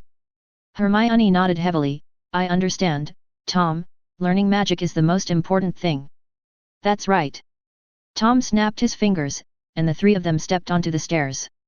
"Of course, friends are important, too. Who says you don't have friends? You and I have known each other for many years, so am I not your friend?" Daphne offered to help you. Isn't she your friend? No. Daphne turned her head away with a slightly red face. Hermione smiled even brighter, all the resentment in her heart disappeared completely. Like Tom said, getting angry with this kind of person is the most ridiculous thing to do. Seeing Hermione fully recovered, Tom finally felt relieved, otherwise he would have to go rescue people today and the plan could not be implemented normally. As for whether other unlucky people would encounter the troll, that had nothing to do with him. Protecting his own people and not actively harming others is the highest manifestation of his quality. In the magic world, this is considered a very high moral standard. Because it was Halloween that night, the dinner would last longer than usual, and it would basically be curfew time after it was over, so after finishing class in the afternoon, Tom moved up the evening training and took Daphne to the room of requirement. Nearly a month of training has shown initial results. Daphne has made significant improvements in both the speed of magic power recovery and the total amount of magic power. The most important thing is that Daphne has found the feeling of casting spells and can apply it to most spells, which will make it easier for her to learn other spells in the future. In just this week, the girl had already learned 5 spells. This made Daphne very excited, and she felt that her efforts during this period were not in vain. After an hour of training, Tom gave Daphne a bottle of energy potion to help her recover from her severe exhaustion. As for the lack of physical energy, it will be made up at the dinner. When they entered the auditorium, the place they were most familiar with had completely changed. Thousands of bats were flapping their wings on the walls and ceiling, and some were gathering together and circling, like low dark clouds, circling above the dining table. There were hundreds of pumpkin lanterns floating in the air, with candles flickering inside the hollowed-out pumpkins. Except for the start of term dinner, Tom had never seen so many ghosts appear at the same time. Almost all the ghosts in Hogwarts came. The legend of the girls' bathroom, Moaning Myrtle, and Ravenclaw's resident ghost, Ms. Grey, were not present. Tom had never seen Myrtle, but he had a deep impression of Ms. Grey. She was a very beautiful woman with a cold temperament and a deep and obvious scar on her chest. Yet, what a scar! Hurry up, Tom! Daphne urged from the front. The newly renovated auditorium made the girl very excited. She had never experienced spending a festival with so many people. Tom took 2 quick steps and glanced in the direction of Gryffindor when he entered. Hermione was happily talking to Lavender Brown. Perhaps it was a coincidence, or perhaps she felt Tom's gaze, but Hermione looked up and their eyes met. The girl winked at Tom and they smiled at each other. After what happened in the morning, Tom felt that Mom became much more cheerful. As he passed by the Hufflepuff table, he heard a conversation between Justin Finch-Fletchley and a senior. Advertisement. Finch-Fletchley was worried. Claydom, are you sure these bats won't poop? What if some of it falls on the plate? How can we eat it? It's okay. If it falls in, just take it out immediately. If it doesn't last more than 3 seconds, it doesn't count as contact. I have experience with this kind of situation. 59. As expected of Hufflepuff, the festive atmosphere is not as important as their fans. After hearing what he said, Tom felt uncomfortable. He stared at the bats in the sky from the moment he sat down, for fear that the crow's mouth would come true. What are you looking at? Daphne asked curiously when she saw Tom raising his head every 2 bites. Tom hesitated for a moment, then told what he had just heard. Now it was Daphne's turn to remain silent. She regretted asking this question. When she saw the sly smile on Tom's face, she knew that this bad guy was deliberately teasing her. Tianmini pinched the boy without any instruction, and then told Birds the news. Soon, Bird's face looked as ugly as if she had eaten a fly, and she was not to be outdone, so she shared the picture with another roommate. Now, the news spread like a virus, and all Slytherin students were in great pain. They didn't know whether to eat or not. No one was sure whether any unidentified objects had fallen when they were not paying attention, and for a moment they even had the urge to use magic to drive away the swarm of bats. Go to Gryffindor, a hole. The culprit, Tom, was well fed and ready for the upcoming farce. He was bored and talked to Daphne while admiring the professors who were very different from the past. The smile on Professor Flitwick's face never disappeared, and he wore a leprechaun's hat on his head, which was a kind of self-mockery. Professor Sprout's wizard robe was covered with patterns of evil pumpkins and little bat demons, which was obviously specially prepared for the festival. Professor McGonagall, who was always serious, was now smiling as he competed with Dumbledore, who had bat wings on his head, in drinking capacity. Halloween originated from the Celtic civilization 2000 years ago, and was absorbed by the Christian world in the 8th century AD. Pope Gregory III designated November 1st as All Saints' Day to commemorate the saints and replace the pagan worship of evil gods. There are also Christmas and Easter. No matter how you look at it, these holidays have nothing to do with wizards. You have to know that wizards and the church are mortal enemies. In those days, countless wizards were persecuted, hung on the cross, and burned to death. How can we still commemorate Jesus' birthday and resurrection? All we can say is that Muggle wizards and half-blood wizards have silently influenced wizards, so that they don't think there is anything wrong with celebrating the festival this way. But in this cheerful atmosphere, there is one person who doesn't fit in. Snape's expression was calm, even a little sad, as he ate the steak on the plate numbly, bite after bite. No one was surprised by his behavior, because Snape didn't seem to be the type who liked to celebrate holidays. But Tom knew the deeper reason. 10 years ago today, Lily Evans died at the hands of Voldemort, so today is Halloween for everyone else, but for Snape it is Lily's Memorial Day, and also a torture for him. Tom suddenly discovered the blind spot. At the Gryffindor table, Harry and Ronald were not there. Bang! The heavy oak door was suddenly pushed open. The muffled sound disturbed the cheerful atmosphere and everyone subconsciously looked over. Quirrell stumbled and looked panicked.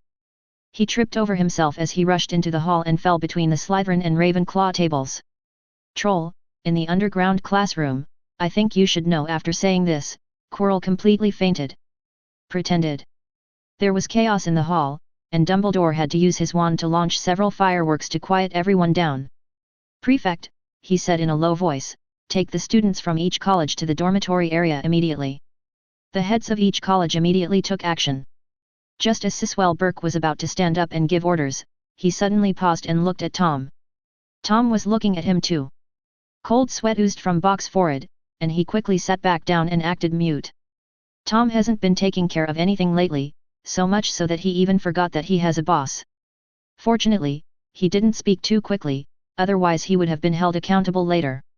Advertisement. The others also understood something and looked at Tom. The first graders lined up to follow me, then the second and third graders, and the seniors lined up behind me.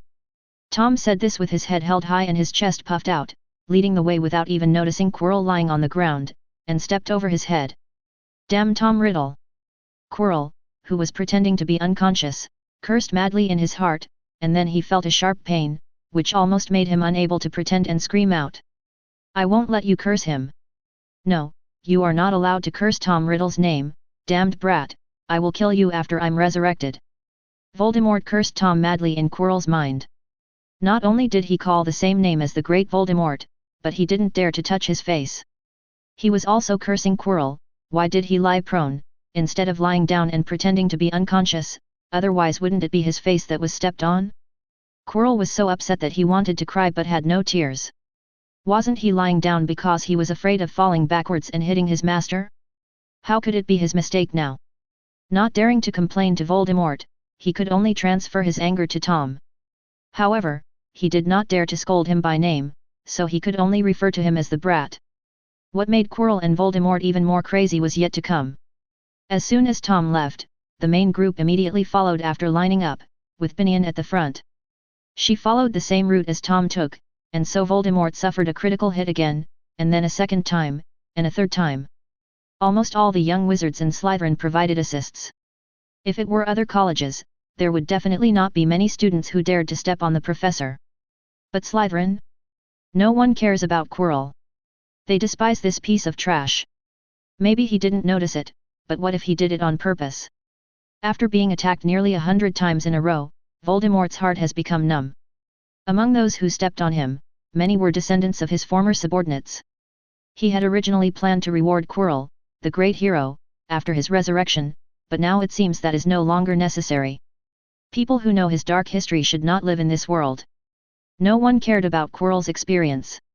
While the students were evacuating, Dumbledore arranged for the professors to search for the troll on each floor. He gave Snape a look, and Snape immediately understood what Dumbledore meant. He nodded slightly and headed straight to the corridor on the 4th floor without disturbing anyone. Not long after, the Slytherin students returned to the common room and began to discuss where the troll came from. While discussing this, many people also took the opportunity to mock Dumbledore and Quirrell. Hogwarts is known as the safest place in the wizarding world, but a troll appears there. What about Quirrell? Although the giant monster is very strong, with super high magic resistance and strong physical strength, you are the professor of defense against the dark arts, and your job is to deal with dark creatures, but he not only did he fail to deal with the giant monster, he fainted when he came back to report the news. Absolutely the worst professor at Hogwarts, bar none. I guess there won't be anyone worse than him in the future. Tom looked at the little wizard who had set a flag and planned to interview him next year, then pretended to walk towards the dormitory. When he entered the stairs and saw that there was no one there, he put on a layer of illusion spell. Just then the last of the 7th graders returned to the common room, and Tom walked out through the open stone door. The corridor was empty at this time, and Tom was not afraid of being discovered by the noise he made while walking. He walked quickly through several underground passages and arrived at the main building area, near the potions classroom. There was a sour smell in the air, and I covered my nose. He knew that was the smell of trolls, each one looking like it had come out of a can of herrings. Allaho is open. When Tom opened the door of Snape's office smoothly and walked in as naturally as if he was returning to his own office. Looking at the dazzling array of potion materials on the shelves, Tom's eyes were shining, and Andrew's eyes in the study space were also shining. Hey little darlings, I'm coming. Rubbing his hands shyly, Tom started his first $0 shopping in his life. I have completely used up all the manuscripts I have accumulated. I would like you to read them more refreshingly. Please give me monthly votes and flowers. Advertisement. Chapter 63. The heart of the fire dragon is the core material, we can't keep it, we have to take it all away. Dragon blood grass, the quality is okay, just pick half of it. Take the claws and eyes of the Sphinx. They are really hard to find. We have lace wings. They are fresh from the Forbidden Forest. You don't need to take them. This seems to be useless. Tom stopped in front of 2 horns in a jar. These were the horns of a bicorn. Although they were not as valuable as those of a unicorn, they were also very precious. Just because it's not useful this time doesn't mean it won't be useful in the future. Andrus said, I know that several healing potions require this stuff, and they are all very effective potions against dark magic. Hearing this, Tom decisively packed up the can and took it away. Since he had already started, he might as well not let go of the African bush snakeskin, just in case he needed the polyjuice decoction someday. This thing is more reliable than transfiguration. Even Dumbledore couldn't tell the difference. Little Barty relied on this thing to get by for a year, but he was exposed on his own initiative. After all the trouble, Chiniapu's office became a mess. Tom was a bit of a germaphobe. After getting everything he wanted, he also kindly helped Professor Snape tidy up the room. Looking at his masterpiece, he nodded with satisfaction. Now it looks like an office, much more spacious and grand. It is nothing like before, when except for the aisle and the table in the middle, all other places were filled with materials and crucibles. It doesn't look like an office, but more like a warehouse. He is a good person and has done good things. In fact, Snape's attitude towards Tom changed a lot during this period. Not only did his temper become milder, but even when Tom asked questions, Snape answered them patiently, which could be said to be teaching him everything he knew. The change was so great that Tom wondered if someone had used Polyjuice Potion to transform into Snape. But that potion knowledge is not fake, so, this is me. This made Tom hesitate whether to do this job. After all, it is really not fair for you to steal someone else's valuable knowledge while they are teaching you it. But after thinking for 2.5 seconds, Tom decided not to. He is an egoist by nature, and improving his abilities is his primary task. It is only natural for professors to reward outstanding students. Worst case scenario. I can just compensate Snape later. I haven't figured out how to compensate you yet, but there are plenty of opportunities. After Tom figured it out, he went shopping without any burden. By the way, I also unlocked the achievement of breaking into the professor's office at night and obtained 20 achievement points. Unsure when Snape would return, Tom did not delay and left quickly after achieving his goal, returning to the Slytherin common room. The door to the Slytherin common room was at the top of the basement. After entering, one had to walk down a long spiral staircase to reach the common room, so no one noticed that the door to the common room had been opened, and no one suspected Tom at all. Today's operation ended perfectly. Tom happily found Daphne and played wizard chess with her. At the same time, The bathroom on the second floor of the castle. Professor McGonagall, Quirrell who had gotten up from the ground, and Snape all gathered here. The bathroom was in ruins. A fainted giant was tied up with chains, and 4 strong puppets were holding the chains tightly. Surrounded by the professors were Harry, Ronald, and a ghost wearing glasses.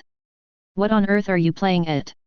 Professor McGonagall pursed his lips, with flames of anger burning in his pupils behind his glasses. "I didn't ask you to go back to the dormitory, why are you here?" Ronald looked pale, and Harry wasn't much better, his body was covered in dirty water and he looked very miserable. "Sorry Professor," Ronald and I ran into this guy before we even had time to attend the dinner. When Professor McGonagall learned that the two did not know what happened, his anger subsided a little. He thought about it and realized that he did not see Potter in the hall. "As for Weasley, sorry, there are too many Weasleys, and she really can't pay attention to one or two less." Just when Harry thought he had passed this hurdle, Snape spoke sinisterly. "Oh? Our Mr. Potter even missed the Halloween dinner. I guess there must be something more important than the dinner. Let me guess. Are you planning a prank?" "Of course not." Harry blurted out, but after defending himself, he didn't know what to say. Did he mean to come find Ronald, whose heart was broken by Daphne's scolding, and spend too long to comfort him, causing him to miss the dinner? Advertisement: if this gets out, Ronald will be completely socially ruined the next day. Although Harry was not smart, he understood this point. "I'm just not hungry and want to take a walk. Ronald is accompanying me and we were just about to go to the auditorium." Harry made up an excuse. Snape didn't believe it, and wanted to say something else, but Professor McGonagall said, "Whatever the reason, you almost got into big trouble. In order to teach you a lesson, Gryffindor will deduct 20 points for this." Professor McGonagall had already punished him, so Snape could only groan and say, "Tell me the details of what happened. How could you two knock out a giant monster?" Although this statement sounded disrespectful, Harry and Ronald also felt that it was true. "They fight giant monsters?" Harry told him everything that had happened.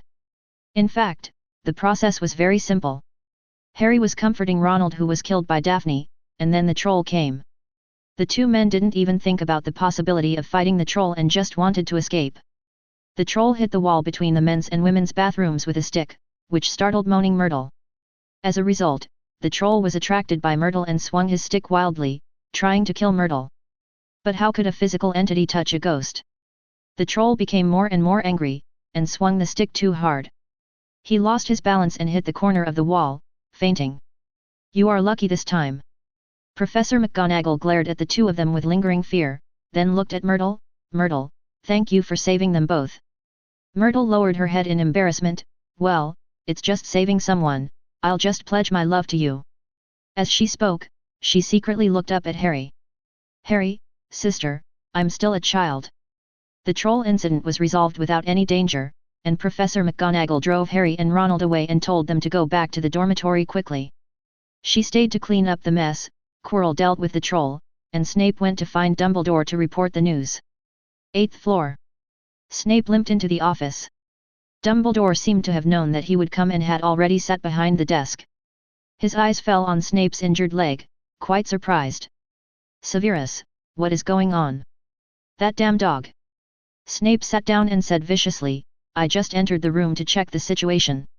I didn't even get close. He pounced on me before I even closed the door. He didn't even give me time to react. I couldn't kill him, and he bit me." Dumbledore wanted to laugh, but he didn't dare.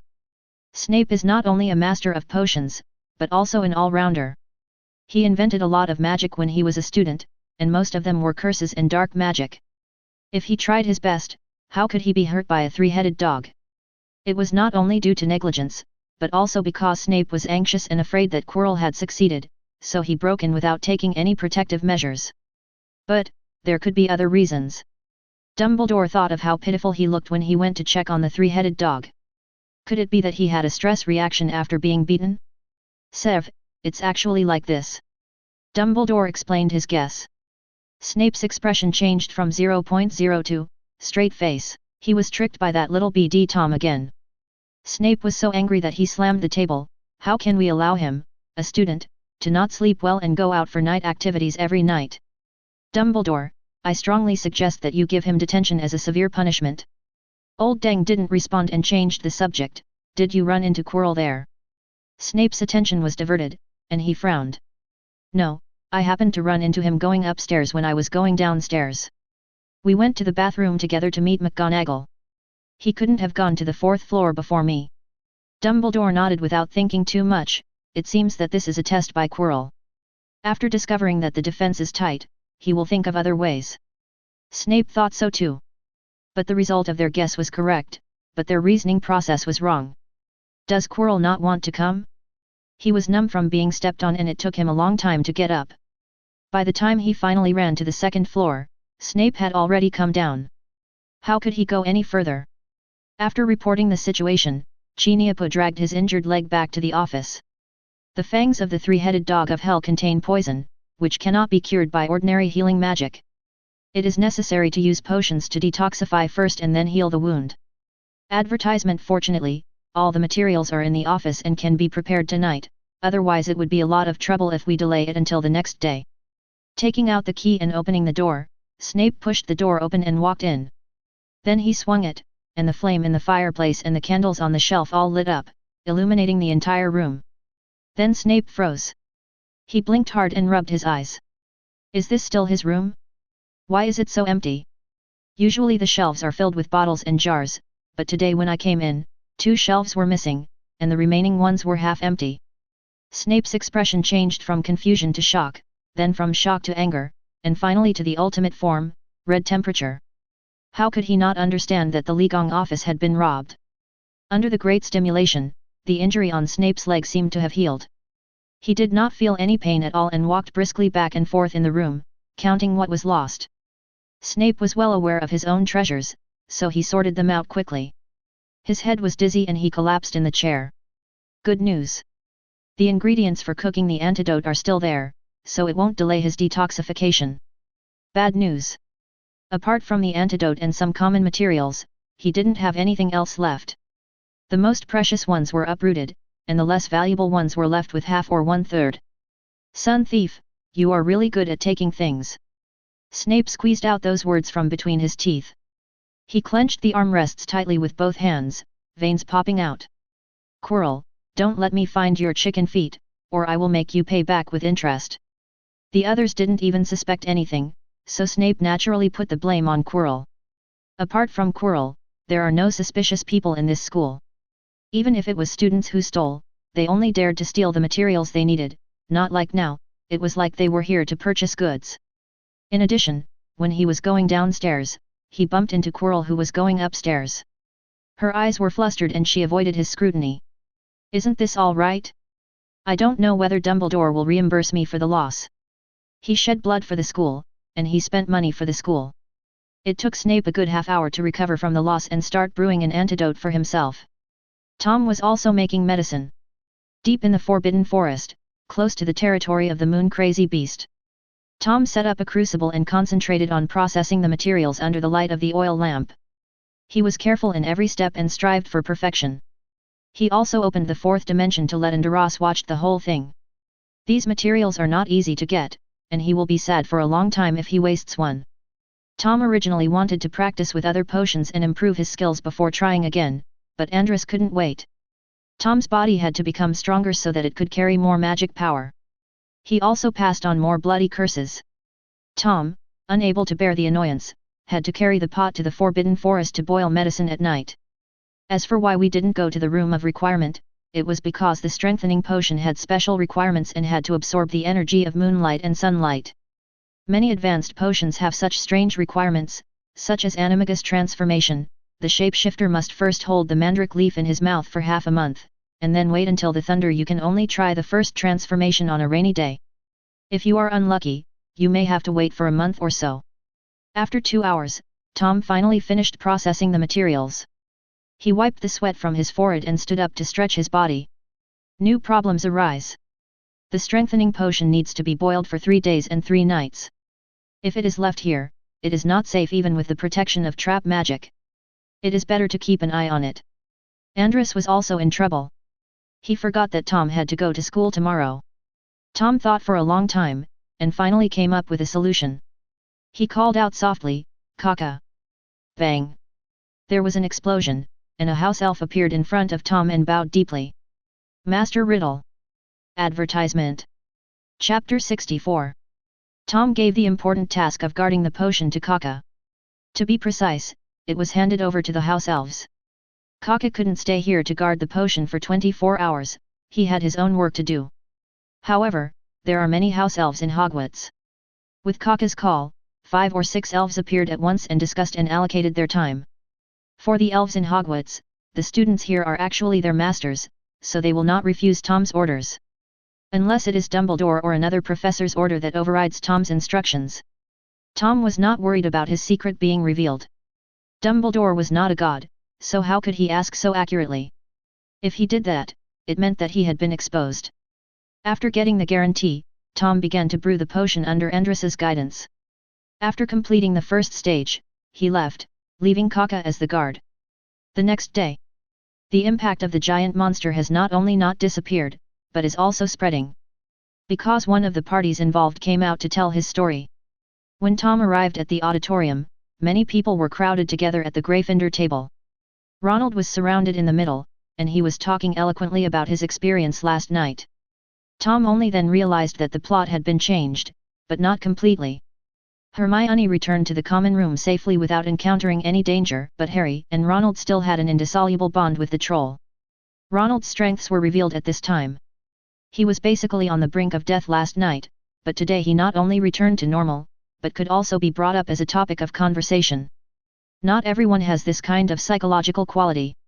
Perhaps because he had too few experiences of being in the spotlight, Ronald put a lot of artistic processing on the story, making the process sound particularly thrilling. Even the Slytherins who were 2 tables away could hear the exclamations of the lions and Ronald's voice. Snort! Monet Selwyn sneered disdainfully. Weasley was so excited that people who didn't know him would think he had defeated the troll. He was chased all over the place and was rescued by the professor. What professor? Isn't she a female ghost? Zabanai listened more carefully and retorted, it's just that the troll 000 has no brains and wants to beat the ghost. If they were a little smarter, they would be a meat paste. The small snakes around laughed in unison. They just couldn't stand Gryffindor's ostentatious nature, and they started to make sarcastic remarks. Avery, the 6th grade male prefect, shared some good news. I just checked the score column. Gryffindor has been deducted another 20 points. It will soon reach the bottom. This made the Slytherins even happier. It's still a little too little. Shabanai said regretfully. But Tom took a sip of lemon tea and expressed a different opinion. I think the points deducted are somewhat wishful. There was silence for a moment, and everyone looked at Tom. If someone else had said this, they would have been criticized a long time ago, but if it was Tom, that's unacceptable, I have to explain it clearly. Tom put down his cup, looked around and explained, this is clearly a management problem of the school. There are 4 deans, 6 or 7 professors, and Filch who keeps an eye on students who violate the rules every day. So many people were able to put the troll into the castle. Could it be that the troll's IQ is higher than the professor's, or was this thing originally brought in by the professor? Potter and Weasley were just unlucky. If you are going to lose points for this, what will you think when you encounter this kind of situation in the future? If even the castle is not safe, then we might as well just stay in the lounge after class and don't come out. Otherwise, it will not only be dangerous, but we will also be held accountable by the professor. After Tom finished speaking, everyone was silent. It seems, that's indeed the case. Why is it that Potter and Weasley are punished for the school's poor management? Although everyone dislikes each other, they all have a common identity, students, so they can naturally empathize with each other. So they stopped mocking Harry and Ronald openly, and the atmosphere became silent for a while. While Tom was speaking, Professor McGonagall came in from the hallway and heard his views clearly. It was unclear whether his expression was one of embarrassment or shame, but at the same time, he also admired Tom. Advertisement. After hearing what Tom said, she realized that the problem was not with Potter and Weasley, but with the professors themselves. This made Professor McGonagall feel ashamed for not being able to protect her students. She glared fiercely at the empty guest seat in the middle of the main guest seats, and the dissatisfaction in her eyes almost overflowed. In addition to the troll, there are more dangerous things in the castle. Apart from anything else, the 3-headed dog can easily tear the troll into pieces, and it is now quietly waiting in the corridor on the 4th floor. But who can guarantee that it will always be so quiet? All of this was decided by Dumbledore. She did not agree with this dangerous decision at the time, but he was the headmaster, and she was just a small dean and vice dean. How could she have the upper hand over him? At the same time, Professor McGonagall's affection for Tom reached a new level. The other Slytherin students were all sneering at Gryffindor, but only Tom went beyond the boundaries of the house and spoke up for the students of her house, which was better than even her, the head of the house. If there was a good reason, Professor McGonagall would have wanted to give Tom some extra house points as a reward. Good boy, what a good boy. After taking a last gratified look at Tom, who was chatting and laughing with Daphne, Professor McGonagall turned around and left resolutely, his back looking particularly resolute and desolate. She is going to have a fight with the old man on the 8th floor today. If the school's safety problem is not solved, no one will have a good life. At the guest of honor table, Snape also wanted to have a fight with Quirrell. Seeing Quirrell coming to breakfast as if nothing had happened and even smiling and greeting him, Snape did not think it was a greeting, but a provocation. I just went to your office to purchase goods, what can you do to me? He was so arrogant, as if he wasn't even treated as a human being. Quirrell cursed in his heart, why did Snape act like he wanted to eat him? He didn't even go to the 4th floor yesterday and was blocked on the 2nd floor. Where did this guy get so much hostility? Oi, Quirinus! Snape spoke suddenly, and his soft voice made Quirrell shudder. You seemed to be injured yesterday? Your forehead is still red and swollen. I have a potion here. Do you want to use it? No, no. Quirrell shook his head frantically. You can't drink this medicine. If you drink it, something bad will happen. Snape felt a little regretful. How could he possibly put another drug into the potion? He just put some potion fruit in the emetic dose. But Quirrell refused to accept it, and he couldn't force it down his throat, so he had to leave with regret. There was still some time before breakfast and class started, so Professor McGonagall rushed to the 8th floor and read out the password to enter the principal's office. Dumbledore was also drunk. He was the type who went to bed late and got up late, but since this semester, everyone liked to come to see him in the morning. From Snape to McGonagall, who's next?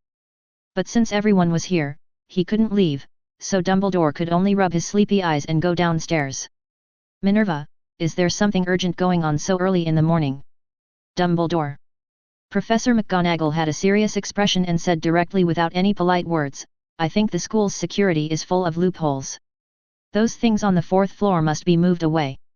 Who knows if the three-headed dog will suddenly appear in front of the students like a troll. Potter and Weasley got lucky this time, but what about next time? We can't leave the safety of our students to chance. They don't take Felixer every day. Dumbledore was stunned. He didn't expect that Professor McGonagall would come to call him to task. Minerva, I know you're anxious, but don't be anxious yet. Didn't you agree to my arrangement before? Why did you suddenly change so much? It's like this. Professor McGonagall told Dumbledore all the accusations she heard Tom make against the school and the professors in the auditorium, and Dumbledore fell into deep thought. Just when Professor McGonagall thought that Dumbledore was reflecting on his actions and was relieved, she actually saw Dumbledore smiling. No, it should be laughing and crying, because there were crystal tears in the corners of the old man's eyes. Dumbledore took off his glasses and wiped the corners of his eyes. That's great, this is the purest friendship. Mr. Riddle really taught me a lesson. Even among Slytherin and Gryffindor, who would remember that the two founders were once best friends? Advertisement. This is exactly what he wants to see most. If talented students have too little interaction with their classmates, their emotions will become indifferent, and they may even ignore the lives of others. Voldemort is the best example. Voldemort used to be a good student praised by everyone in school, but he always wore a mask and kept a distance from the students around him. Although Dumbledore said that he would not interfere with Tom's actions, it did not mean that he did not have worries in his heart. He was afraid that Tom would lose his heart for power. But just these words today could make him feel more at ease. At least Voldemort would never think about things from this perspective. In his eyes, there was only himself. So you agree to my request? Professor McGonagall asked. I'm sorry, Minerva. Dumbledore calmed down and put on his glasses again. I understand your concern, but the corridor on the 4th floor cannot be touched for the time being. Why? Professor McGonagall was very puzzled. I know those levels are set up to protect the Philosopher's Stone, but is there any level safer than your headmaster's office? Dumbledore explained patiently, but if it is placed here, the person with bad intentions will be completely desperate. I dare not imagine what crazy things he can do. You can only catch fish if you put the bait where you can see and touch it. We must find him. Does Lao Deng care about the safety of students? Certainly. But compared to the potential safety risks to the students, Voldemort's matter was obviously more important. He never makes mistakes on such important decisions. Don't forget that Dumbledore was the one who proposed the phrase for the greater good. He is an old man with a clear mind, a strong will and clear goals. When necessary, he can even sacrifice his own life as long as necessary. So he had to place the bait in the corridor on the 4th floor, where Quirrell could see it but not touch it, and keep testing it until a fatal flaw was revealed. Seeing that Professor McGonagall wanted to say something, Dumbledore stopped her with his eyes and said firmly, I swear in the name of Dumbledore that I will not let students suffer irreversible injuries or even lose their lives in the corridor on the 4th floor. Please believe me, Minerva. McGonagall looked at Dumbledore for a long time, then finally sighed, stood up and said goodbye. If anyone else swore this, it would have little deterrent effect, but if it was Dumbledore, it would be completely different. Professor McGonagall could only believe it. In the defense against the dark arts class of the grade, Quirrell stopped pretending and just let the students read by themselves while he sat on a chair and closed his eyes to rest. The Gryffindor and Slytherin students didn't bother to pay attention to him and started their daily self-study. If he hadn't had a top personal trainer with him, Tom would have found a way to kick Quirrell out of the school and replace him with a reliable professor. Even if Snape is the substitute teacher, he is countless times better than Quirrell. If all else fails, invite Barty Crouch Jr. from Azkaban. No, he should be at Crouch's house now. They are both Death Eaters, but what they teach is the real stuff. Even if Moody comes, I guess Barty Jr. won't be as responsible. When the bell rang, the students immediately packed up and went out. They didn't even bother to say goodbye, Professor, to Quirrell. They didn't even pay attention to him. Quirrell was not angry either, this was exactly the effect he wanted. Who the hell was willing to teach? The important thing was to get the Philosopher's Stone as soon as possible. In the past, Tom would pester Quirrell after class and wouldn't let him leave, pretending to ask a few questions to get some marks, but he had something to do today, so he let Quirrell go. He asked Daphne to go back to the lounge with her friends, and he went upstairs. Tom had finished reading the book he borrowed from Dumbledore last week, so he went to return the book and borrow a new one at the same time. During this period, Tom has borrowed more than 10 books from Dumbledore. It must be said that all the books that Dumbledore likes are valuable, even some basic books have unique insights, not to mention those that are circulated in a small circle and belong to the experiences of high-end wizards, are rare treasures. Tom has been very well behaved during this period, and none of the books he borrowed had anything to do with the dark arts. But it's not magic that's strong, it's people. Anyone can learn the killing curse, and it is even recorded in the restricted section, but why do people still turn pale when it comes to the you-know-who? The fact that Dumbledore was able to suppress Voldemort with the help of transfiguration and white magic speaks volumes. White magic requires study and hard practice, while the Dark Lord's magic is simple and crude, but there is no difference between the two. Soon, Tom arrived at the door of the principal's office, and the gargoyles came to life and grinned. Password. Tom looked at him in confusion. Advertisement. Chapter 65. This is not the first or second time that Tom has come to the principal's office to return books. In the first few times, we had to say commands, but after we became familiar with the gargoyle, it would automatically jump away when it saw him, saving trouble for everyone. Why do you suddenly need a password today? Although Louis 16 was somewhat confused, Tom still gave the password, Sizzle Honey Candy. Wrong. The gargoyle grinned, Dumbledore just changed the password on Monday. Riddle boy, you can't go in if you can't tell it. I was wondering why you were sick. You were waiting for me here. Tom suddenly realized, but I didn't need a password to get in before. Logically, I should be able to get in this time too. The gargoyle shook its head frantically. The past was the past, and the present is the present. Yesterday I heard that a giant monster broke into the school. I have to protect the principal. From now on, anyone entering will need a password. Even Dumbledore? Tom asked. Well, even the principal is no exception. Gargoyle Stone once vowed. Tom nodded.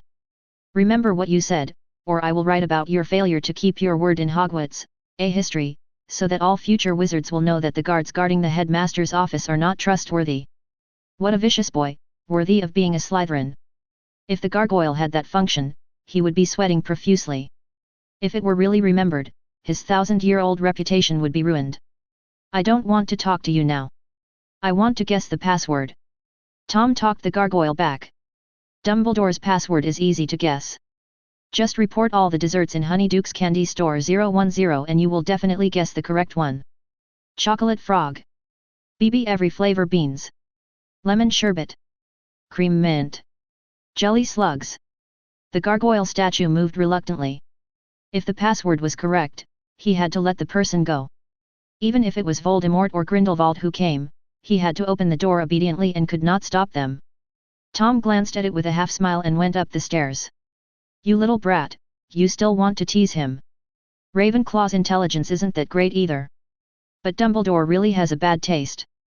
Jelly slugs are a very disgusting kind of candy, second only to a pile of cockroaches. Hello, Professor. I'm here to return the book. When Tom came, Dumbledore was writing something at his desk.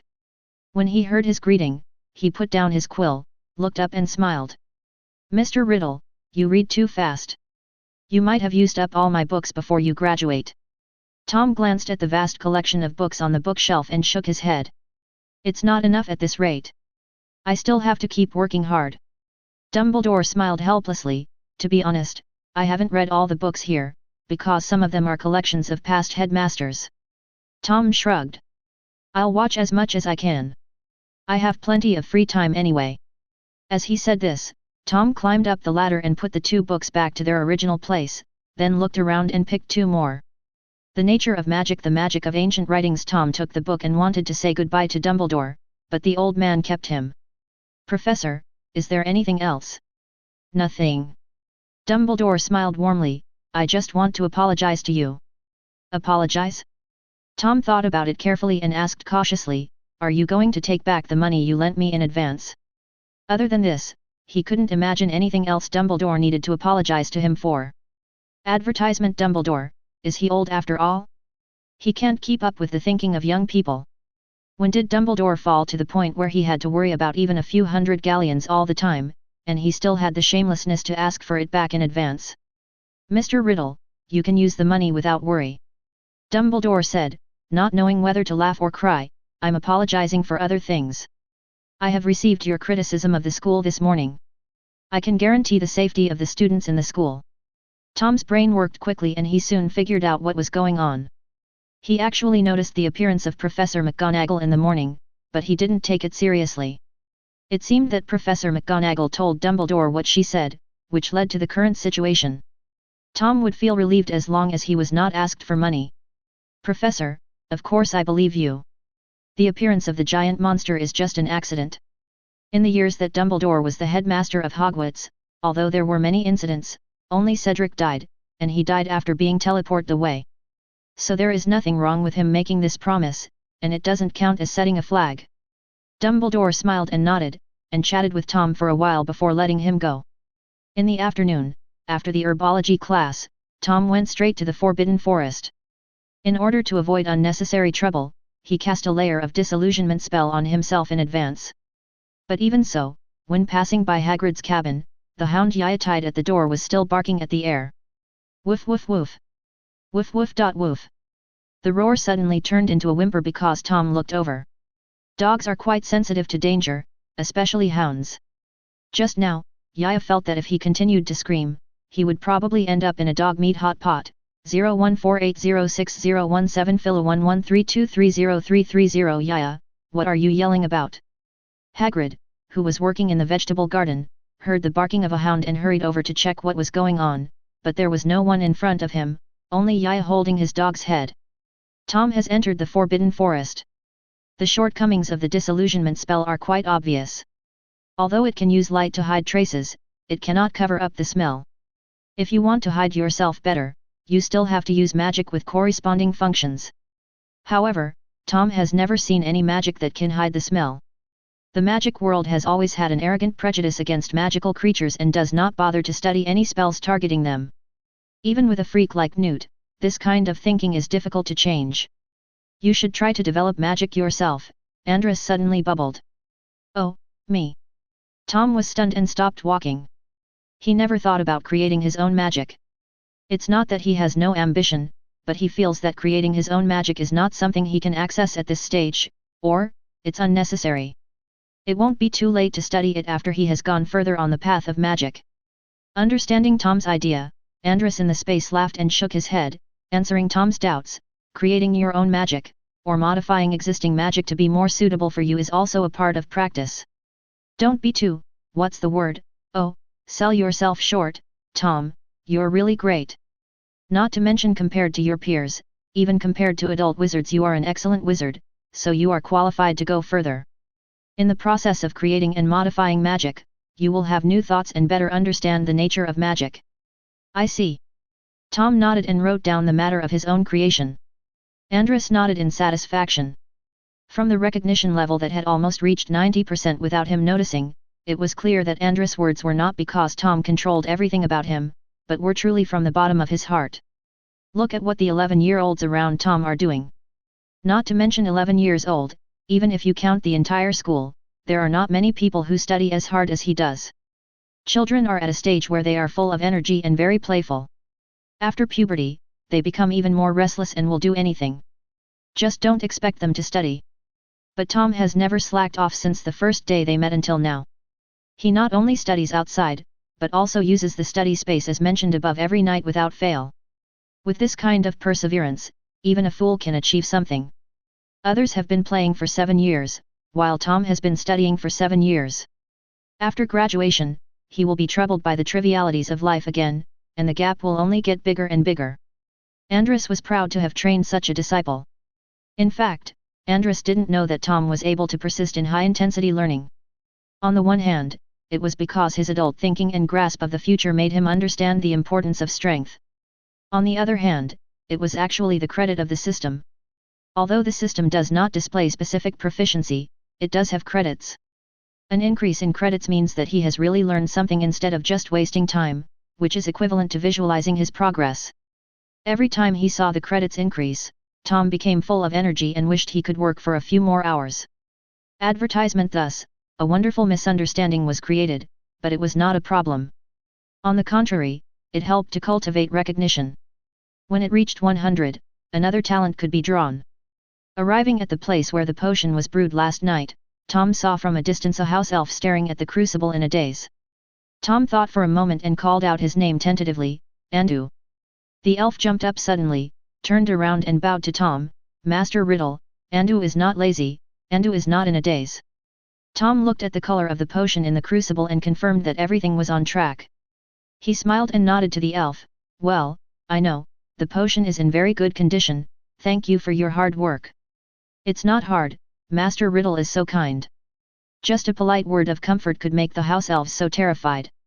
Tom didn't know what they had been through to have slavery engraved in their genes. However, he did not think about changing the current situation of the house elves. After all, he was the beneficiary and was not the kind of person who would betray his class. Tom squatted down, injected magic power with his wand and stirred the potion. The potion, which was originally just bubbling slightly, suddenly boiled, and then he added a new round of materials.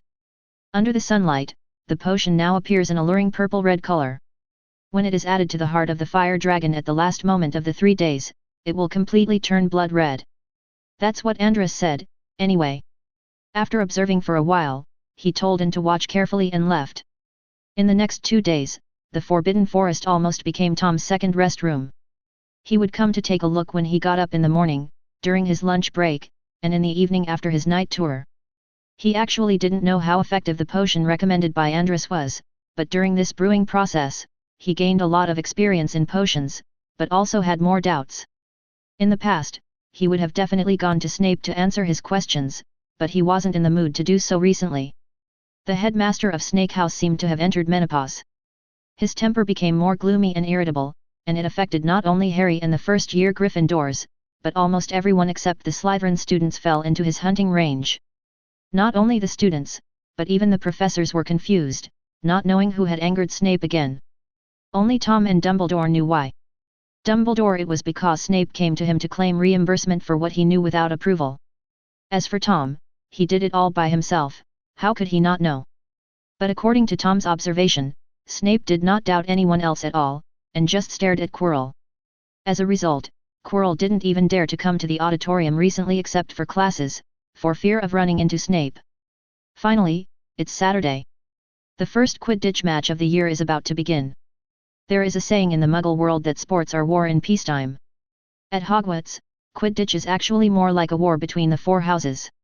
It is their most direct form of confrontation. A few days before the match 3.3, the atmosphere in the castle had become tense. In both houses, each Quidditch player was surrounded by several classmates or senior students. They are not allowed to act alone to avoid being ambushed, and before eating anything, someone has to taste it for them to ensure the safety of the food. The level of security shocked Tom. There were always 3 tall fifth-year boys around Harry, and his thin figure was completely invisible. Slytherin seeker Terence Higgs was no less capable, with fifth-year male prefect Flint serving as his bodyguard. Is it necessary to be so exaggerated? Tom couldn't help but complain. That's for sure, Tom. The team's chaser, Adrian Puez, turned around and looked at Tom seriously. 2 years ago, I just became a regular player of the team, but Gryffindor gave me a strong laxative. I feel like I'm going to have an AL prolapse. Can a Gryffindor be so sinister? Tom opened his mouth in surprise. Although he didn't like reckless lions, he really didn't think this was something a Gryffindor would do. Most of them are honest. It's rare to see someone like Peter Pettigrew. They are the worst kind. Pusey gnashed his teeth in hatred. The one who gave them the laxative is the batter of their team now, the twins. UBD Weasley, it was Marcus who broke Wood's nose, why did you drug me? Tom. Okay, case solved. Sure enough, it was Slytherin who made the first move, which fits his stereotype. Advertisement. Chapter 66. At 9 o'clock in the morning, the auditorium was almost full of people. The weather outside was clear and cold, but it could not dampen the enthusiasm of the little wizards for Quidditch. Everyone was looking forward to a wonderful game. The aroma of grilled sausages filled the auditorium, making people salivate. Today is a feast of sausages, including white sausage made from veal, Thuringian sausages with sauerkraut, and Italian sausages mixed with mozzarella cheese. Tom's favorite is the Thuringia sausage with sauerkraut. The greasy smell is relieved by the sauerkraut. The combination of the two is a perfect match, giving him some oriental cooking feeling. Seeing that Tom liked eating sauerkraut and sausage so much, Digwani next to him secretly wrote it down. Next time you write to your mother, you can tell her to let the house elf learn the dishes that Tom likes to eat so that you can invite him to visit during the holidays. Tom was eating happily, but over at the Gryffindor table, Harry's head was buzzing and he had no appetite at all. Ever since that charms class, Hermione and Ronald have become complete strangers. The two of them don't care about each other at all, but it doesn't affect the relationship between Harry and Hermione at all. In Hermione's eyes, Ronald was hopeless, as he spent all day either playing or playing, while Harry was hopeless, as he at least would ask her questions and accept them with an open mind. In order to help Harry better integrate into the team and to help the Gryffindor team win, Hermione found 10 copies of Quidditch in the Magical World from the library and lent them to Harry. Since reading this book, Harry has a deeper understanding of the sport of Quidditch. There are 700 fouls in Quidditch, and usually the worst and most vicious fouls are committed by the seeker. No, did the golfer eat your fish and chips? Is there any need to be so specific about it? What made Harry even more distracted was that he seemed to have discovered a great secret. Snape's limp was probably related to the corridor on the 4th floor. What is hidden there? Is it Dumbledore's treasure? Harry, you have to eat some breakfast. I don't want to eat anything. Have some toast, Hermione advised, and Seamus, who was standing beside her, handed over a piece of bread evenly spread with peanut butter and sausages with ketchup.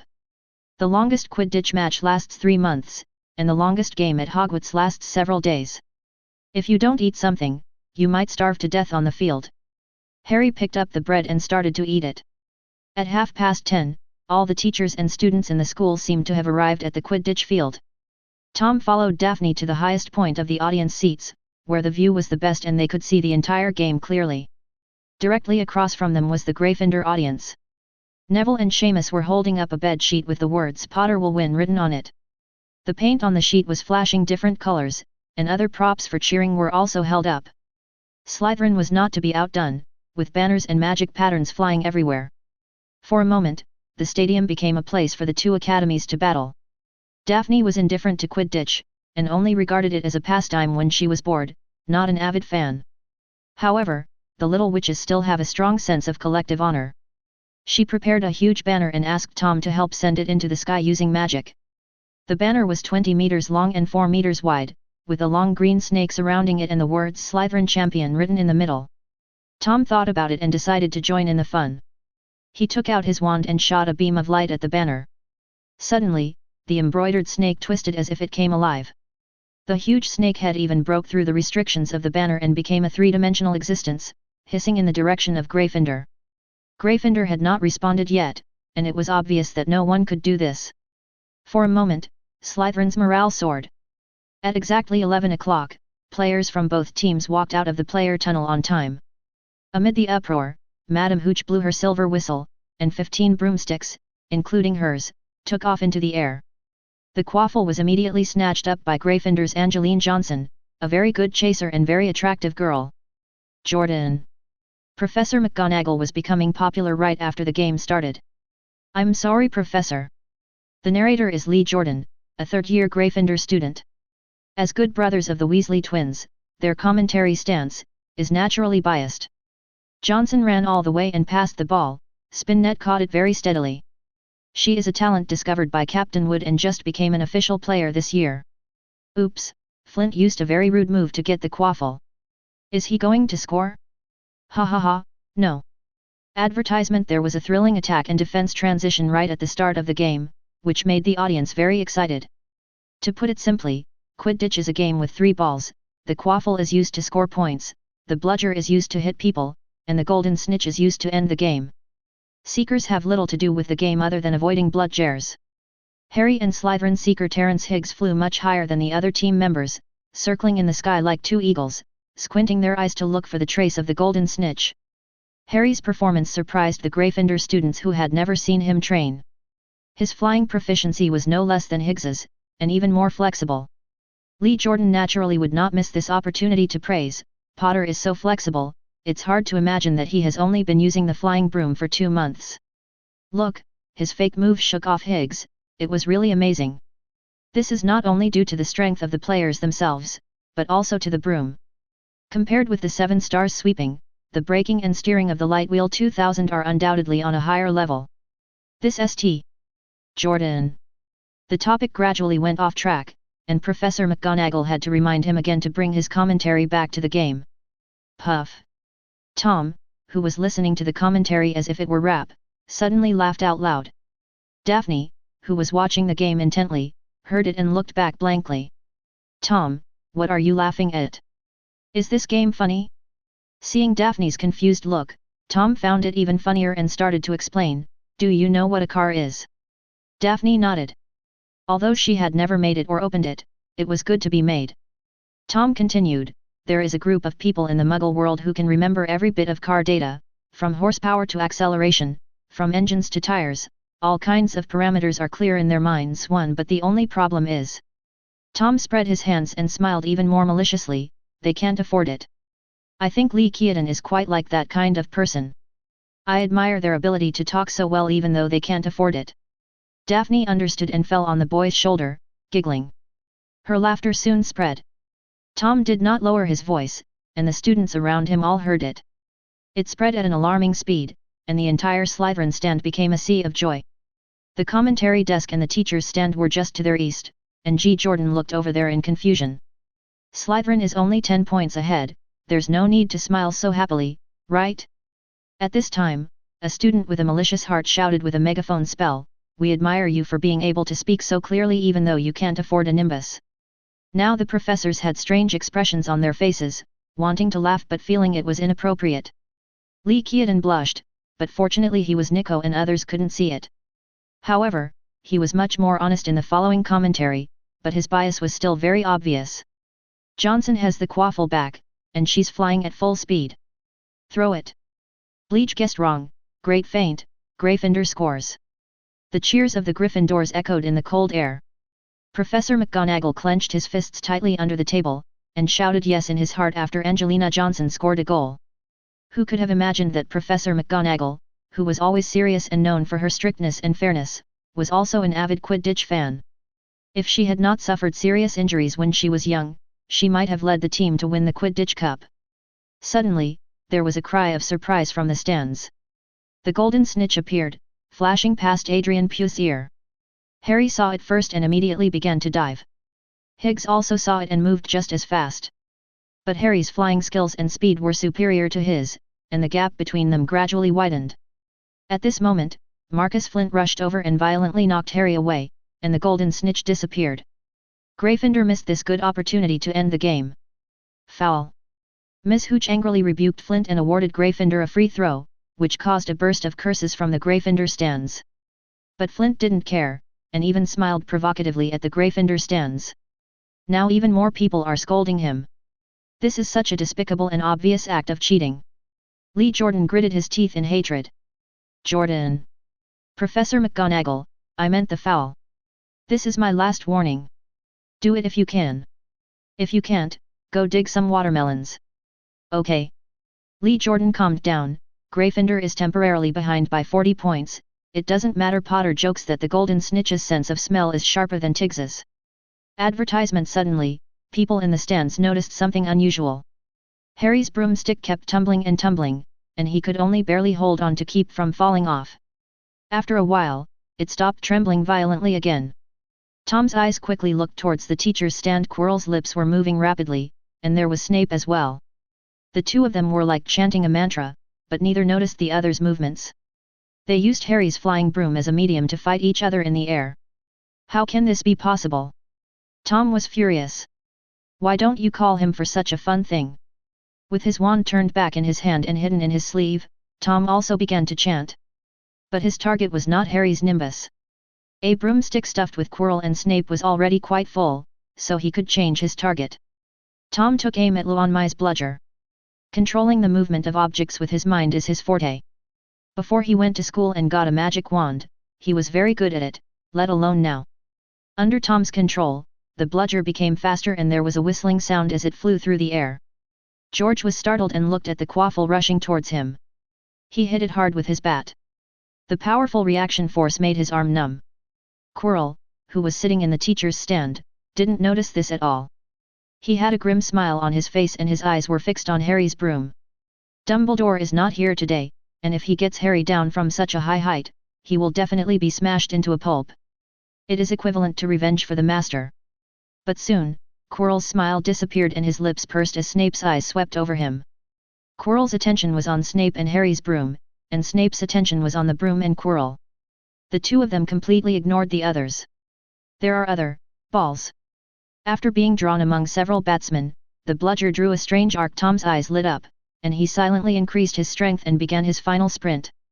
The bludger almost flew out of the field, but was pulled back by a strange force and rushed straight towards Quirrell's forehead. When Quirrell heard the whistling sound behind him becoming increasingly sharper, he realized something was wrong, but it was too late to turn back. Bang! The heavy bludger hit Quirrell hard on the back of his head. The strong impact made him fly up, over the seats in the lower row, and then fell on the stairs and tumbled, rolling down from the highest point until it hit the guardrail and stopped. If there were no guardrails, he would probably have fallen directly to the ground from the stands, which was dozens of meters high. Professor Quirrell. Professor Flitwick was frightened by this sudden change and hurried over to check on Quirrell's condition. The teachers' stands were in chaos. I'll go see what's going on, Tom and Daphne said, pushing through the crowd and rushing towards the professor's stand. At this time, Professor McGonagall and Professor Flitwick surrounded Quirrell, who had already fainted. Professor Sanitas of the astronomy class rushed back to the castle to invite Mrs. Cheng Frey. Tom came over, and McGonagall looked at Quirrell worriedly, not caring about why a little wizard appeared in the teacher's stand. The dull thumping sound just now was enough to make one's teeth ache, which was enough to prove that Professor Quirrell had a good start. Professor. Tom observed for a moment and suggested, take off the scarf on Professor Quirrell's head. If the wound is damaged and infected again, it will be troublesome. That makes sense. Professor Flitwick and Professor McGonagall nodded. No. Just as they were about to take action, Quirrell woke up unexpectedly, raised his head with bloodshot eyes, and struggled to get up. I just feel a little dizzy, nothing else. After saying that, in front of everyone's dull gaze, Quirrell actually limped away from the stands in a strange walking posture. What a medical miracle! Professor McGonagall muttered to himself as he looked at Quirrell's back. Tom heard Professor McGonagall's exclamation and nodded in admiration. Quirrell is a wolf destroyer. Advertisement. Chapter 67. Without Quirrell's interference, Harry's broom finally returned to normal. He dived, and Higgs thought Harry was out of control, so he didn't pay attention to his actions and concentrated on finding the golden snitch. Harry was seen covering his mouth with his hands, pretending to vomit, and then, puking out a golden snitch. The game ended in such an incredible way. Gryffindor won with a score of 170 to 60. Slytherin was as sad as if they had lost their parents, but Gryffindor was as excited as if it was New Year's Day. No one could have imagined that Harry's bee was so good that he could even catch the golden snitch with his mouth. Flint complained that the other party was violating the rules, but Mrs. Howe ignored him. The rules don't specify what method must be used to catch the golden snitch. The crowd gradually dispersed, and on the way back to the castle, everyone not only discussed the game, but Quirrell's experience also became the focus. Many people saw him being hit by a high-speed bludger, and it was a headshot. If it happened to an ordinary person, he would have probably fallen down directly, and if not dead, he would have lost half his life. However, not only did Quirrell not fall into a coma, he actually woke up from it, refused to receive treatment, and returned to the castle on his own. Quirrell unexpectedly received a lot of praise from people, at least in terms of endurance of pain and strength. They would like to call him the strongest. Inside Hagrid's cabin. Snape did it. Hermione explained to Harry and Hagrid, I saw it through the telescope. He was casting a spell on Harry's broom.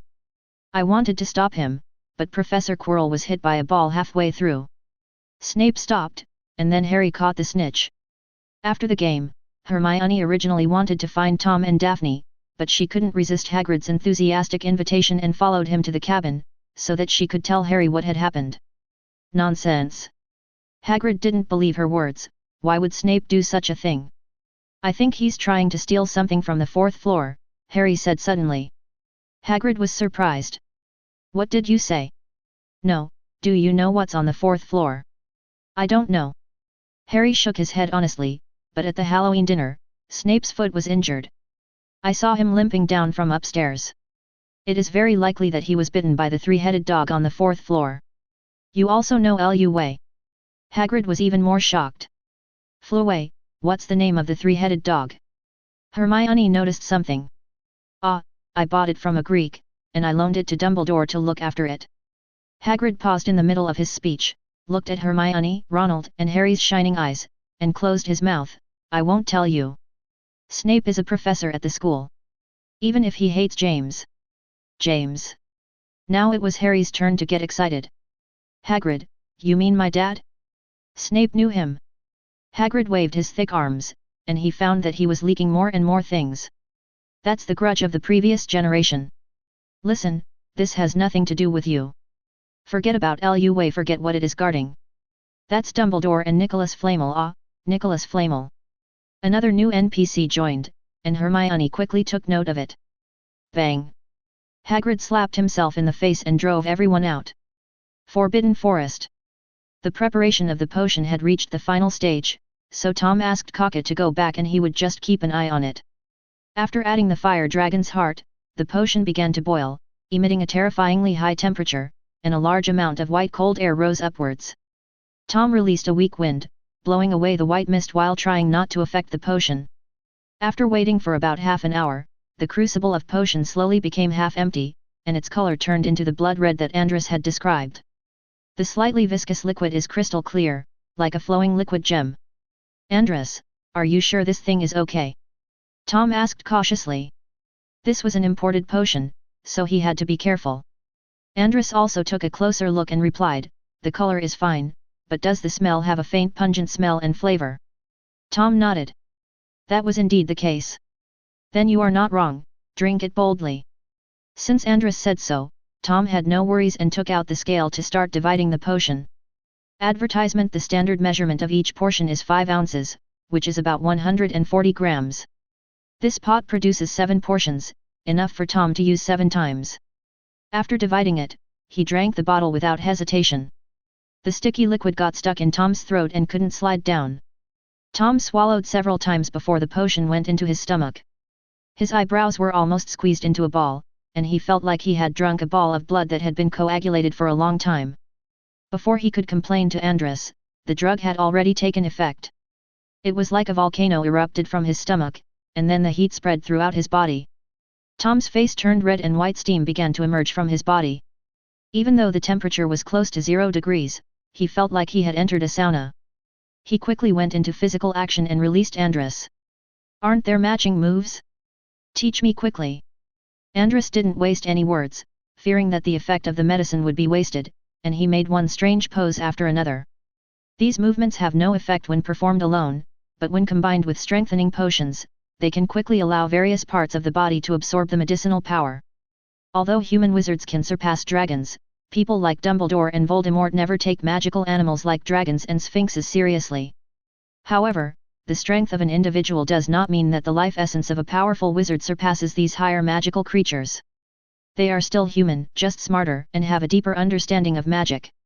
The principle of the strengthening potion is to use the life essence of these higher magical animals to strengthen oneself, so it not only has the function of strengthening the body, but also mental strength, lifespan, etc. will be correspondingly improved. In more than 10 minutes, Andress led Tom to perform 3 consecutive matching movements. With Tom's memory, he naturally remembered them all. After each movement, part of the body's energy is consumed and the temperature gradually decreases. An hour later, Tom's body temperature returned to normal and his energy was exhausted. He ended the session in a weird posture and could not help but recite, "I have practiced until my body is like a crane, and I have 2 boxes of scriptures under 1,000 pine trees. I came to ask Wu Yu, and he said, the clouds are in the blue sky, and the water is in the bottle." What the hell? Andress in the study space was full of questions. Because of the distance, Tom could understand any language he spoke and knew every word, but why couldn't he understand the meaning when they were put together? "Nothing, just expressing my feelings." Tom put his hand away and exhaled lightly. The Taoist priest's realm is still high. Is he also a wizard? After more than an hour of high-intensity exercise, Tom felt that he was in better shape than ever before. His body was full of energy, his mind was clear, and his thinking was sharp.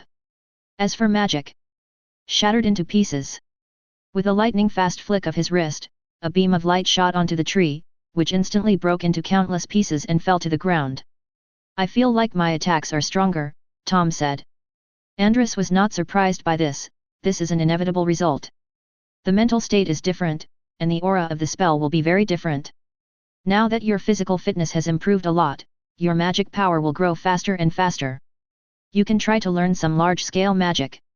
Tom nodded, suppressing the fire as he pleased. Why use superintelligence to solve a problem that can be solved with superpower? Isn't it better to be simple and crude? Tom took out another bottle of strengthening potion. If the effect of one bottle is so good, he will be very successful if he uses all of them. Sensing his thoughts, Andress hurriedly stopped him. "There is still some medicine left in your body. It will take some time to digest. You can only take the next dose after at least a week." "Okay then." Tom put the medicine away regretfully. He took stock of the materials he had on hand. He had no shortage of other materials. They were either available in the Forbidden Forest or could be purchased directly from Diagon Alley. The only thing missing is the eyeball of the Sphinx and the heart of the fire dragon, and these 2 main materials are gone. I still have 6 doses of medicine on hand, and using 1 dose a week is just enough to last until the Christmas holidays. According to Andress, the effect will disappear after using about 20 to 30 bottles, so there is still a big gap. When Tom was short of materials, the first person he thought of was his dean. But I soon gave up the idea. It's not that he can't do it, but he had already taken all the stocks of these 2 kinds last time. There might be some hidden away, but is Snape a fool? If the shelves are out of stock, they will be automatically replenished and wait for him to get them, right? It's better to go to Diagon Alley and Nocturne Alley to look for supplies during Christmas. Advertisement. After putting away the cauldron and scales on the ground, Tom left the Forbidden Forest with brisk steps. Although his physical condition was better than ever, he felt very hungry and wanted to chase the cow to eat. After eating about 1.5 times the amount of food as before at noon, Tom rushed to the room of requirement without stopping. Originally, I would start training with Hermione and Daphne every Saturday in the morning, but because of the Quidditch match, it was changed to the afternoon. When he came in, the two little witches were talking about something. Hermione looked excited, and Daphne was similar, but even more angry. Impossible, absolutely impossible. But this is what we saw, he is a big suspect. What suspicion? Tom came over. Tom, you've come just in time. When Daphne saw Tom coming in, she ran over and said angrily, Hermione actually said that Professor Snape secretly used magic to affect Potter's broom. I really saw it. Hermione also quickly explained to Tom, Snape kept staring at Harry's broom, muttering something, but when Professor Quirrell was hit, he stopped, and Harry regained control of the broom and caught the golden snitch. I see. Tom nodded thoughtfully. Just when Hermione thought Tom believed her, she heard Tom say, according to what you said, I actually saw Professor Quirrell do the same thing. After he was hit by the bludger, Harry became normal. So he is also a suspect, right? Quirrell. Hermione was surprised, and even Daphne opened her mouth wide. Quirrell, does he have the ability? If he really did it, then why did Quirrell attack Harry? Hermione asked. Tom shrugged, I don't know about that, and I don't care why. Okay, don't waste time and continue to practice the armor spell. This spell is very important, more important than who is the murderer. Seeing that Daphne had taken out her wand, Hermione put away the messy thoughts in her mind and devoted herself to training. After class, they returned to the Gryffindor common room and Hermione told Harry what Tom had said. Harry immediately shook his head after hearing this. How could it be Professor Quirrell?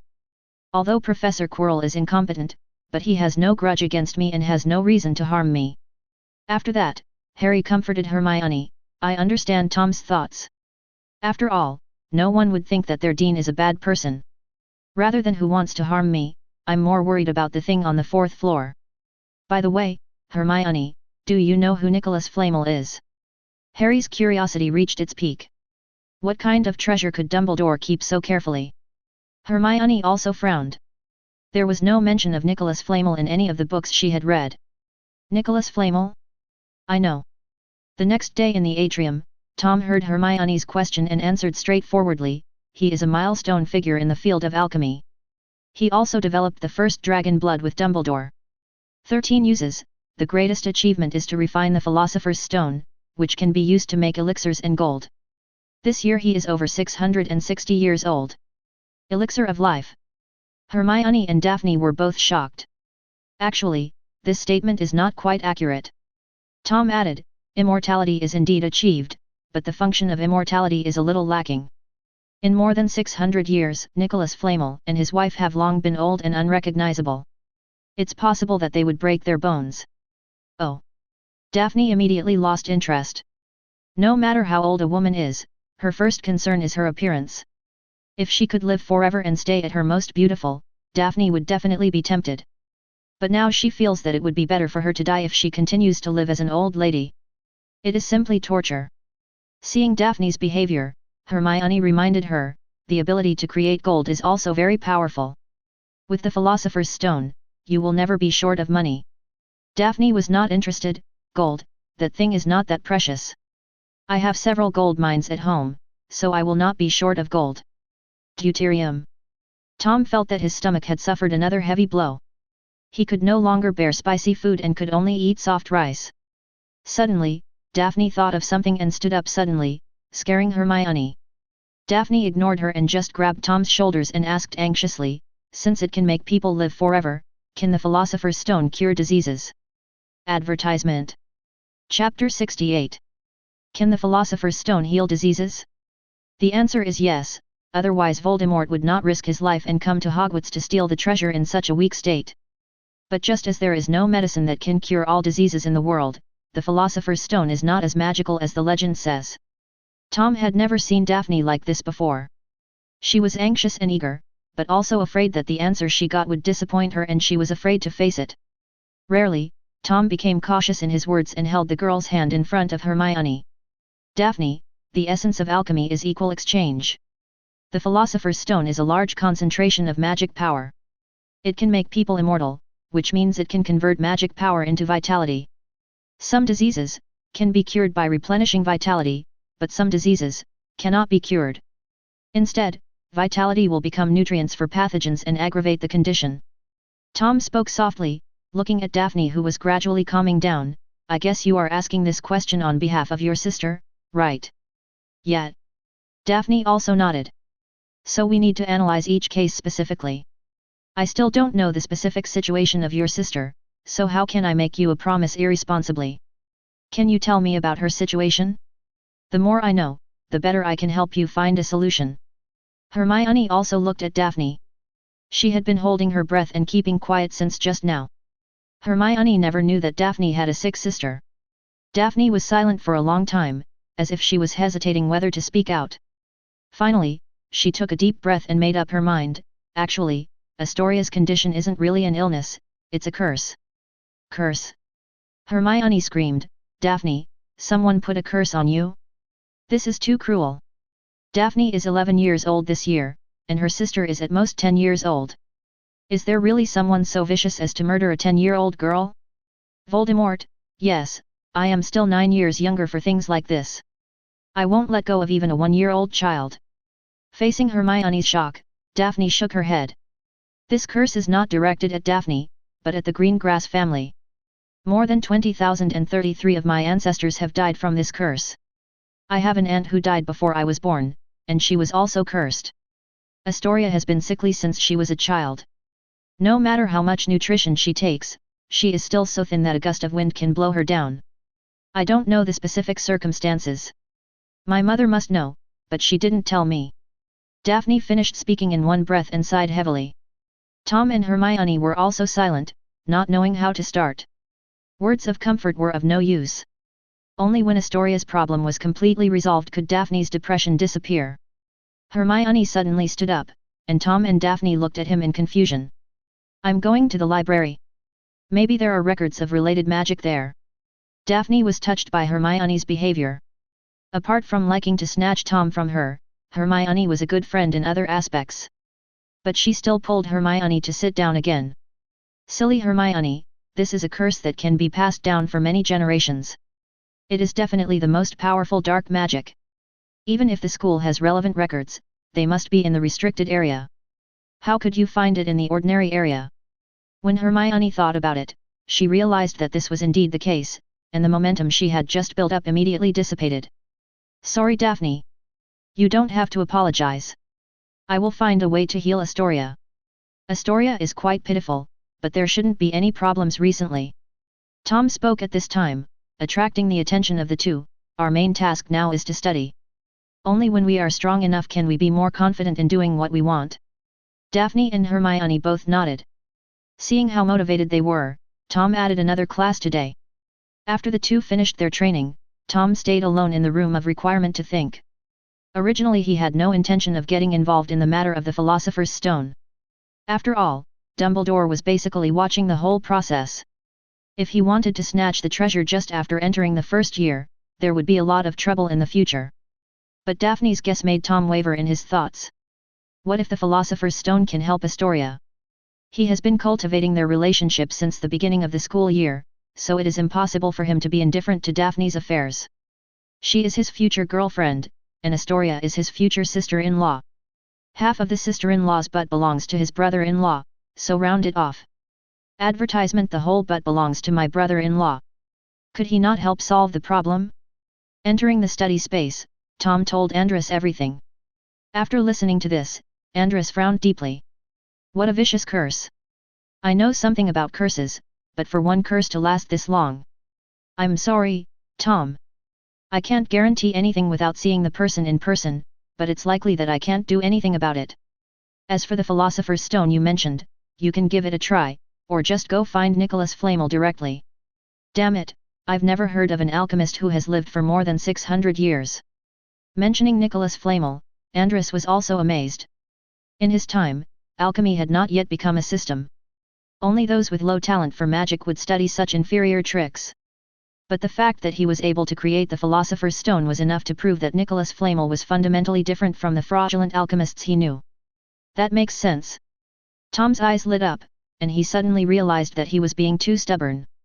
The person who created the Philosopher's Stone is not dead yet, so why are you fighting for it? In an instant, Tom's goal changed from stealing the Philosopher's Stone to finding a way to contact Nicholas Flamel. In the new week, the weather became colder and it rained continuously outside the castle. This made Tom glad that he had finished the strengthening potion a few days ago, otherwise he would have to put the potion away and wait until the sun came out again to continue boiling it. The increasingly humid dormitory made Tom irritable. His clothes, bed, and curtains all became wet. Amidst his emotional fluctuations, Tom actually created a magic trick of his own. To the astonishment of Shabani and the other two, the moisture in the air, on the quilt, and in the clothes actually condensed together, and the mildew spots in the dark corners were also sucked over. Water vapor and mildew aggregated into a green water ball the size of a head, and the air in the room began to circulate, no longer as stuffy as before, an obvious sign of a decrease in water vapor concentration. Is that it? Tom was also a little bit unbelievable. He had just been thinking in his mind that it would be great if he could squeeze out all the excess water, but it turned out to be so easy to succeed. What do you think? After Endris learned about this, he said with a smile, do you think creating your own magic is a complicated thing? You have an idea to accomplish something, and your magic supports you to do it, plus a sudden flash of inspiration, and the 10 Mahadharma was created. Tom understood. This is not a math problem. It requires rigorous logic and detailed process. Even if you miss a word, you will lose points. Magic is the most unreasonable existence and an absolutely idealistic force. In some cases, it can be regarded as the power of my thinking. So when his emotions reached their peak, naturally, a very practical life spell was created. Tom threw the water ball into the bathroom, and came back to look for the feeling just now. Soon he succeeded again, but this time it was the other way around, and the room became humid again. The incantations of the two spells are dehumidify and eliminate mildew and reduce dryness and increase steam, which correspond to the dehumidification spell and the humidification spell. Two simple household charms made Tom happy for the whole day, and seeing him happy made Daphne happy too. The two of them laughed foolishly during the entire Transfiguration class, which made Professor McGonagall think they were under some kind of spell and asked them about it out of concern. Tom, I don't know. I'm just in a good mood today and feel like laughing. Daphne, I don't know, but when I see Tom smile, I want to smile too. Hermione clapped her hand to her forehead. These two idiots are hopeless. In the afternoon, when Tom was taking Daphne for a walk on the grass in front of the castle, they suddenly saw Snape walking out of the Forbidden Forest. Tom rolled his eyes and brought Daphne to block him. Good afternoon, Professor. Snape took 2 steps back cautiously and looked at the sky. Judging from his knowledge of astronomy, the sun still rises from the east today. But why did Tom take the initiative to greet him? Although the relationship between the two has eased a lot, Tom really has no respect for him at all. It feels like they are communicating with each other like colleagues. Song would flatter him a little when asking questions. Advertisement, but that only involves professional fields and has nothing to do with personal character. Something must be wrong when things are out of the ordinary, so Snape became extremely alert. But Tom seemed not to notice the alert look on his face. When Snape stepped back, he took 2 steps closer with a smile and suddenly became mysterious and said, Professor, you should have noticed that Harry's broom was tampered with during the match on Saturday. Snape's expression changed slightly. What did you say? I don't understand.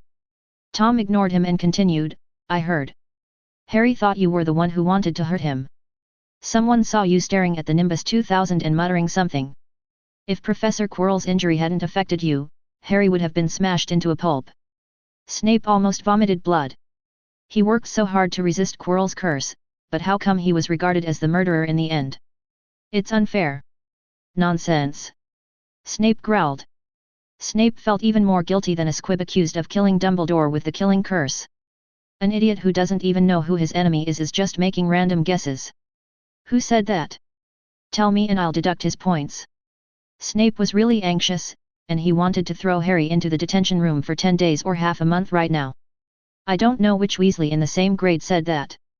Tom blinked and said innocently, if it is a misunderstanding, then Professor, go and explain it to Harry quickly, otherwise it will be you who will suffer the loss of reputation.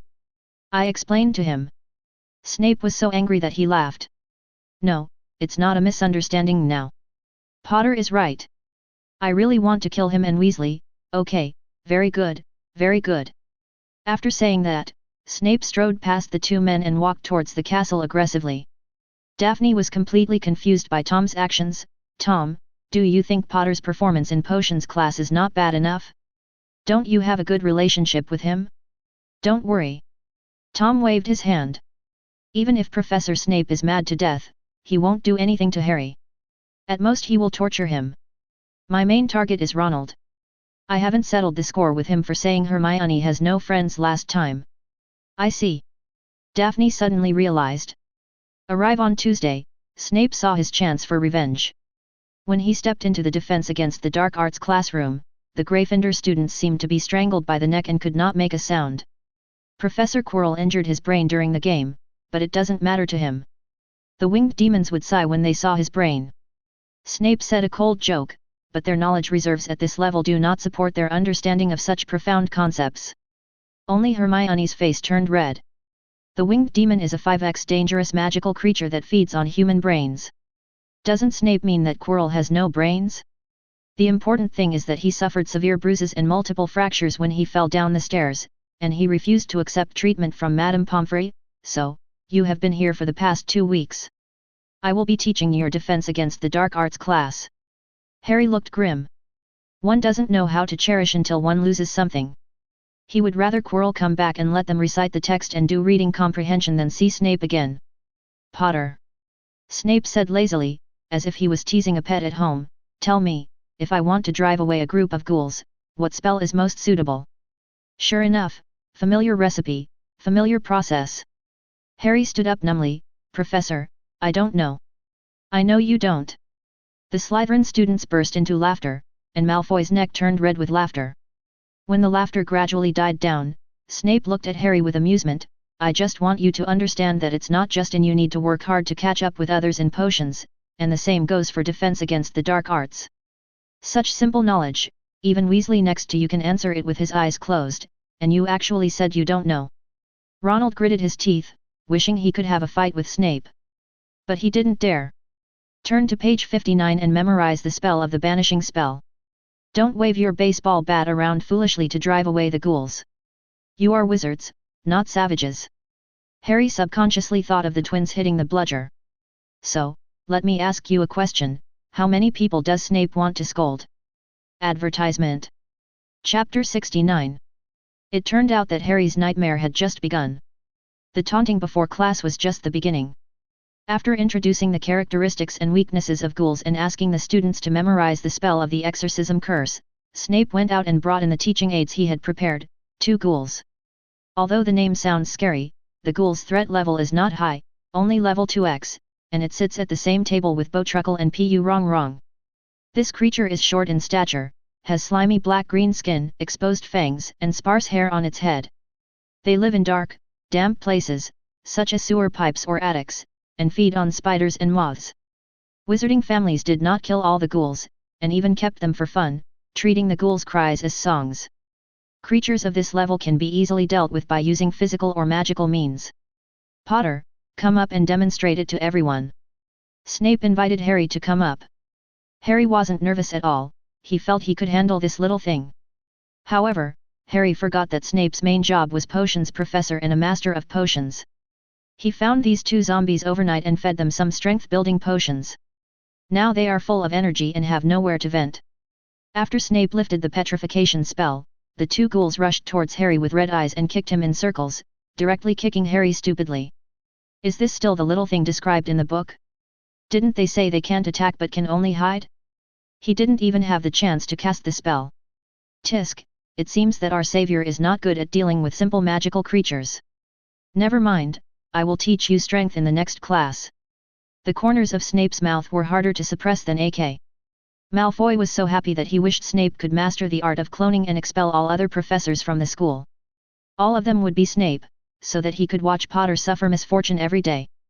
That's not all, Harry was beaten up and the next victim Ronald appeared. Even though Harry is stronger than Ronald in the later period, Ronald is still stronger now. After all, he was born in a pure-blood family and was influenced by his family, so he should know a few spells. Especially when dealing with zombies, there were zombies living in the attic of his house, and when Ronald was bullied by his other brothers, he would take it out on the zombies. Ronald used the banishing spell right away. Good news, the spell worked. Bad news, it's not very powerful. One of the ghouls rolled backwards twice and stood up as if nothing had happened. Ronald cast the spell again, but this time it missed the target. He became panicked when he saw the two grinning ghouls approaching him, and his wand was snatched away, causing him to repeat Harry's mistake. The class was filled with laughter again, even many Gryffindor students laughed, because Ronald looked too miserable, with messy hair and his coat pulled off, and the whole class could see his red underwear. The girls were disgusted and laughed at him. Harry actually wanted to laugh, but Ronald was his good friend, so he forced himself to keep a straight face and not laugh. Snape felt a lot better about himself and took back one of the ghouls, leaving only one for the students to practice with. At the end of the get out of class, everyone got a chance, except Tom. Snape disliked Tom for not using enough force. What if he broke his teaching aids? What would he use for the next class? Don't think that only first graders can use magical creatures as simple as ghouls. According to Quirrell's progress, this thing is applicable to all students below 3rd grade, including 3rd grade. After tying Harry and Ronald, Snape was deducted 5 points and left in high spirits. Except for the two victims, everyone else thought the class was surprisingly good. It wasn't just this class, every class that had Snape substitute teaching had the same feeling. Although Snape is foul-mouthed and has greasy hair, he really teaches. Everyone has the opportunity to fight. The sense of accomplishment gained from defeating magical creatures is not something you can get from reading a text. No wonder Snape applied for the Defense Against the Dark Arts position every year. For a moment, everyone didn't want Quirrell to come back, just to prove that Snape would be a good substitute teacher. Many people also think that Quirrell will never come back. It is possible that you would be hit on the back of the head by a high-speed flying quaffle and die instantly. There were enough ways for a Defense Against the Dark Arts professor to leave his job, so this one wasn't surprising, and the professors were used to it. Even if the person is gone, maybe I can still get a second seat. When everyone was in high spirits at the banquet, Quirrell returned from the dead 2 weeks later, much to the disappointment of Master Lou and his colleagues. He looked like he was fine, but his face was pale, as if he had a serious illness. The students were not happy about Quirrell's recovery, and Snape was not happy either. He finally got to enjoy the pleasure of being a Defense Against the Dark Arts professor, but it was taken away from him after less than half a month. Advertisement: only one person was happy. Tom stopped Quirrell after his first class after his return. "Mr. Riddle, what's the matter?" Quirrell's voice was very light and sounded a little weak. "I have some questions to ask you." Tom smiled politely. "It's not convenient here. How about we go to your office?" Quirrell was stunned. He didn't expect Tom to make such a request. But he nodded anyway. Tom gave Daphne a look and followed. The two came to the office of the Defense Against the Dark Arts professor. This was Tom's first time here, and the system gave him an achievement point prompt. Not 10 o'clock, but 20 o'clock. This was not only Tom's first time, but also the first time that any student in the entire school had come to Quirrell's office. After entering, Tom observed the room. The office is furnished in a standard manner, with a large desk and several rows of bookshelves. The only personal touches are the various odd decorations and souvenirs hanging on the walls and a huge floor-to-ceiling mirror by the window. Quirrell's character is a wizard who likes to travel to various primitive tribes, so it's not surprising that he has these strange and weird things. "Mr. Riddle, are you ready to speak now?" Back in the office, Quirrell seemed to have more confidence, his tone was not as cowardly as outside, and he became much calmer. Tom wasn't afraid of Quirrell taking action against him. If it was just Quirrell's own strength, he would definitely not be able to do anything to him. Even if Voldemort took action, there would be no pressure. "You are the Jinkriki, but I am not."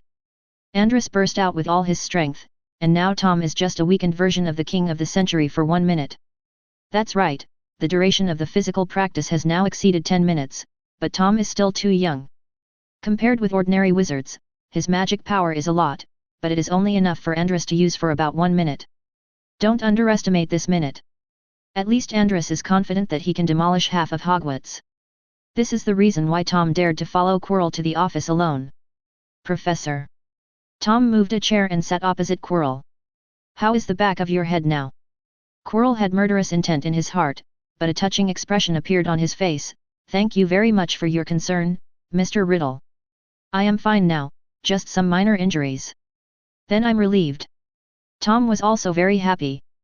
I sincerely hope you can continue to work until the end of this school year. Quirrell was stunned. What's the meaning? Mr. Riddle, what exactly do you want to say? Quirrell asked again when there was no response. It's like this. Tom said shyly, I saw you casting a spell on Harry's broomstick during the match that day. You wanted to make him fall to his death, right? Quirrell's expression remained unchanged, but a murderous look flashed across his eyes. Why don't I understand what you're saying? Quirrell smiled and said, although my abilities are mediocre, I am still your professor. How could I possibly lay hands on my students? But now that you've reminded me, I remember. His expression suddenly became a little panicked. Professor Snape kept muttering something, but I couldn't hear it clearly because we were too far away. Could it be? I heard that he has always looked down on Mr. Potter. It's okay, Professor. Tom smiled even more happily, someone is already suspecting Professor Snape. I am responsible for suspecting you. Other people's affairs have nothing to do with me. What the FK and what, do the doubters have to have a clear division of labor? However, Tom's next words almost made Quirrell lose control of his murderous intent, and he wanted to kill him right there. During the Halloween dinner, I smelled a foul odor from you. Well, it wasn't your usual odor, it was very similar to the smell of a troll. Professor, you didn't release that giant monster, did you? Tom seemed to be completely absorbed in reasoning, not noticing the cold light in Quirrell's eyes. He pushed up his non-existent glasses and continued, but what is your purpose in doing this? It was not until I saw Professor Snape's leg injured that I realized that your target was the corridor on the 4th floor. No, to be more precise, it was the thing hidden by Dumbledore inside. On July 30th, Dumbledore took me to Diagon Alley to buy things for the start of school. He took something from Gringotts that day, and the next day, Gringotts was invaded. The warehouse that was robbed happened to be the one used by Dumbledore. Professor, could that person be you? Advertisement. The smile on Quirrell's face disappeared completely. Riddle, do you know that slandering a professor is a serious violation of school rules? You are telling a story here without any evidence. Even if you tell Dumbledore or Snape, they won't believe you. Really? I don't believe it. I'll go ask the principal right now. Tom was possessed by Liu and pretended to stand up and go to the principal's office. Wait a minute, Riddle. Quirrell called him and sighed, things are not what you think. You admit it? Then I should tell the principal that you are the murderer. Tom, I know a lot about you. Quirrell suddenly changed his tone, and his voice became very gentle and friendly. Just listen to me first. If you still want to tell Dumbledore, then I won't stop you. Tom nodded and listened attentively. You are an orphan, and you have lived in a student home that is like an orphanage since childhood. Quirrell said with emotion, in fact, my experience is very similar to yours. My parents divorced when I was very young. No one was willing to continue to take care of me. They only gave me a pitiful amount of support every year and let me live alone. What's the difference between this and being an orphan? Zero. I know how hard life is, but do you know what the treasure Dumbledore hid on the 4th floor is? It. Tom cooperated well and said, what is that? It's the Philosopher's Stone. Quirrell said enthusiastically, a treasure that can be used to make an elixir of life and turn stones into gold. Wow! Tom exclaimed. Tom, you used your wisdom and clues to detect the abnormality. I really admire you. You are much better than me, but I have lived so many years longer than you. Has advantages that you don't have. Thank you, Tom said modestly. Quirrell said sincerely, let's cooperate. As long as you get the Philosopher's Stone, I will give you a lot of gold. You will never have to go back to the orphanage again. You can buy yourself a luxurious house. My son, live a worry-free life, and we can share the elixir made from the Philosopher's Stone in the future. Snape is our rival. He was the one who wanted to kill Potter that day.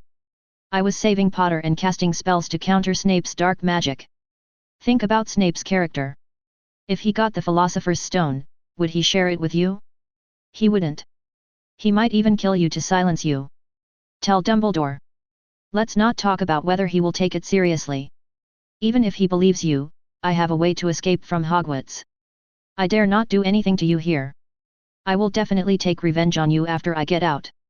But can you hide in Hogwarts forever? And what can Dumbledore give you? Is it just a meaningless compliment, or a symbolic bonus to you? These are nothing compared to immortality and endless wealth. Quirrell's words were convincing and well-reasoned.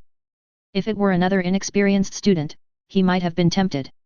Tom was also very excited, his eyes full of desire for money. Professor, is everything you said true? Of course it's true. You said the English don't cheat the English. The British don't cheat the British. Quirrell felt there was hope, and immediately followed up with a guarantee, sneering in his heart. Who the hell is British like you? I am Welsh. Okay then. Tom agreed happily, but immediately looked wary. But Professor, I still can't trust you. You have to show some sincerity. Quirrell frowned. What sincerity? Do you need money?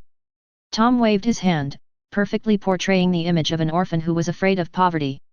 Of course I want the money. But I also have to lead Slytherin to win the House Cup and win the recognition of those purebloods, so that I can have an easier time in the house. He stated his ultimate goal, so, Professor, you shouldn't be stingy and give me some useless points, right? Advertisement. Chapter 70. Tom's request was equally reasonable and convincing. Quirrell is a graduate of Ravenclaw, but he also knows how serious the blood discrimination in Slytherin is. Even though Riddle is a good student in the eyes of his teacher, it does not mean that he will be supported by other students. Winning the House Cup is indeed a good way to improve your status within the house. Children are children, they won't take advantage of such a good opportunity for blackmail. Quirrell sneered in his heart, but on the surface he appreciated Tom's idea. He immediately took out a bag of 100 galleons as hush money and said, even if I'm a professor, I have to give a reason for adding extra points. I can't just give extra points arbitrarily. Tom, don't worry. I will ask you a few more questions in class later, and then the extra points will be justified. Thank you, Professor. Tom took the bag of galleons and suddenly became curious about something. Professor, how much does the school pay you per month? Quirrell didn't mind revealing this secret, and said, I have 150 galleons, which is relatively high among ordinary professors.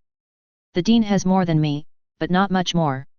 150 galleons is definitely considered a high-paying job in the wizarding world. An ordinary employee of the Ministry of Magic earns 30 to 50 galleons, and those in higher positions earn more. It depends on the department. But 150 galleons is definitely a salary at the director level. Quirrell said it so readily to express his appreciation for Tom. Most of the money I earn every month is given to you. What a good partner you are. Tom nodded thoughtfully. Okay, I'll come back next month to get the money. 220 Okay, hey. Quirrell, who was originally smiling and nodding, froze. Tom, what do you mean? Tom also looked at him strangely. Isn't it 100 galleons a month? Yeah, isn't it? Quirrell forced a smile and took back his previous comment on Tom. This is AFG Vampire. I'm leaving.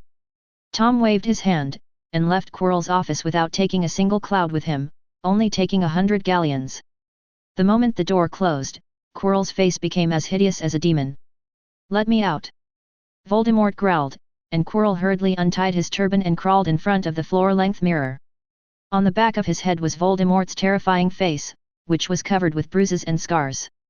It was originally just ugly without these scars, but it became like this after being hit by the bludger. Not only was he covered in scars, but his nose was also dented, turning him into a complete monster. Voldemort sneered. It's been so many years. It's been so many years since I felt threatened. Master, why didn't you let me do it just now? Quirrell remained in a prostrate position and asked in confusion, even if we can't kill him in the castle, we can use the Imperious Curse to control him and then erase his memory. All that was said by Voldemort at Quirrell's behest. He just couldn't understand it. Was it necessary for a first-year wizard to use such a complicated method? Idiot! Voldemort cursed, didn't you see the Slytherin girl next to you when Riddle called you? I know you have bad intentions and something to hide, but I still dare to follow you to the office. Do you really think Riddle is a fool who can't make any preparations? Besides, even if you use the Imperious Curse to control him, with your limited level of dark magic, you will have to cast spells every now and then to maintain the effect. Dumbledore is already keeping an eye on you. Riddle, who has frequent contact with you, will definitely reveal clues. Why can't you use your brain before doing anything? Voldemort gave Quirrell a lesson out of frustration. In the past, such idiots were not worthy of being his subordinates, but only his younger brothers, like the two idiots following Malfoy. But now he is weak and can only use words to deceive this fool. Even if he is smarter, he may not be able to control him. But, there was actually another reason why Voldemort didn't think of letting Quirrell use magic to control Tom. That's Tom's name. Advertisement. Although Tom's name made him hate it, he changed his name. But Tom Riddle is Tom Riddle. He is a unique person just by this name. Who is Quirrell to be able to control Tom? Keep Riddle stable first, don't worry about your little money. Voldemort said absent-mindedly, after I am resurrected, you will be rewarded 1,000-fold, and I will personally deal with Riddle. You only have 2 things to do now. First, find out what methods those professors have arranged in the corridor on the 4th floor. Second, gather the materials I need. I am too weak to even help you. Voldemort was weaker than ever before. When Quirrell was hit, 80% of the damage was blocked by him. His already limited strength was consumed by another second. Recently, I feel unconscious for 2 days out of 3 days, and barely survive the remaining day. Quirrell agreed meekly. Even if Voldemort was weak, he could not think of resisting because his life and death were completely controlled by him. But he still took this opportunity to complain, Master, Snape stared at me like a mad dog and had inexplicable hostility towards me, as if I had robbed his house. He was a Death Eater back then, but now he works so hard for Dumbledore. When a person dies, the light goes out. Voldemort snorted. It's not just Snape. After my fall, how many people willingly went to Azkaban? Even if I didn't see it, I know that those pureblood families surrendered faster than each other. But so what? As soon as I regain my strength, they will immediately kneel at my feet and kiss my shoes. Snape is no exception. Can I contact him now? Quirrell asked cautiously, if he knew that you are alive, and that I am planning to get the Philosopher's Stone for you, he might become our helper. Who told you to act on your own? Ah! Quirrell held his head and screamed. His brain felt like it was being pierced by thousands of silver needles at the same time, causing him to have a splitting headache. Just do whatever I tell you to do. Don't try to find shortcuts with your stupid brain. Can't I think of things that you can think of? Do you think Snape will choose Dumbledore or me, who is so weak that I am not even a human being? Without me, you are a useless person who can accomplish nothing. But Snape is a master of potions. He can be successful no matter who he follows. How can he be the same as me, a useless person? Quirrell cried bitterly and begged for a long time before he was forgiven by Voldemort. On the other side, Tom returned to the dormitory in a happy mood with a windfall of 100 galleons. Is there anything to eat? The waffles in the morning were too hard for my liking, and I'm not full. The roommates who were playing crackling cards immediately threw away the cards and started rummaging through the drawers. Soon Tom's desk was filled with snacks. The 3 of them stared at each other, forming a stable triangle. The dispute over persimmons has always been like this: the more you eat, the less you eat. Then how can I win Tom's appreciation? Don't think they are timid here. Outside, relying on Tom's reputation, there is no first-year student who is not afraid of them, well, except for Greengrass. Even senior students don't dare to order them around, which is a good thing. In a few years, when they become seniors, the benefits will be even greater. So the 3 Shabinis were basically holding a dog-licking contest to see who could lick Tom more comfortably. While eating potato chips, Tom came to the crucible in the corner, looked at the quality of the potion being boiled inside, and nodded with satisfaction. Yes, Blaze, this pot of energy potion is basically successful. Zabini smiled excitedly.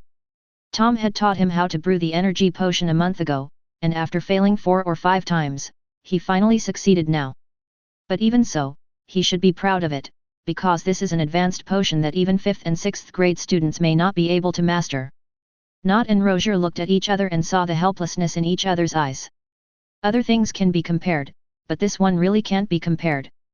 Sabini is both talented and likes potions, so he is willing to spend time and money on it. The other 2 have neither interest nor ability. There is no way they can compete with Sabini in this regard. Make a few more pots tomorrow. Practice makes perfect.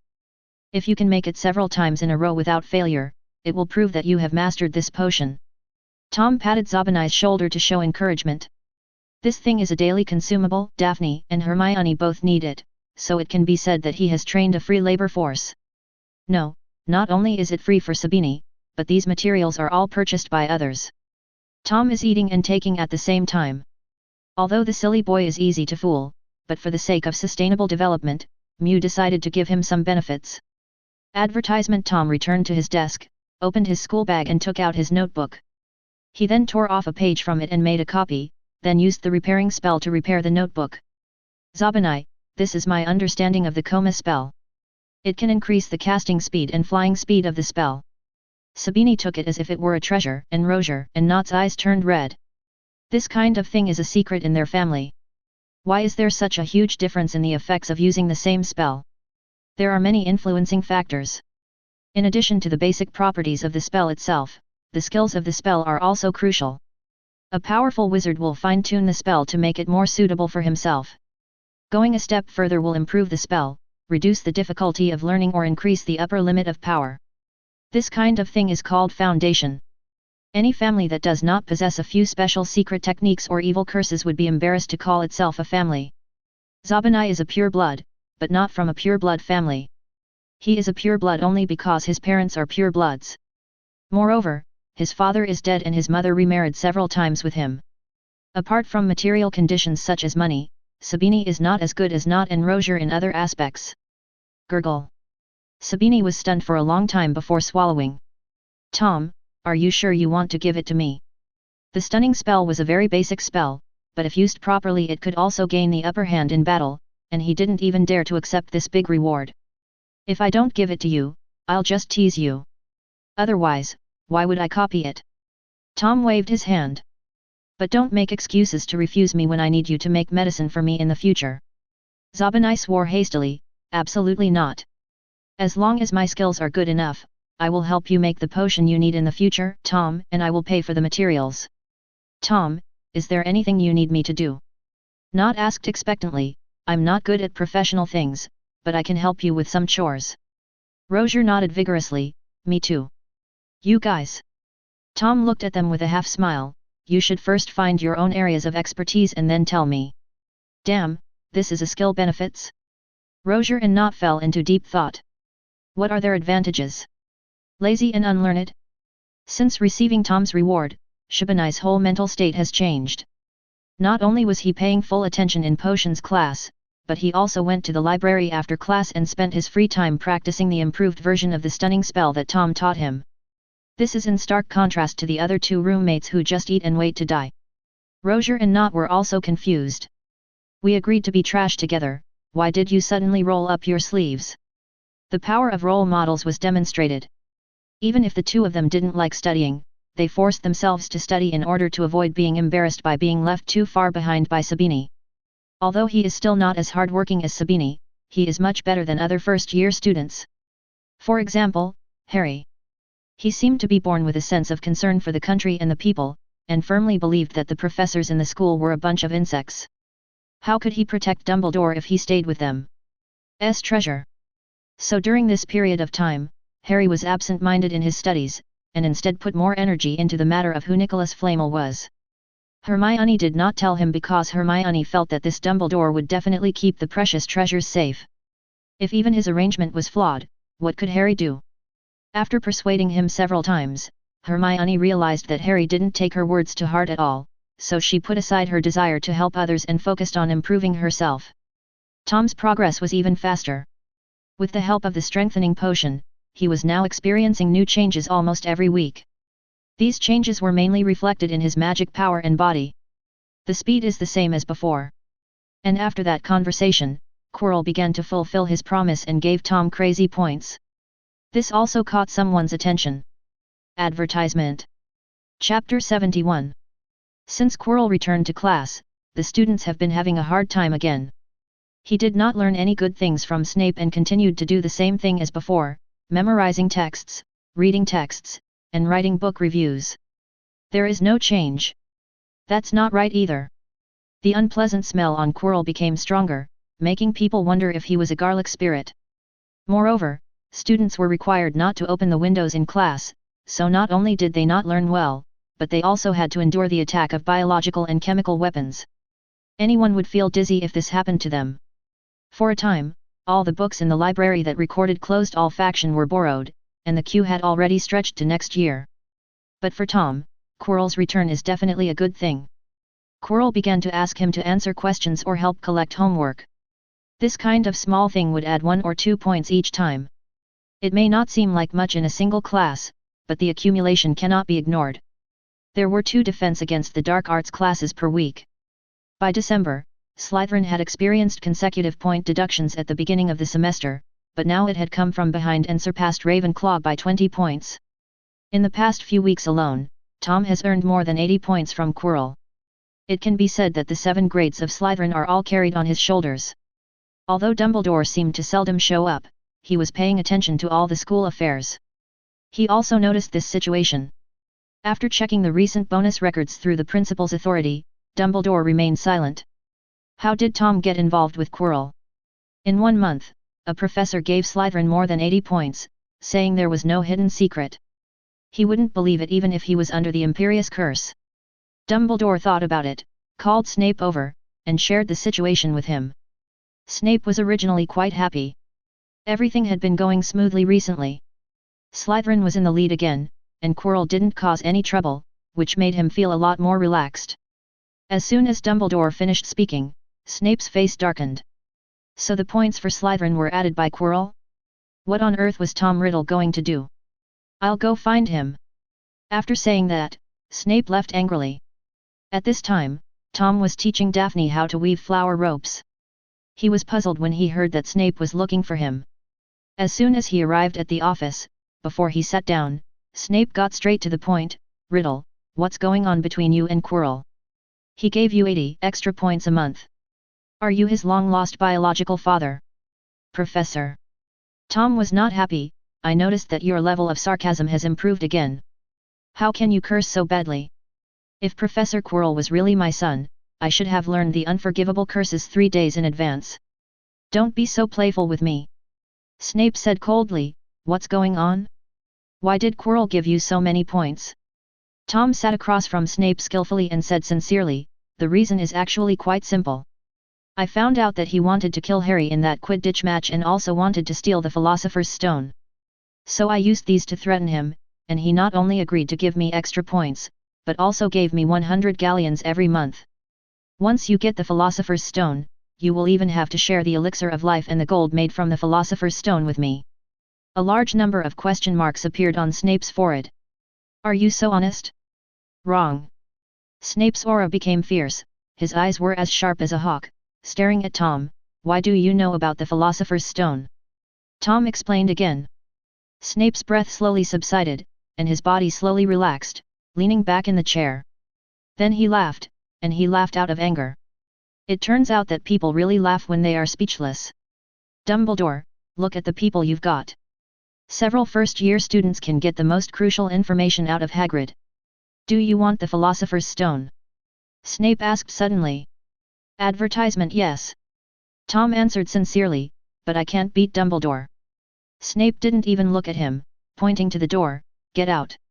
It was not until Tom walked to the door that his warning came from inside the room.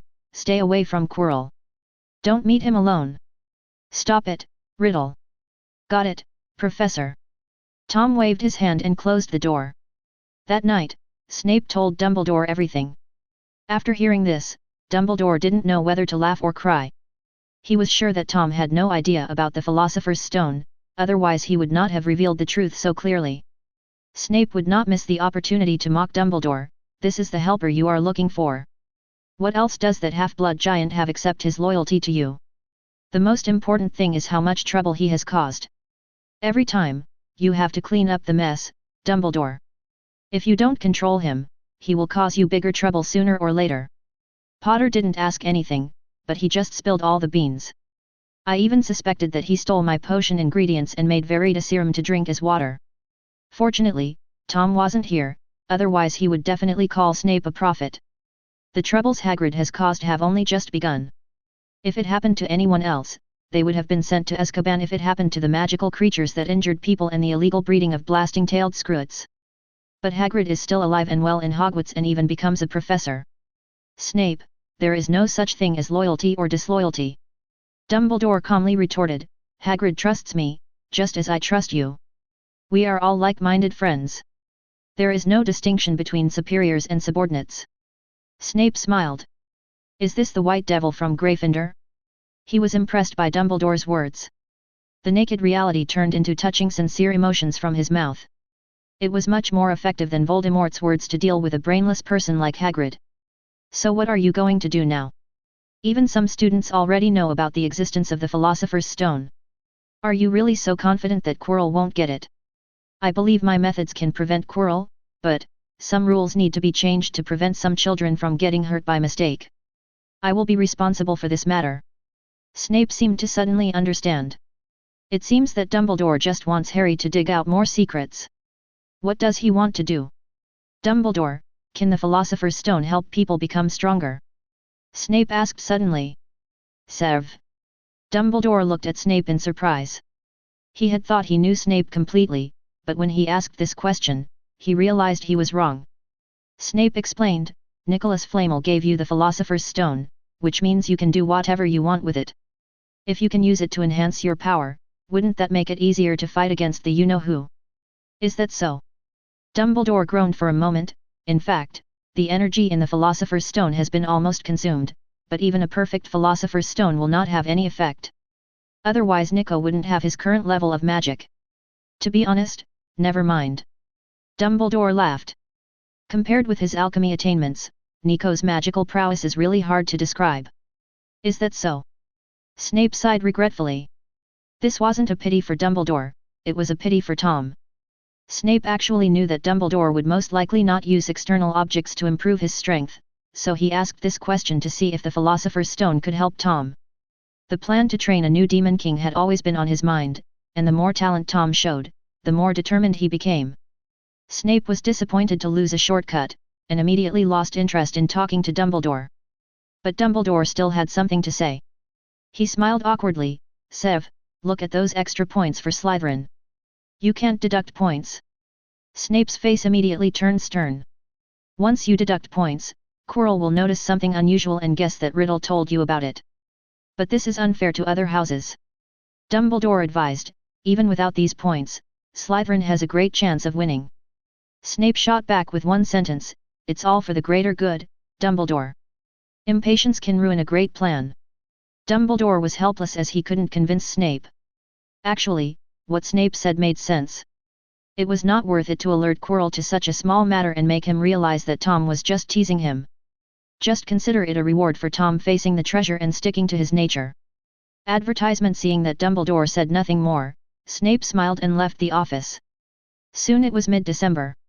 One morning, when Hogwarts School woke up from its dream, it was suddenly covered with a layer of silver frost. It was snow, the first snow of this winter. The excited little wizards took advantage of their free time to rush to the field and play snowball fights. The Weasley twins were punished, not for the snowball fight, but for bewitching a few snowballs so that they chased Quirrell around and hit his turban from behind. Tom was amazed at what he saw. This is really brave, chasing Voldemort and fighting him. I don't know if the death of one twin and the disability of the other twin has anything to do with what happened today. Considering Voldemort's petty mind, it should be very possible.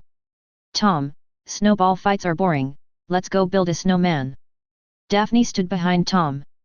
She was fully armed today, not only wearing a white down jacket and pants, but also a white hat with two small pom-poms hanging down.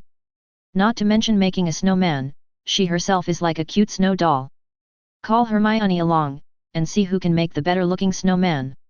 Daphne agreed as soon as she heard it and urged Tom to hurry up. Although Daphne and Hermione have a good relationship now and are not as confrontational as they were at the beginning of the school year, the two of them are always bickering and competing with each other, as if this is a way for them to enhance their relationship. Tom ran back to the castle, thinking that the means of communication in the magical world were really inconvenient and he had to walk to find someone. He still had to find a way to come up with a communication tool. He had been studying alchemy for some time, so he could give it a try. He didn't have to go to the tower to see Hermione. In his free time, as long as he wasn't with himself, he would spend it in the library. Sure enough, Tom found Hermione reading in the library and pulled her out without saying a word. When Hermione heard that they were going to build a snowman, she was a little reluctant, but Tom said that she should combine work and rest and change her mind so that she could study more efficiently, so she agreed. However, when Hermione arrived outside the castle and saw the snow-covered world, she became excited. Each of them built a snowman, and Tom was the referee.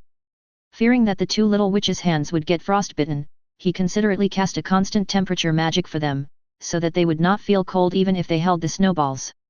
The only drawback was that the snowballs would melt faster. When casting the spell, Tom grabbed two sweet and soft little hands. The girls blushed, looked at each other, then hummed and took their hands away. Suddenly, there was a sound of breaking air behind him. Tom didn't even turn his head, raised his wand, and the snowball whizzed back the same way, even faster. Stand! Then he cried out ouch twice. Danyo Zhao, Riddle, you cheated. Fred, who had just been released by Professor McGonagall, covered his head and shouted, how can you use magic to play snowballs? Tom then turned around and looked at the twins who were grinning. He felt very innocent. But didn't you use magic against Professor Quirrell before? I saw it all. Besides, shouldn't wizards use magic when they have a snowball fight? The twins looked at each other, drew their wands at the same time, and said to Tom with a sly smile, then don't blame us for winning unfairly, Riddle, let's have a magic snowball fight. After he finished speaking, hundreds of snowballs flew up from the ground around them. The scene was so spectacular that even Ying Xiaogang looked over. Hermione and Daphne saw that the twins were trying to fight 2 against 1, so they wanted to help but were rejected by Tom. Look how I deal with them. Tom tapped the ground with his magic wand, and the snow several feet deep suddenly shook and gathered together. In front of the twins' dumbfounded eyes, it quickly formed a 10-meter-high giant snowman sea. He scooped up a snowball bigger than the Weasley brothers and threw it over. George and Fred were so frightened by the sight of the snowballs they had made that they were just as good as Tom. With a strange cry, the two began to flee separately. The snowman threw snowballs one after another, and soon Fred was hit. The ice and snow penetrated through the gaps in his clothes and made him cold. Screaming and screaming. Professor McGonagall, who was standing at the gate, was not angry when he saw this scene, but smiled instead. If Tom had demonstrated this level of transfiguration in class, she would have given him 10 points. At the top of the ivory tower, Dumbledore stood on the windowsill, looking at the adorable snowman and nodded with a smile. Advertisement. Chapter 72. Gryffindor is the most loyal house. Although it is funny to see the twins being flattered everywhere, Tom is a Slytherin after all. How can they just watch him bully their own people? George, Fred, I'm here to help you. The first one to jump out was the Gemini's good friend Lee Jordan. He used all his strength to create a huge snowball, almost as big as the snowman, and then threw it over with a floating spell. However, because the speed was too slow, the snowman was shattered by a light slap.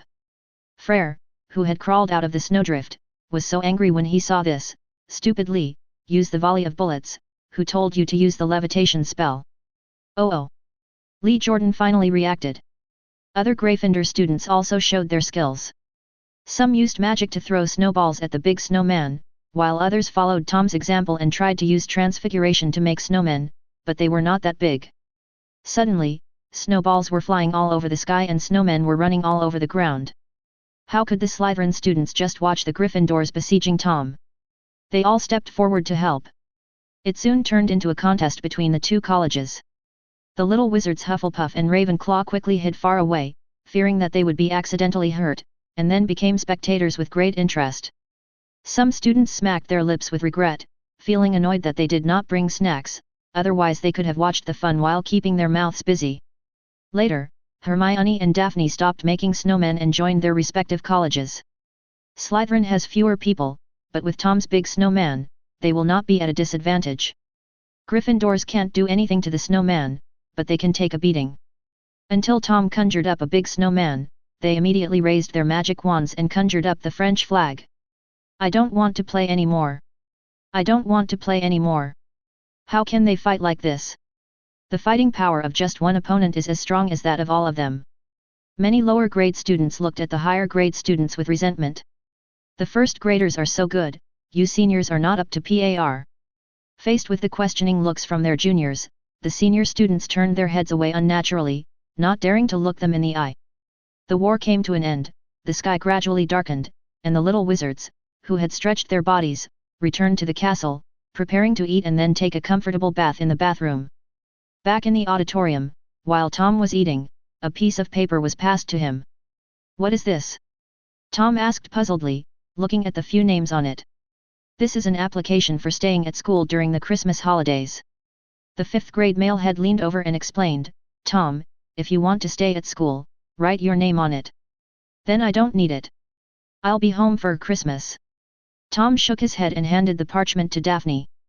Daphne didn't even look at it and turned around and threw it to birds. Tom, what are your plans for the holiday? Daphne's eyes were full of expectation. Would you like to come to my house? I have 2 English short-tailed cats at home, and they can do backflips. Tom.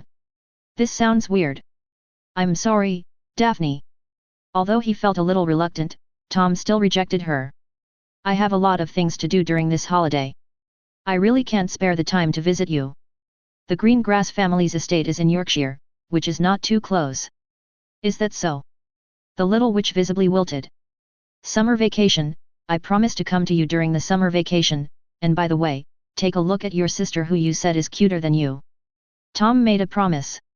The Christmas holiday was short, only 3 weeks, but the summer vacation was 2 months long. Daphne thought about it and thought that 2 months would allow Tom to stay at her house for 1.5 months. The remaining half month is available for the 2 of us to travel, which seems to be more cost-effective. I felt happy again all of a sudden. After coaxing Daphne, Tom finally breathed a sigh of relief and started thinking about his own things while eating. After classes this week, it will be Christmas vacation. He was not lying to Daphne just now, but he was really busy. In the Muggle world, this year's Christmas is a earth-shaking day. Someone will send a big gift to the Western world, making democracy and freedom completely mainstream. Tom doesn't seek to become rich, he just wants to make more money so that he can achieve financial freedom in the Muggle world. He admitted that magic was amazing, but when it came to enjoying life and having a diverse hobby, Muggles had the advantage. Advertisement besides, he doesn't even have his own house now, so he can't really become a son-in-law of the Greengrass family in the future. In the magic world, his strengthening potions have all been used up, and he still needs to collect new materials. During this time, Tom has prepared the Polyjuice potion to facilitate the holiday operations. Well, thanks to Professor Snape for the materials. It was late at night and Tom started his night outing for the umpteenth time this semester. He was about to leave school, and he planned to go to the Forbidden Forest to buy some supplies to ensure that he would have enough materials during the holidays. We had been to the outer Forbidden Forests before, but this time Tom planned to go deeper to see some high-level magical animals. For example, the giant spider.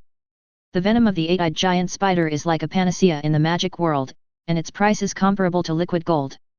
Even if he doesn't need it, he can take it out and exchange it for some money when he is short of money. Disliking the secret passage as too troublesome, Tom swaggered out of the castle's main gate this time. Now he had experience. Filch and his cats usually patrolled the 2nd floor and above. To be more precise, they kept an eye on Gryffindor because these lions were the most dishonest. Ravenclaw likes to stay in the lounge and read books, and Hufflepuff doesn't go upstairs when he comes out, but usually goes straight to the kitchen opposite. Slytherin was too far away, and when I ran over there, the main building was completely empty. Perhaps because it snowed all day, the night sky was exceptionally clear tonight, and the moonlight shone on the quiet castle without any hindrance. Tom tightened his clothes and put a layer of constant temperature spell on himself, and then he felt much better. The winter in the Scottish Highlands is much colder than in London. The coldest time in London is just below 0, while the lowest temperature in Hogwarts has reached more than 10 degrees below 0. When he reached the edge of the Forbidden Forest, Tom suddenly stopped and sniffed hard. The aroma of broth and meat penetrated my nose and went straight to my brain. Tom was immediately furious. Who is so immoral to cook such delicious food in the middle of the night? Isn't this poisoning in the middle of the night? He subconsciously looked towards Hagrid's hut. The castle wouldn't be cooking at this time, so it could only be Hagrid who was nearby. When I looked, not only was there no smoke from the cooking stove, but even the lights in the cabin were out. I sniffed again. This smell is coming from the Forbidden Forest? Tom's eyes were full of disbelief. Anyone having a picnic at this hour? The poet holds. Tom wanted to see who was so creative, so he walked into the Forbidden Forest. The fragrance that entered his nose became stronger and stronger. He could even see the smoke from the cooking fire. He climbed over a small slope and came to a small sunken basin. Tom finally saw the culprit. The 3 little men who were wrapped like rice dumplings were busy in full swing. They used stones and firewood to set up a soup pot and a baking tray. The soup was bubbling in the pot, and on the baking tray there was not only meat but also a few long loaves of bread. Even Tom didn't notice it when he touched him from behind. Until a faint voice came, "You are really in a leisurely mood. You are having a picnic in such a cold weather. Beef onion soup, roast lamb leg and grilled sausages. You are quite good at eating." The three of them screamed as if they were electrocuted, and their bodies staggered to this and that. The one in the middle fell to the ground, the one on the left squatted and held his head for defense, and the one on the right couldn't stand firmly, and was about to fall and hit the boiling soup pot. Tom quickly took action, and controlled her with an invisible force, and turned her around. Such a delicious pot of soup cannot be wasted. And the Zongzi rescued by Tom finally recognized him. Riddle. Zongzi, who was squatting with his head in his hands and begging for mercy, was stunned. He raised his head quickly, breathed a sigh of relief and said angrily, "Riddle, you are so scary. I thought someone was coming to arrest us." As he spoke, he pulled up the fallen Zongzi. "Don't be afraid, Eleanor, this is a classmate of ours." Tom also recognized the identities of the three dumplings. The person he rescued was Hannah Abbott, the Iron Hat Queen of Hufflepuff. The person who complained about him was Susan Bones, a student in the same grade. The last one seemed to be a sophomore, but I forgot his name. "Hello, I'm Eleanor Ashworth, second year at Hufflepuff." In front of the fire, Ashworth extended his hand, shook hands with Tom and introduced himself. Advertisement: Tom Riddle, Slytherin first year. After getting to know each other, Tom looked at the Iron Hat King. "Hannah, what are you doing? You don't appreciate the good conditions in the cafeteria, and you go through so much trouble to come here and cook for yourself. What's wrong with you?" Tom had some friendship with the Iron Hat King. Hufflepuff and Slytherin took History of Magic class together, and he had given Hannah his History of Magic homework for reference more than once. "You're the one who's upset." Hannah and Susan rolled their eyes at Tom at the same time. Hannah complained and explained, "The cooking skills of the house elves are too mediocre. I'm tired of eating the same things every day. If I want to eat something new, I have to come here myself. But we can't cook in the dormitory. Filch and Mrs. Norris are in the castle. Mrs. Norris has a very good nose. We can only come to the Forbidden Forest." "You mean to say that you are better at crafting than a house elf?" "Of course, I love cooking the most." Hannah proudly puffed out her chest and raised her head. "Really? I don't believe it. Let me try." After saying that, without giving the three people time to react, Tom directly picked up the bowl and spoon, served himself a bowl, and took a sip without worrying about scalding himself. "Well, it's really good. The freshness of onions, the milky aroma of butter, and the soft and tasty beef really whet your appetite." Tom's comments were very convincing. "Oi, I haven't tasted it yet." Hannah suddenly became anxious, and the other two hurriedly picked up the cutlery and started serving the soup. "Now that things have come to this, let's eat first." Tom thought it was inconvenient to carry the food, so he simply turned a stone into a large round table and put the bread, soup, and barbecue on it. Break off a piece of bread and dip it in the soup. The originally hard bread softens immediately and completely absorbs the essence of the soup. Then take a bite of the lamb leg, it is absolutely delicious. Hannah was not bragging, her cooking skills were indeed much better than the elves. The meals cooked by the house elves at Hogwarts are mediocre and soulless. Unless the flavor is particularly to your liking, the rest tastes pretty much the same, neither delicious nor terrible. But the food Hannah cooked was much better, better than many restaurants Tom had eaten at in the Muggle world, and had a unique aroma. "It's herbs. I added herbs. Many herbs can actually be used as spices." Facing Tom's doubts, Hannah gave the answer, "You will never guess that I am in the soup. Add tambourine mushrooms." The tambourine mushroom is a type of fungus. It gets its name because its cap is very hard and sounds like a drum when it is struck. Tom really didn't expect that this could be used for cooking, and gave Hannah a thumbs up. "Hannah, I, Tom Riddle, would like to call you the best little cook in Hogwarts." Hearing such straightforward praise, Hannah lowered her head in embarrassment and said modestly, "Actually, Susan also helped a lot. The pasta she made last time was delicious. I am still thinking about it. Taste with that flavor." Tom immediately looked at Susan Bones eagerly. Susan shook her head repeatedly, "We didn't bring any ingredients this time, so we can't cook it. So when will you have dinner together next time?" Tom was very enthusiastic, "If you need any ingredients, you can come to me. I am very familiar with the house elves in the kitchen. Hannah, Susan, and Ashworth looked peculiar. It sounded too weird to say that he was familiar with the house elf in the kitchen in front of Hufflepuff. But none of the three doubted Tom's words. In the previous meal, almost half of the food was eaten by Tom, and the remaining half was shared equally among the three of them. The friendship between foodies is the simplest. Everyone likes to eat, so they are good friends. After the meal, all three of them approved of Tom. What a good eater. I'm afraid I won't have the chance this semester. Susan laughed dryly. The holiday would start in 2 days. Even if she was greedy, she would not come here to have a snack every day, otherwise she would become a little fat girl in no time. By the way, Tom, what are you doing in the Forbidden Forest? Susan asked puzzledly. Tom did not hide anything, looking for some materials. The goods in the shop in Diagon Alley are not complete, and they are not as fresh as those in the Forbidden Forest. The efficacy is much worse. I might as well look for them here. Then you must be careful. Hannah reminded, there are many dangerous animals in the Forbidden Forest. Don't go too deep, just look around the edge. Tom smiled and nodded, agreeing. Advertisement. Chapter 73. After eating and drinking, Tom said goodbye to the three foodies. After watching them return to the castle, he continued to go deeper. Because eating took up a lot of time, Tom cast a lightness spell on himself, so he walked very fast. He had no idea how many times he had been to the outskirts of the Forbidden Forest. A map had already formed in his mind. He not only knew the paths, but also knew exactly what creatures lived in each area. He first went to the territory of the moon beasts to collect some feces and fed these big-eyed cute pets some food. He then went to the territory of the monkey frogs and collected some tree frog eggs.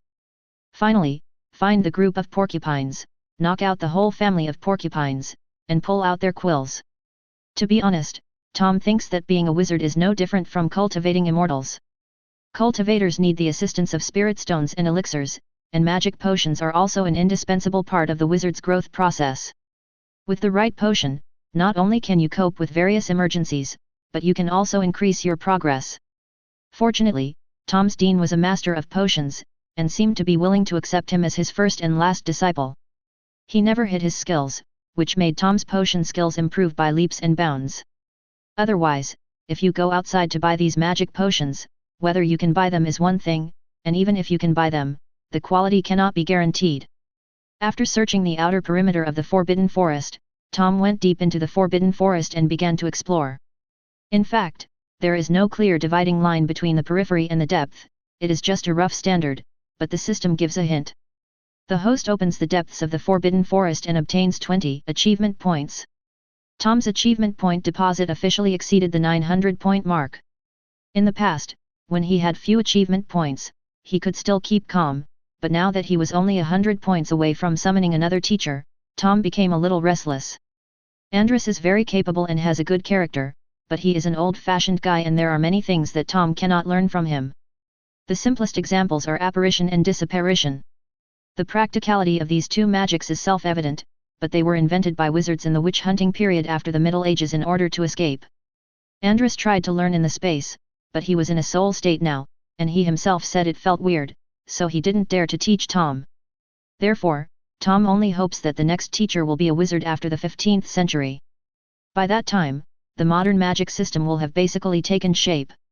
If an ancient powerful man comes, he can only reverse the Tiangang and start a wave of reverse teaching. H.U.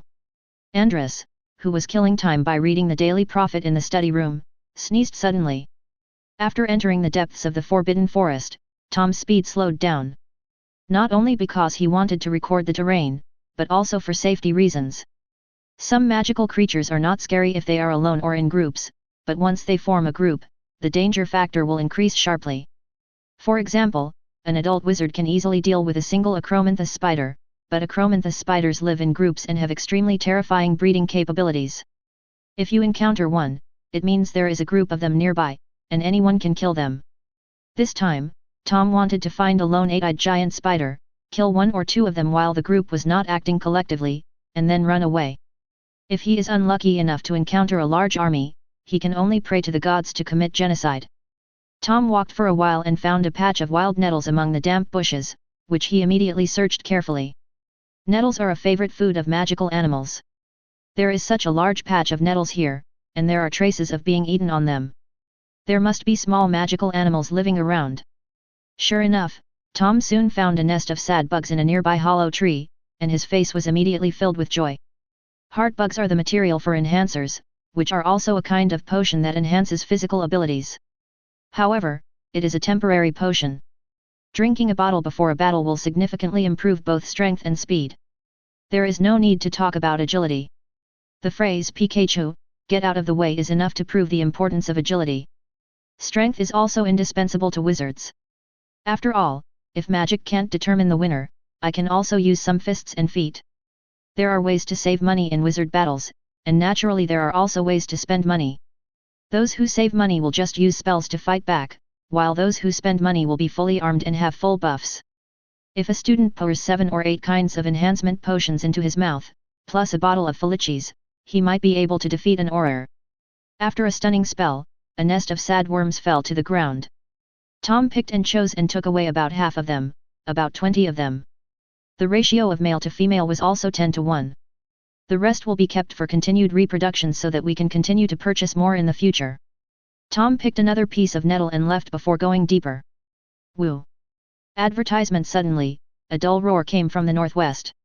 It sounded very strange, a bit like a buffalo, but more ferocious than a cow. Tom followed the sound and found its source in a depression. A huge bison with golden fur was eating, and it seemed that half of the goat on the ground had been eaten. Reem cattle. Tom was both surprised and delighted. He was surprised that the Reem cattle, which are distributed in North America and the Far East, would appear in the Forbidden Forest. He was delighted that this species is so rare. As a 4x level magical creature, the Reem bull is even rarer than a fire dragon, and every appearance will cause a frenzy among wizard hunters. The blood of the Reem bull has the effect of strengthening the body. Anyone who drinks it will have greatly increased strength. Although the Global Magic Ministry has long issued a law prohibiting the hunting of Reem bulls, money is attractive, and the price on the black market has been rising, and they will be sold out as soon as they come out. Tom jumped out directly. When there was an invasion by foreign enemies, the Reem cattle immediately stopped eating, raised their horns forward, and dug the soil restlessly with their front hooves. Tom stretched out his arms, jumped back and forth on his left and right feet, and made strange noises from his mouth. This was imitating the action of an animal issuing a challenge. Sure enough, after receiving his signal, the uneasiness of the Reem bull disappeared a lot. It let out a roar, and the golden light on its body shone even brighter. Tom tentatively threw a shock spell as a signal to start the duel. The magic power fell on the back of the Reem bull, but it only made his fur shake and then disappeared. Tom was not surprised by this. This long fur is not just for the sake of being conspicuous and beautiful. You know, animals evolve in a direction that is constantly beneficial to their survival. The fur of the Reem cow has extremely strong defensive capabilities. The three-headed dog is a younger brother compared to him. Tom decided that he would not only take blood, but also pluck some fur to make bulletproof vests for the magical world. Tom, be careful, this may be the strongest opponent you have ever encountered. Andrus also became interested. He always felt that Tom lacked practical experience. The fight with the Slytherin kids didn't count. Bullying kids didn't count as practical experience. That was called bullying. This Reem bull is quite impressive due to its strong defense. It is not something that an ordinary wizard can defeat. Even if an Auror comes, it will take several people working together to hope to subdue it. He also wanted to see how strong Tom was after taking so many strengthening potions. In fact, Tom and Andrus had competed in the learning space before, but he really couldn't tell the difference, just like a king looking at bronze and silver. I see. Tom also became serious. The definition of 4x and 5x levels is not based on the strength of the magical animals, but on their dangerousness and hostility to humans. Dumbledore's Phoenix is only level 4x. Who can say he is weak? He can even kill a basilisk alone. While the two were talking, the Reem bull had already rushed up aggressively. The ground shook with every step, as if it was a heavy-duty truck sprinting at full speed. Tom pointed his wand at the ground and quickly chanted a spell. An icy path quickly formed under his feet, so smooth that it could even reflect light.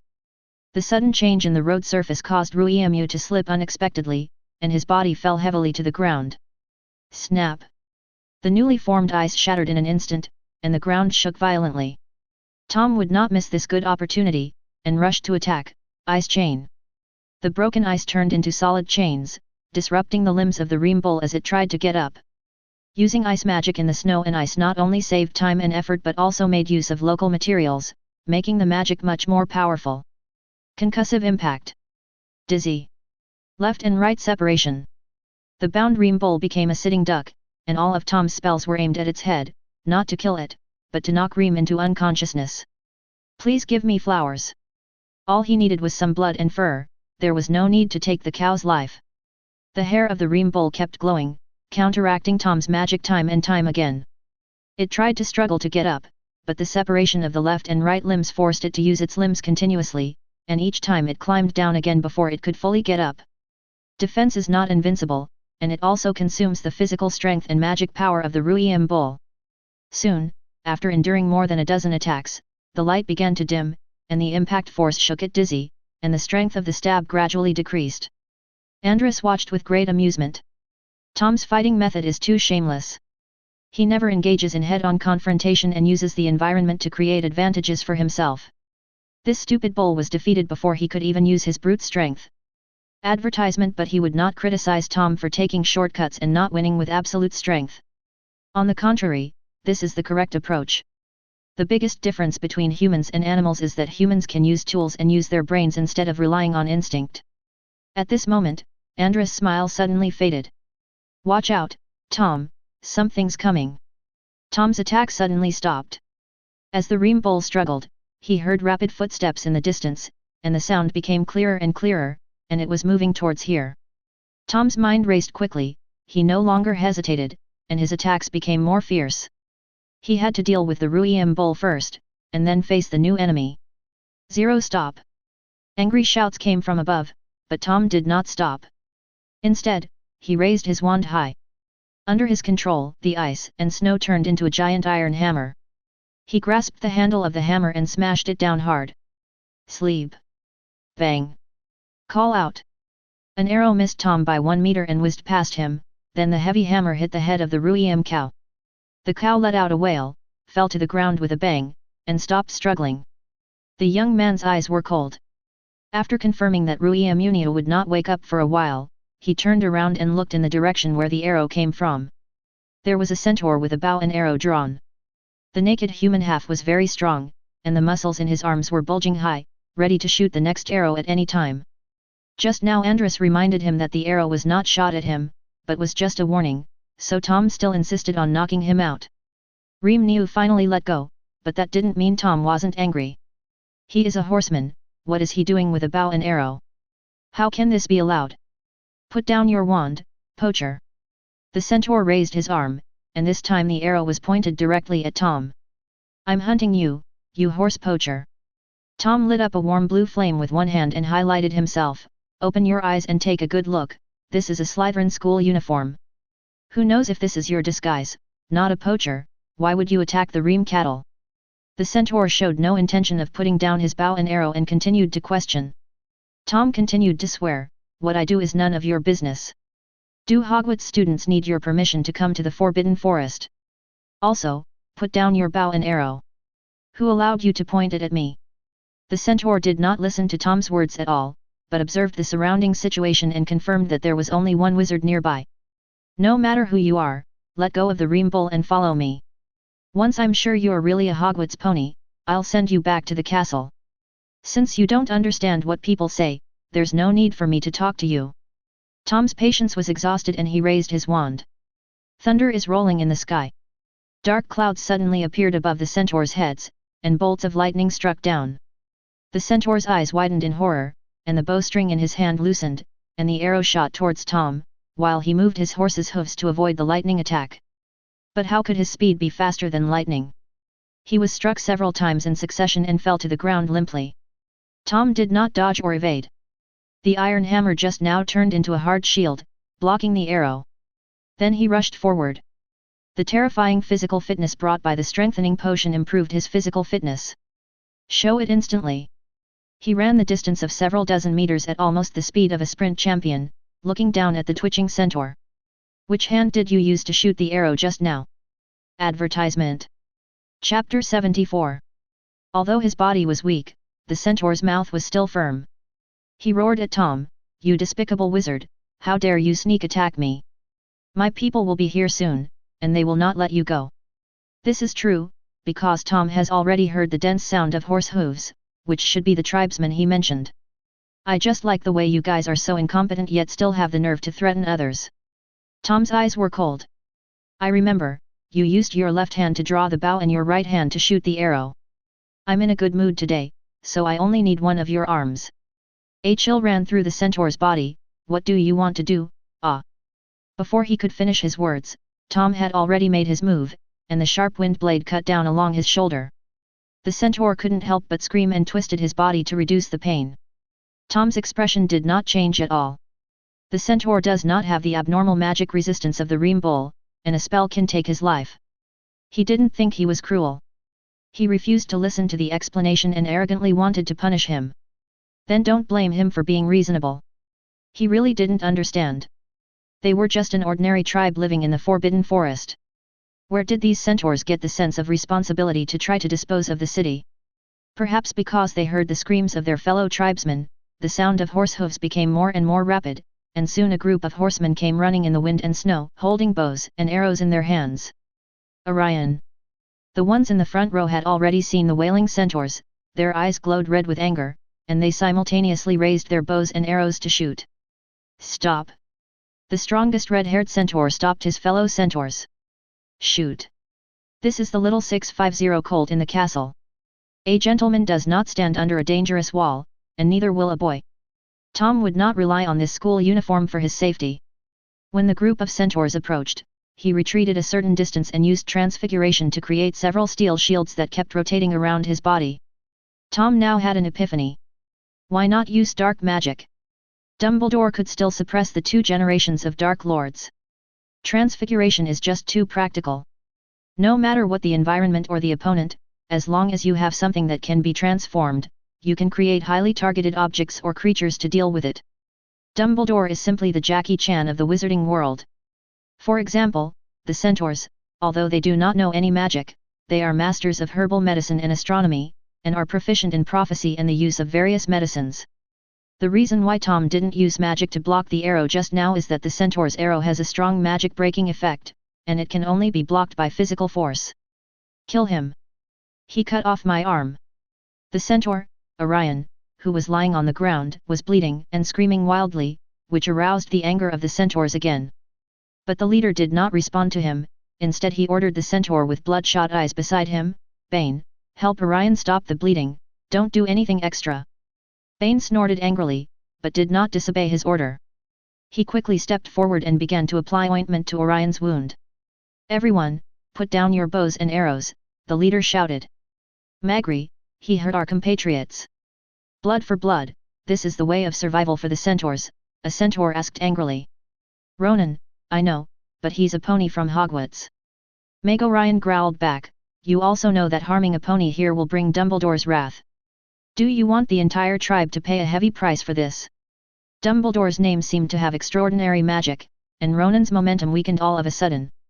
Not only him, but other horsemen were also paddling the ground with their hooves restlessly, with bows and arrows hanging unnaturally in their hands.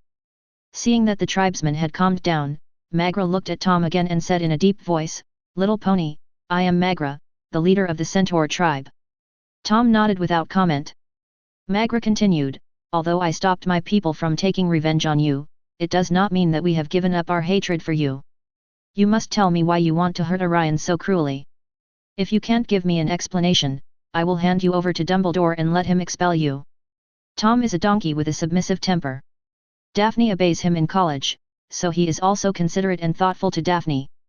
The centaur leader's words were quite sensible, which reduced the coldness in the boy's heart a lot. Advertisement: I am Tom Riddle, a Slytherin student. Hearing this name, Magra's pupils suddenly contracted. Tom noticed his change, but didn't care and talked about what had just happened. "I was just an ordinary freshman who couldn't sleep at night and went out for a walk. I met the Ruiam cattle and wanted to borrow some blood and fur. Who knew that your tribesmen suddenly jumped out to stop me and called me a poacher? I revealed my identity to him and warned him not to point the bow and arrow at me, but your people seemed to have completely ignored me. Not only did they not put down the bow and arrow, they also threatened me to surrender with my hands. So I had no choice but to subdue him. You call this a uniform? Bane, who was healing Orion, couldn't help but roared, you cut off his arm. Tom sneered and pointed to where he had just stood, see? This is the arrow he shot, aiming at my chest. Since he was so cruel, why can't I do it? If you hadn't come quickly, he would have been dead by now. Bane cursed under his breath, vicious Slytherin. Tom is used to it. Almost everyone is prejudiced against Slytherin. No, it's not prejudice.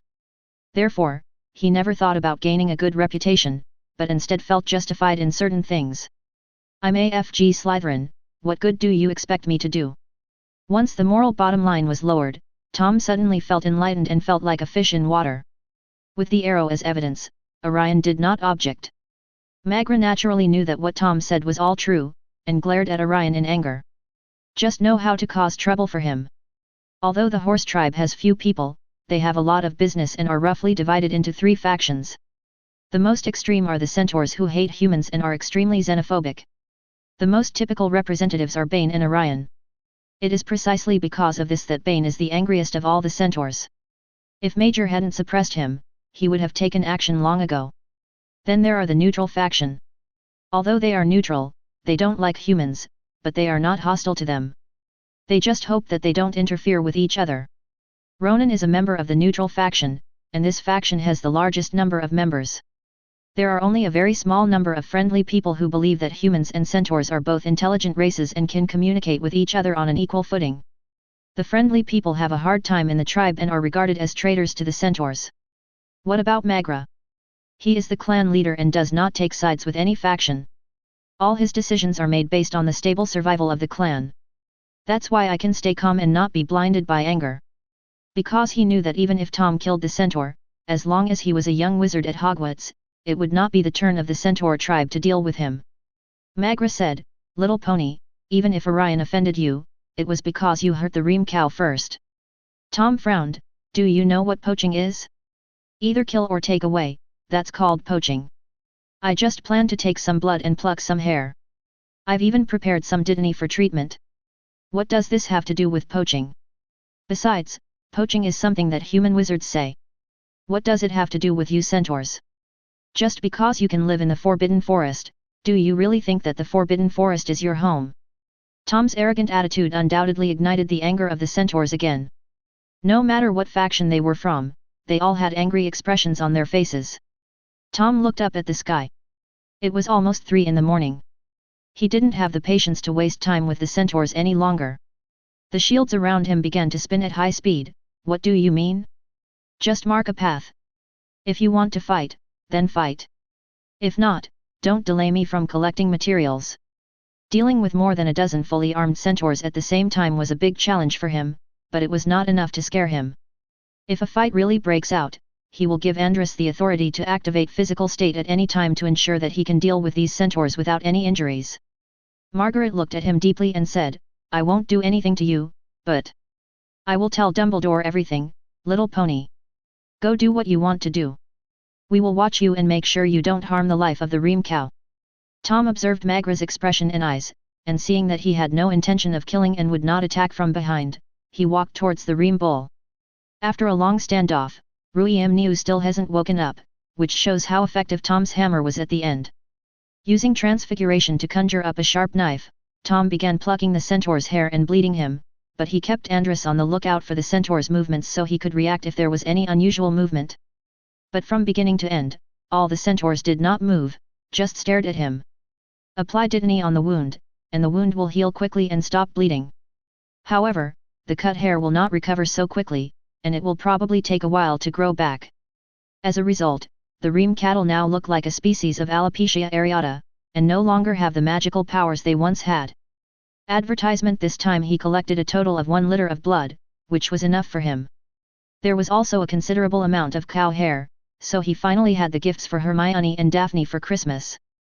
After packing up, Tom turned around and said to Margaret, since you are so worried about the magical animals in the Forbidden Forest, I will leave this cow to you. Don't interfere with my activities in the Forbidden Forest anymore. If anyone dares to point a bow and arrow at me again, I will kill him directly. After saying this, he ignored the centaur's reaction and returned in the same direction he came from. Originally he wanted to get some eight-eyed giant spider venom, but Tom didn't have the heart to do that so late at night, so he simply went back to sleep and come back later. Until Tom's back was out of sight, Ronan said in a deep voice, "I will ask Hagrid to take me to see Dumbledore tomorrow. I will make sure this little pony is punished." "What are you looking for, Dumbledore?" Margaret turned around and gave him an angry look. "What are you going to say to him?" "That the centaurs attacked the foals, and then the foals killed them in return. Where is the centaur's dignity? Even if you are shameless, look who Dumbledore will side with." Ronan looked at him in astonishment. "Magri, didn't you just say?"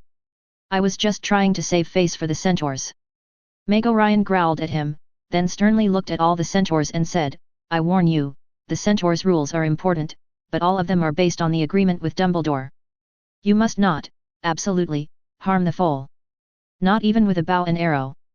The horsemen were silent, unable to express what was in their hearts with words.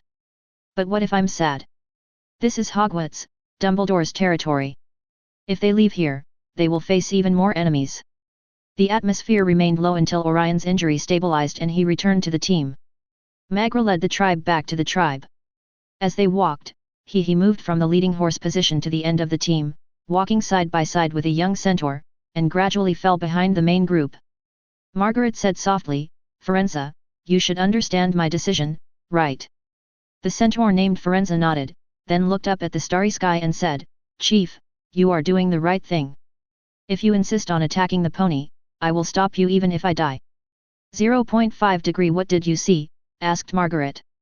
"The horse people are good at stargazing, and Quans is the best stargazer among all the horse people. Antares is shining brightly. Is it an immortal star or a dying star? It all depends on your thoughts." Magra's pupils dilated. Antares, that is the natal constellation of the horse people. If he had made the wrong decision just now, did that young master really have the ability to destroy their entire tribe? Castle. Tom sighed comfortably and lay down in the bed given by Zabanai. "Don't mention it, the only disadvantage of expensive things is that they are expensive. This quilt is soft and warm, just like sleeping with a hot little girl in your arms, which improves Tom's sleep quality." Answer. But Tom was not sleepy yet. He was not afraid that the centaur would go to Dumbledore to complain tomorrow. He had not used any dark magic or poached at all today. Cutting off a centaur's arm was not a serious matter. If you die, you will just lose a few hundred points. It would be Snape who would suffer then, not him. Tom was just envious of Dumbledore. Today was the first time he had experienced the White Lord's reputation. When Dumbledore's name was mentioned, the horses immediately became quiet, just like ordinary wizards hearing Voldemort's name. Tom was fascinated by this kind of deterrence. When will he reach this point? Take your time, don't rush. Tom comforted himself, as long as you study hard and make progress every day, you will surpass everyone. Advertisement. Chapter 75. The next day. Tom slept until almost time for class, and his head was still groggy. He didn't know what time he fell asleep, but it felt like he had just fallen asleep when he had to get up. "I caught up on some sleep during History of Magic, and then continued to sleep during the Defense Against the Dark Arts class that followed. Although a bottle of energy potion can solve the problem, taking medicine can make you feel less uncomfortable, and sleeping can make you feel comfortable, so Tom chose the most primitive solution. He wanted to feel better." Sitting next to Tom in the History of Magic class was Daphne. The little witch didn't know what Tom did last night. She just felt sorry for him and thoughtfully put 2 earplugs in his ears so that he could sleep more soundly. But when it came to Defense Against the Dark Arts, it was Hermione's turn again. Hermione was much more curious than Daphne. When Tom finally woke up near the end of Get Out of Class, the girl couldn't wait to ask, "Tom, what did you do yesterday? I've never seen you so sleepy." You have to know that Hermione is a very disciplined student. In other classes, she rarely talks about topics unrelated to the course. But when it comes to Defense Against the Dark Arts, there is no such burden, because the things related to the course are the least nutritious. Tom yawned, feeling dry in the mouth, picked up the kettle and took a big gulp before he lazily said, "I had a midnight snack last night, but I couldn't fall asleep." Hermione's eyes were full of suspicion. "Don't you often go out for midnight snacks? Why did you suffer from insomnia last night?" "Because I ate it in the Forbidden Forest yesterday." Tom sighed, Hannah's cooking skills are really good. I wish I had such a great little cook at home. It's just the Forbidden Forest, it's not important. But what the hell is a little kitchen lady? Hannah, are you so familiar with it? In an instant, both Hermione and Daphne, who was sitting in front and eavesdropping, pricked up their ears. Hermione lowered her voice and spoke quickly, why are you having dinner with Abbott? 17, whom I met by chance, and Susan, a sophomore girl. Tom smacked his lips and touched his chin. He came to class without eating breakfast, and he felt hungry again when he thought about it. I see. Hermione muttered, secretly noting down the information that Hannah Abbott's cooking was delicious and very much to Tom's taste, and then started the next topic. Tom, you're going home for Christmas, right? Do you want to hang out with me? My parents and I are going skiing in the Pyrenees, but that's after the new year, until then I'll be at home. Well, I may not have much time. We'll see how the situation goes. It's okay. We always have an afternoon to spare, right?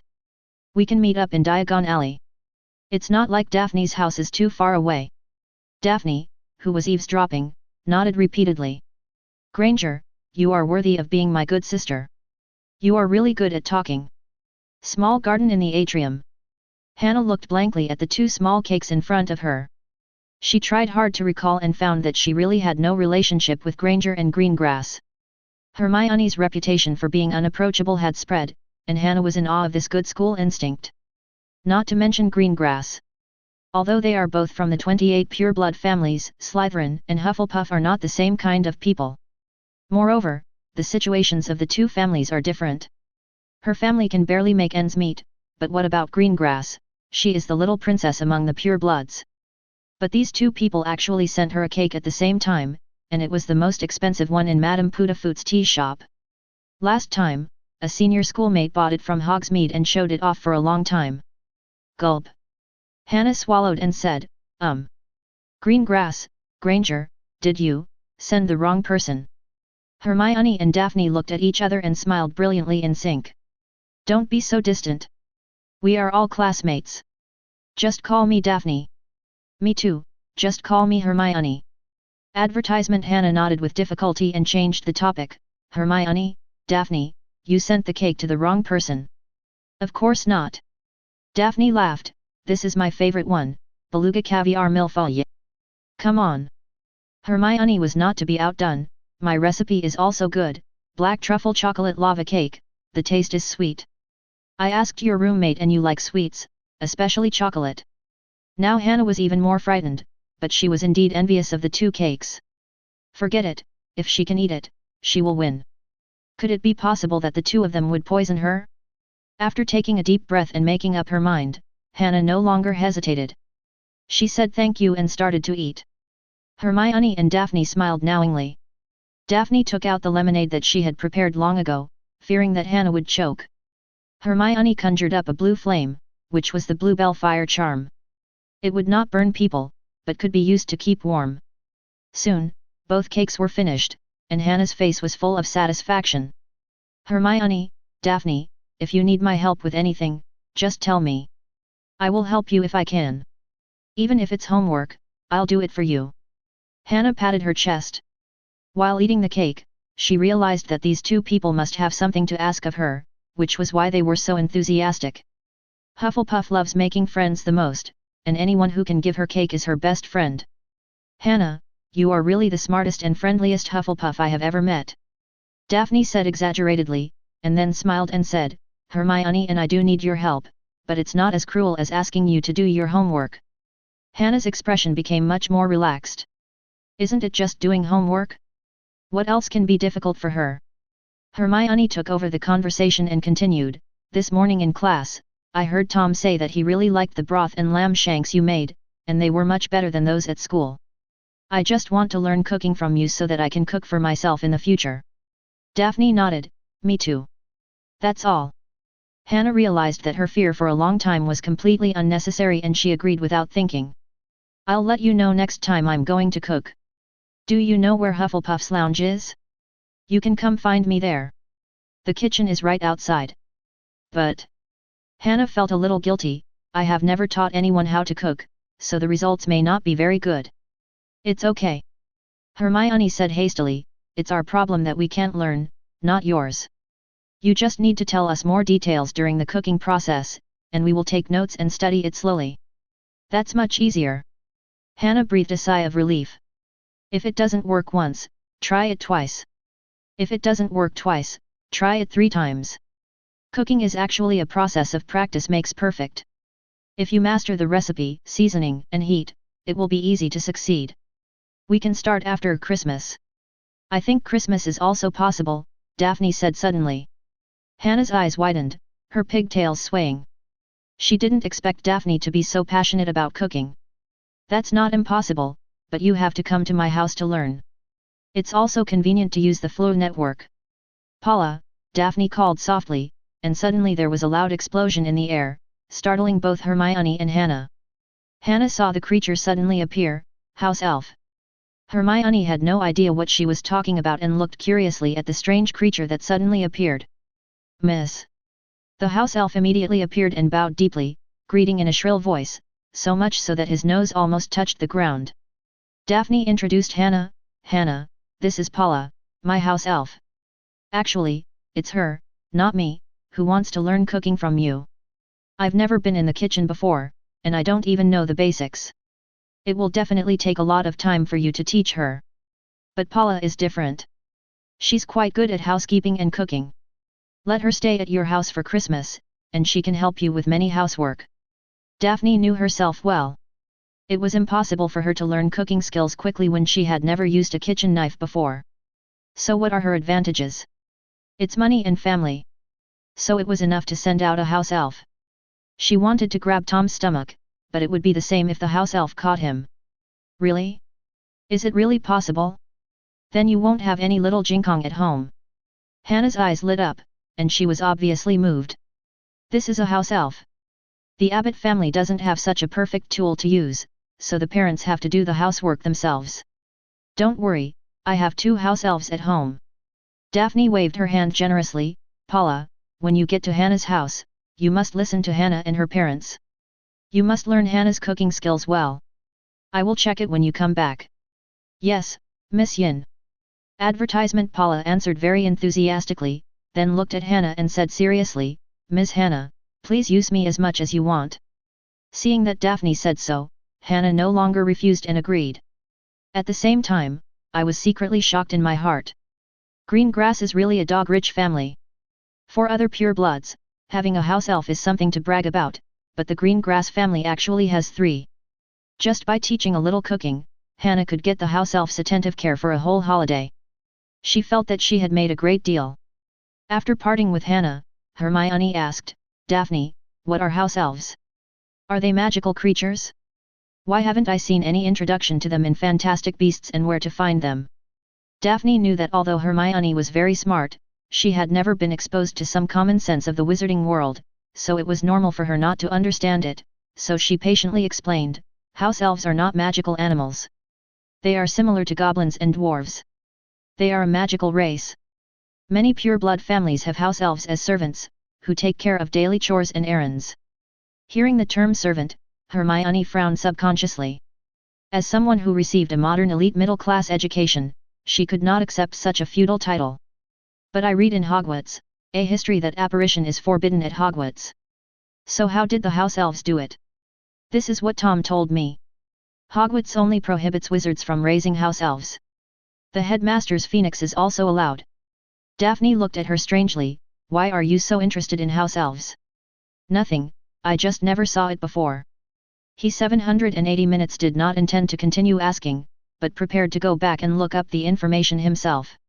Daphne didn't think much about it, and walked briskly back to the castle to play with Tom. Finally, it was Friday, the last class before the holiday.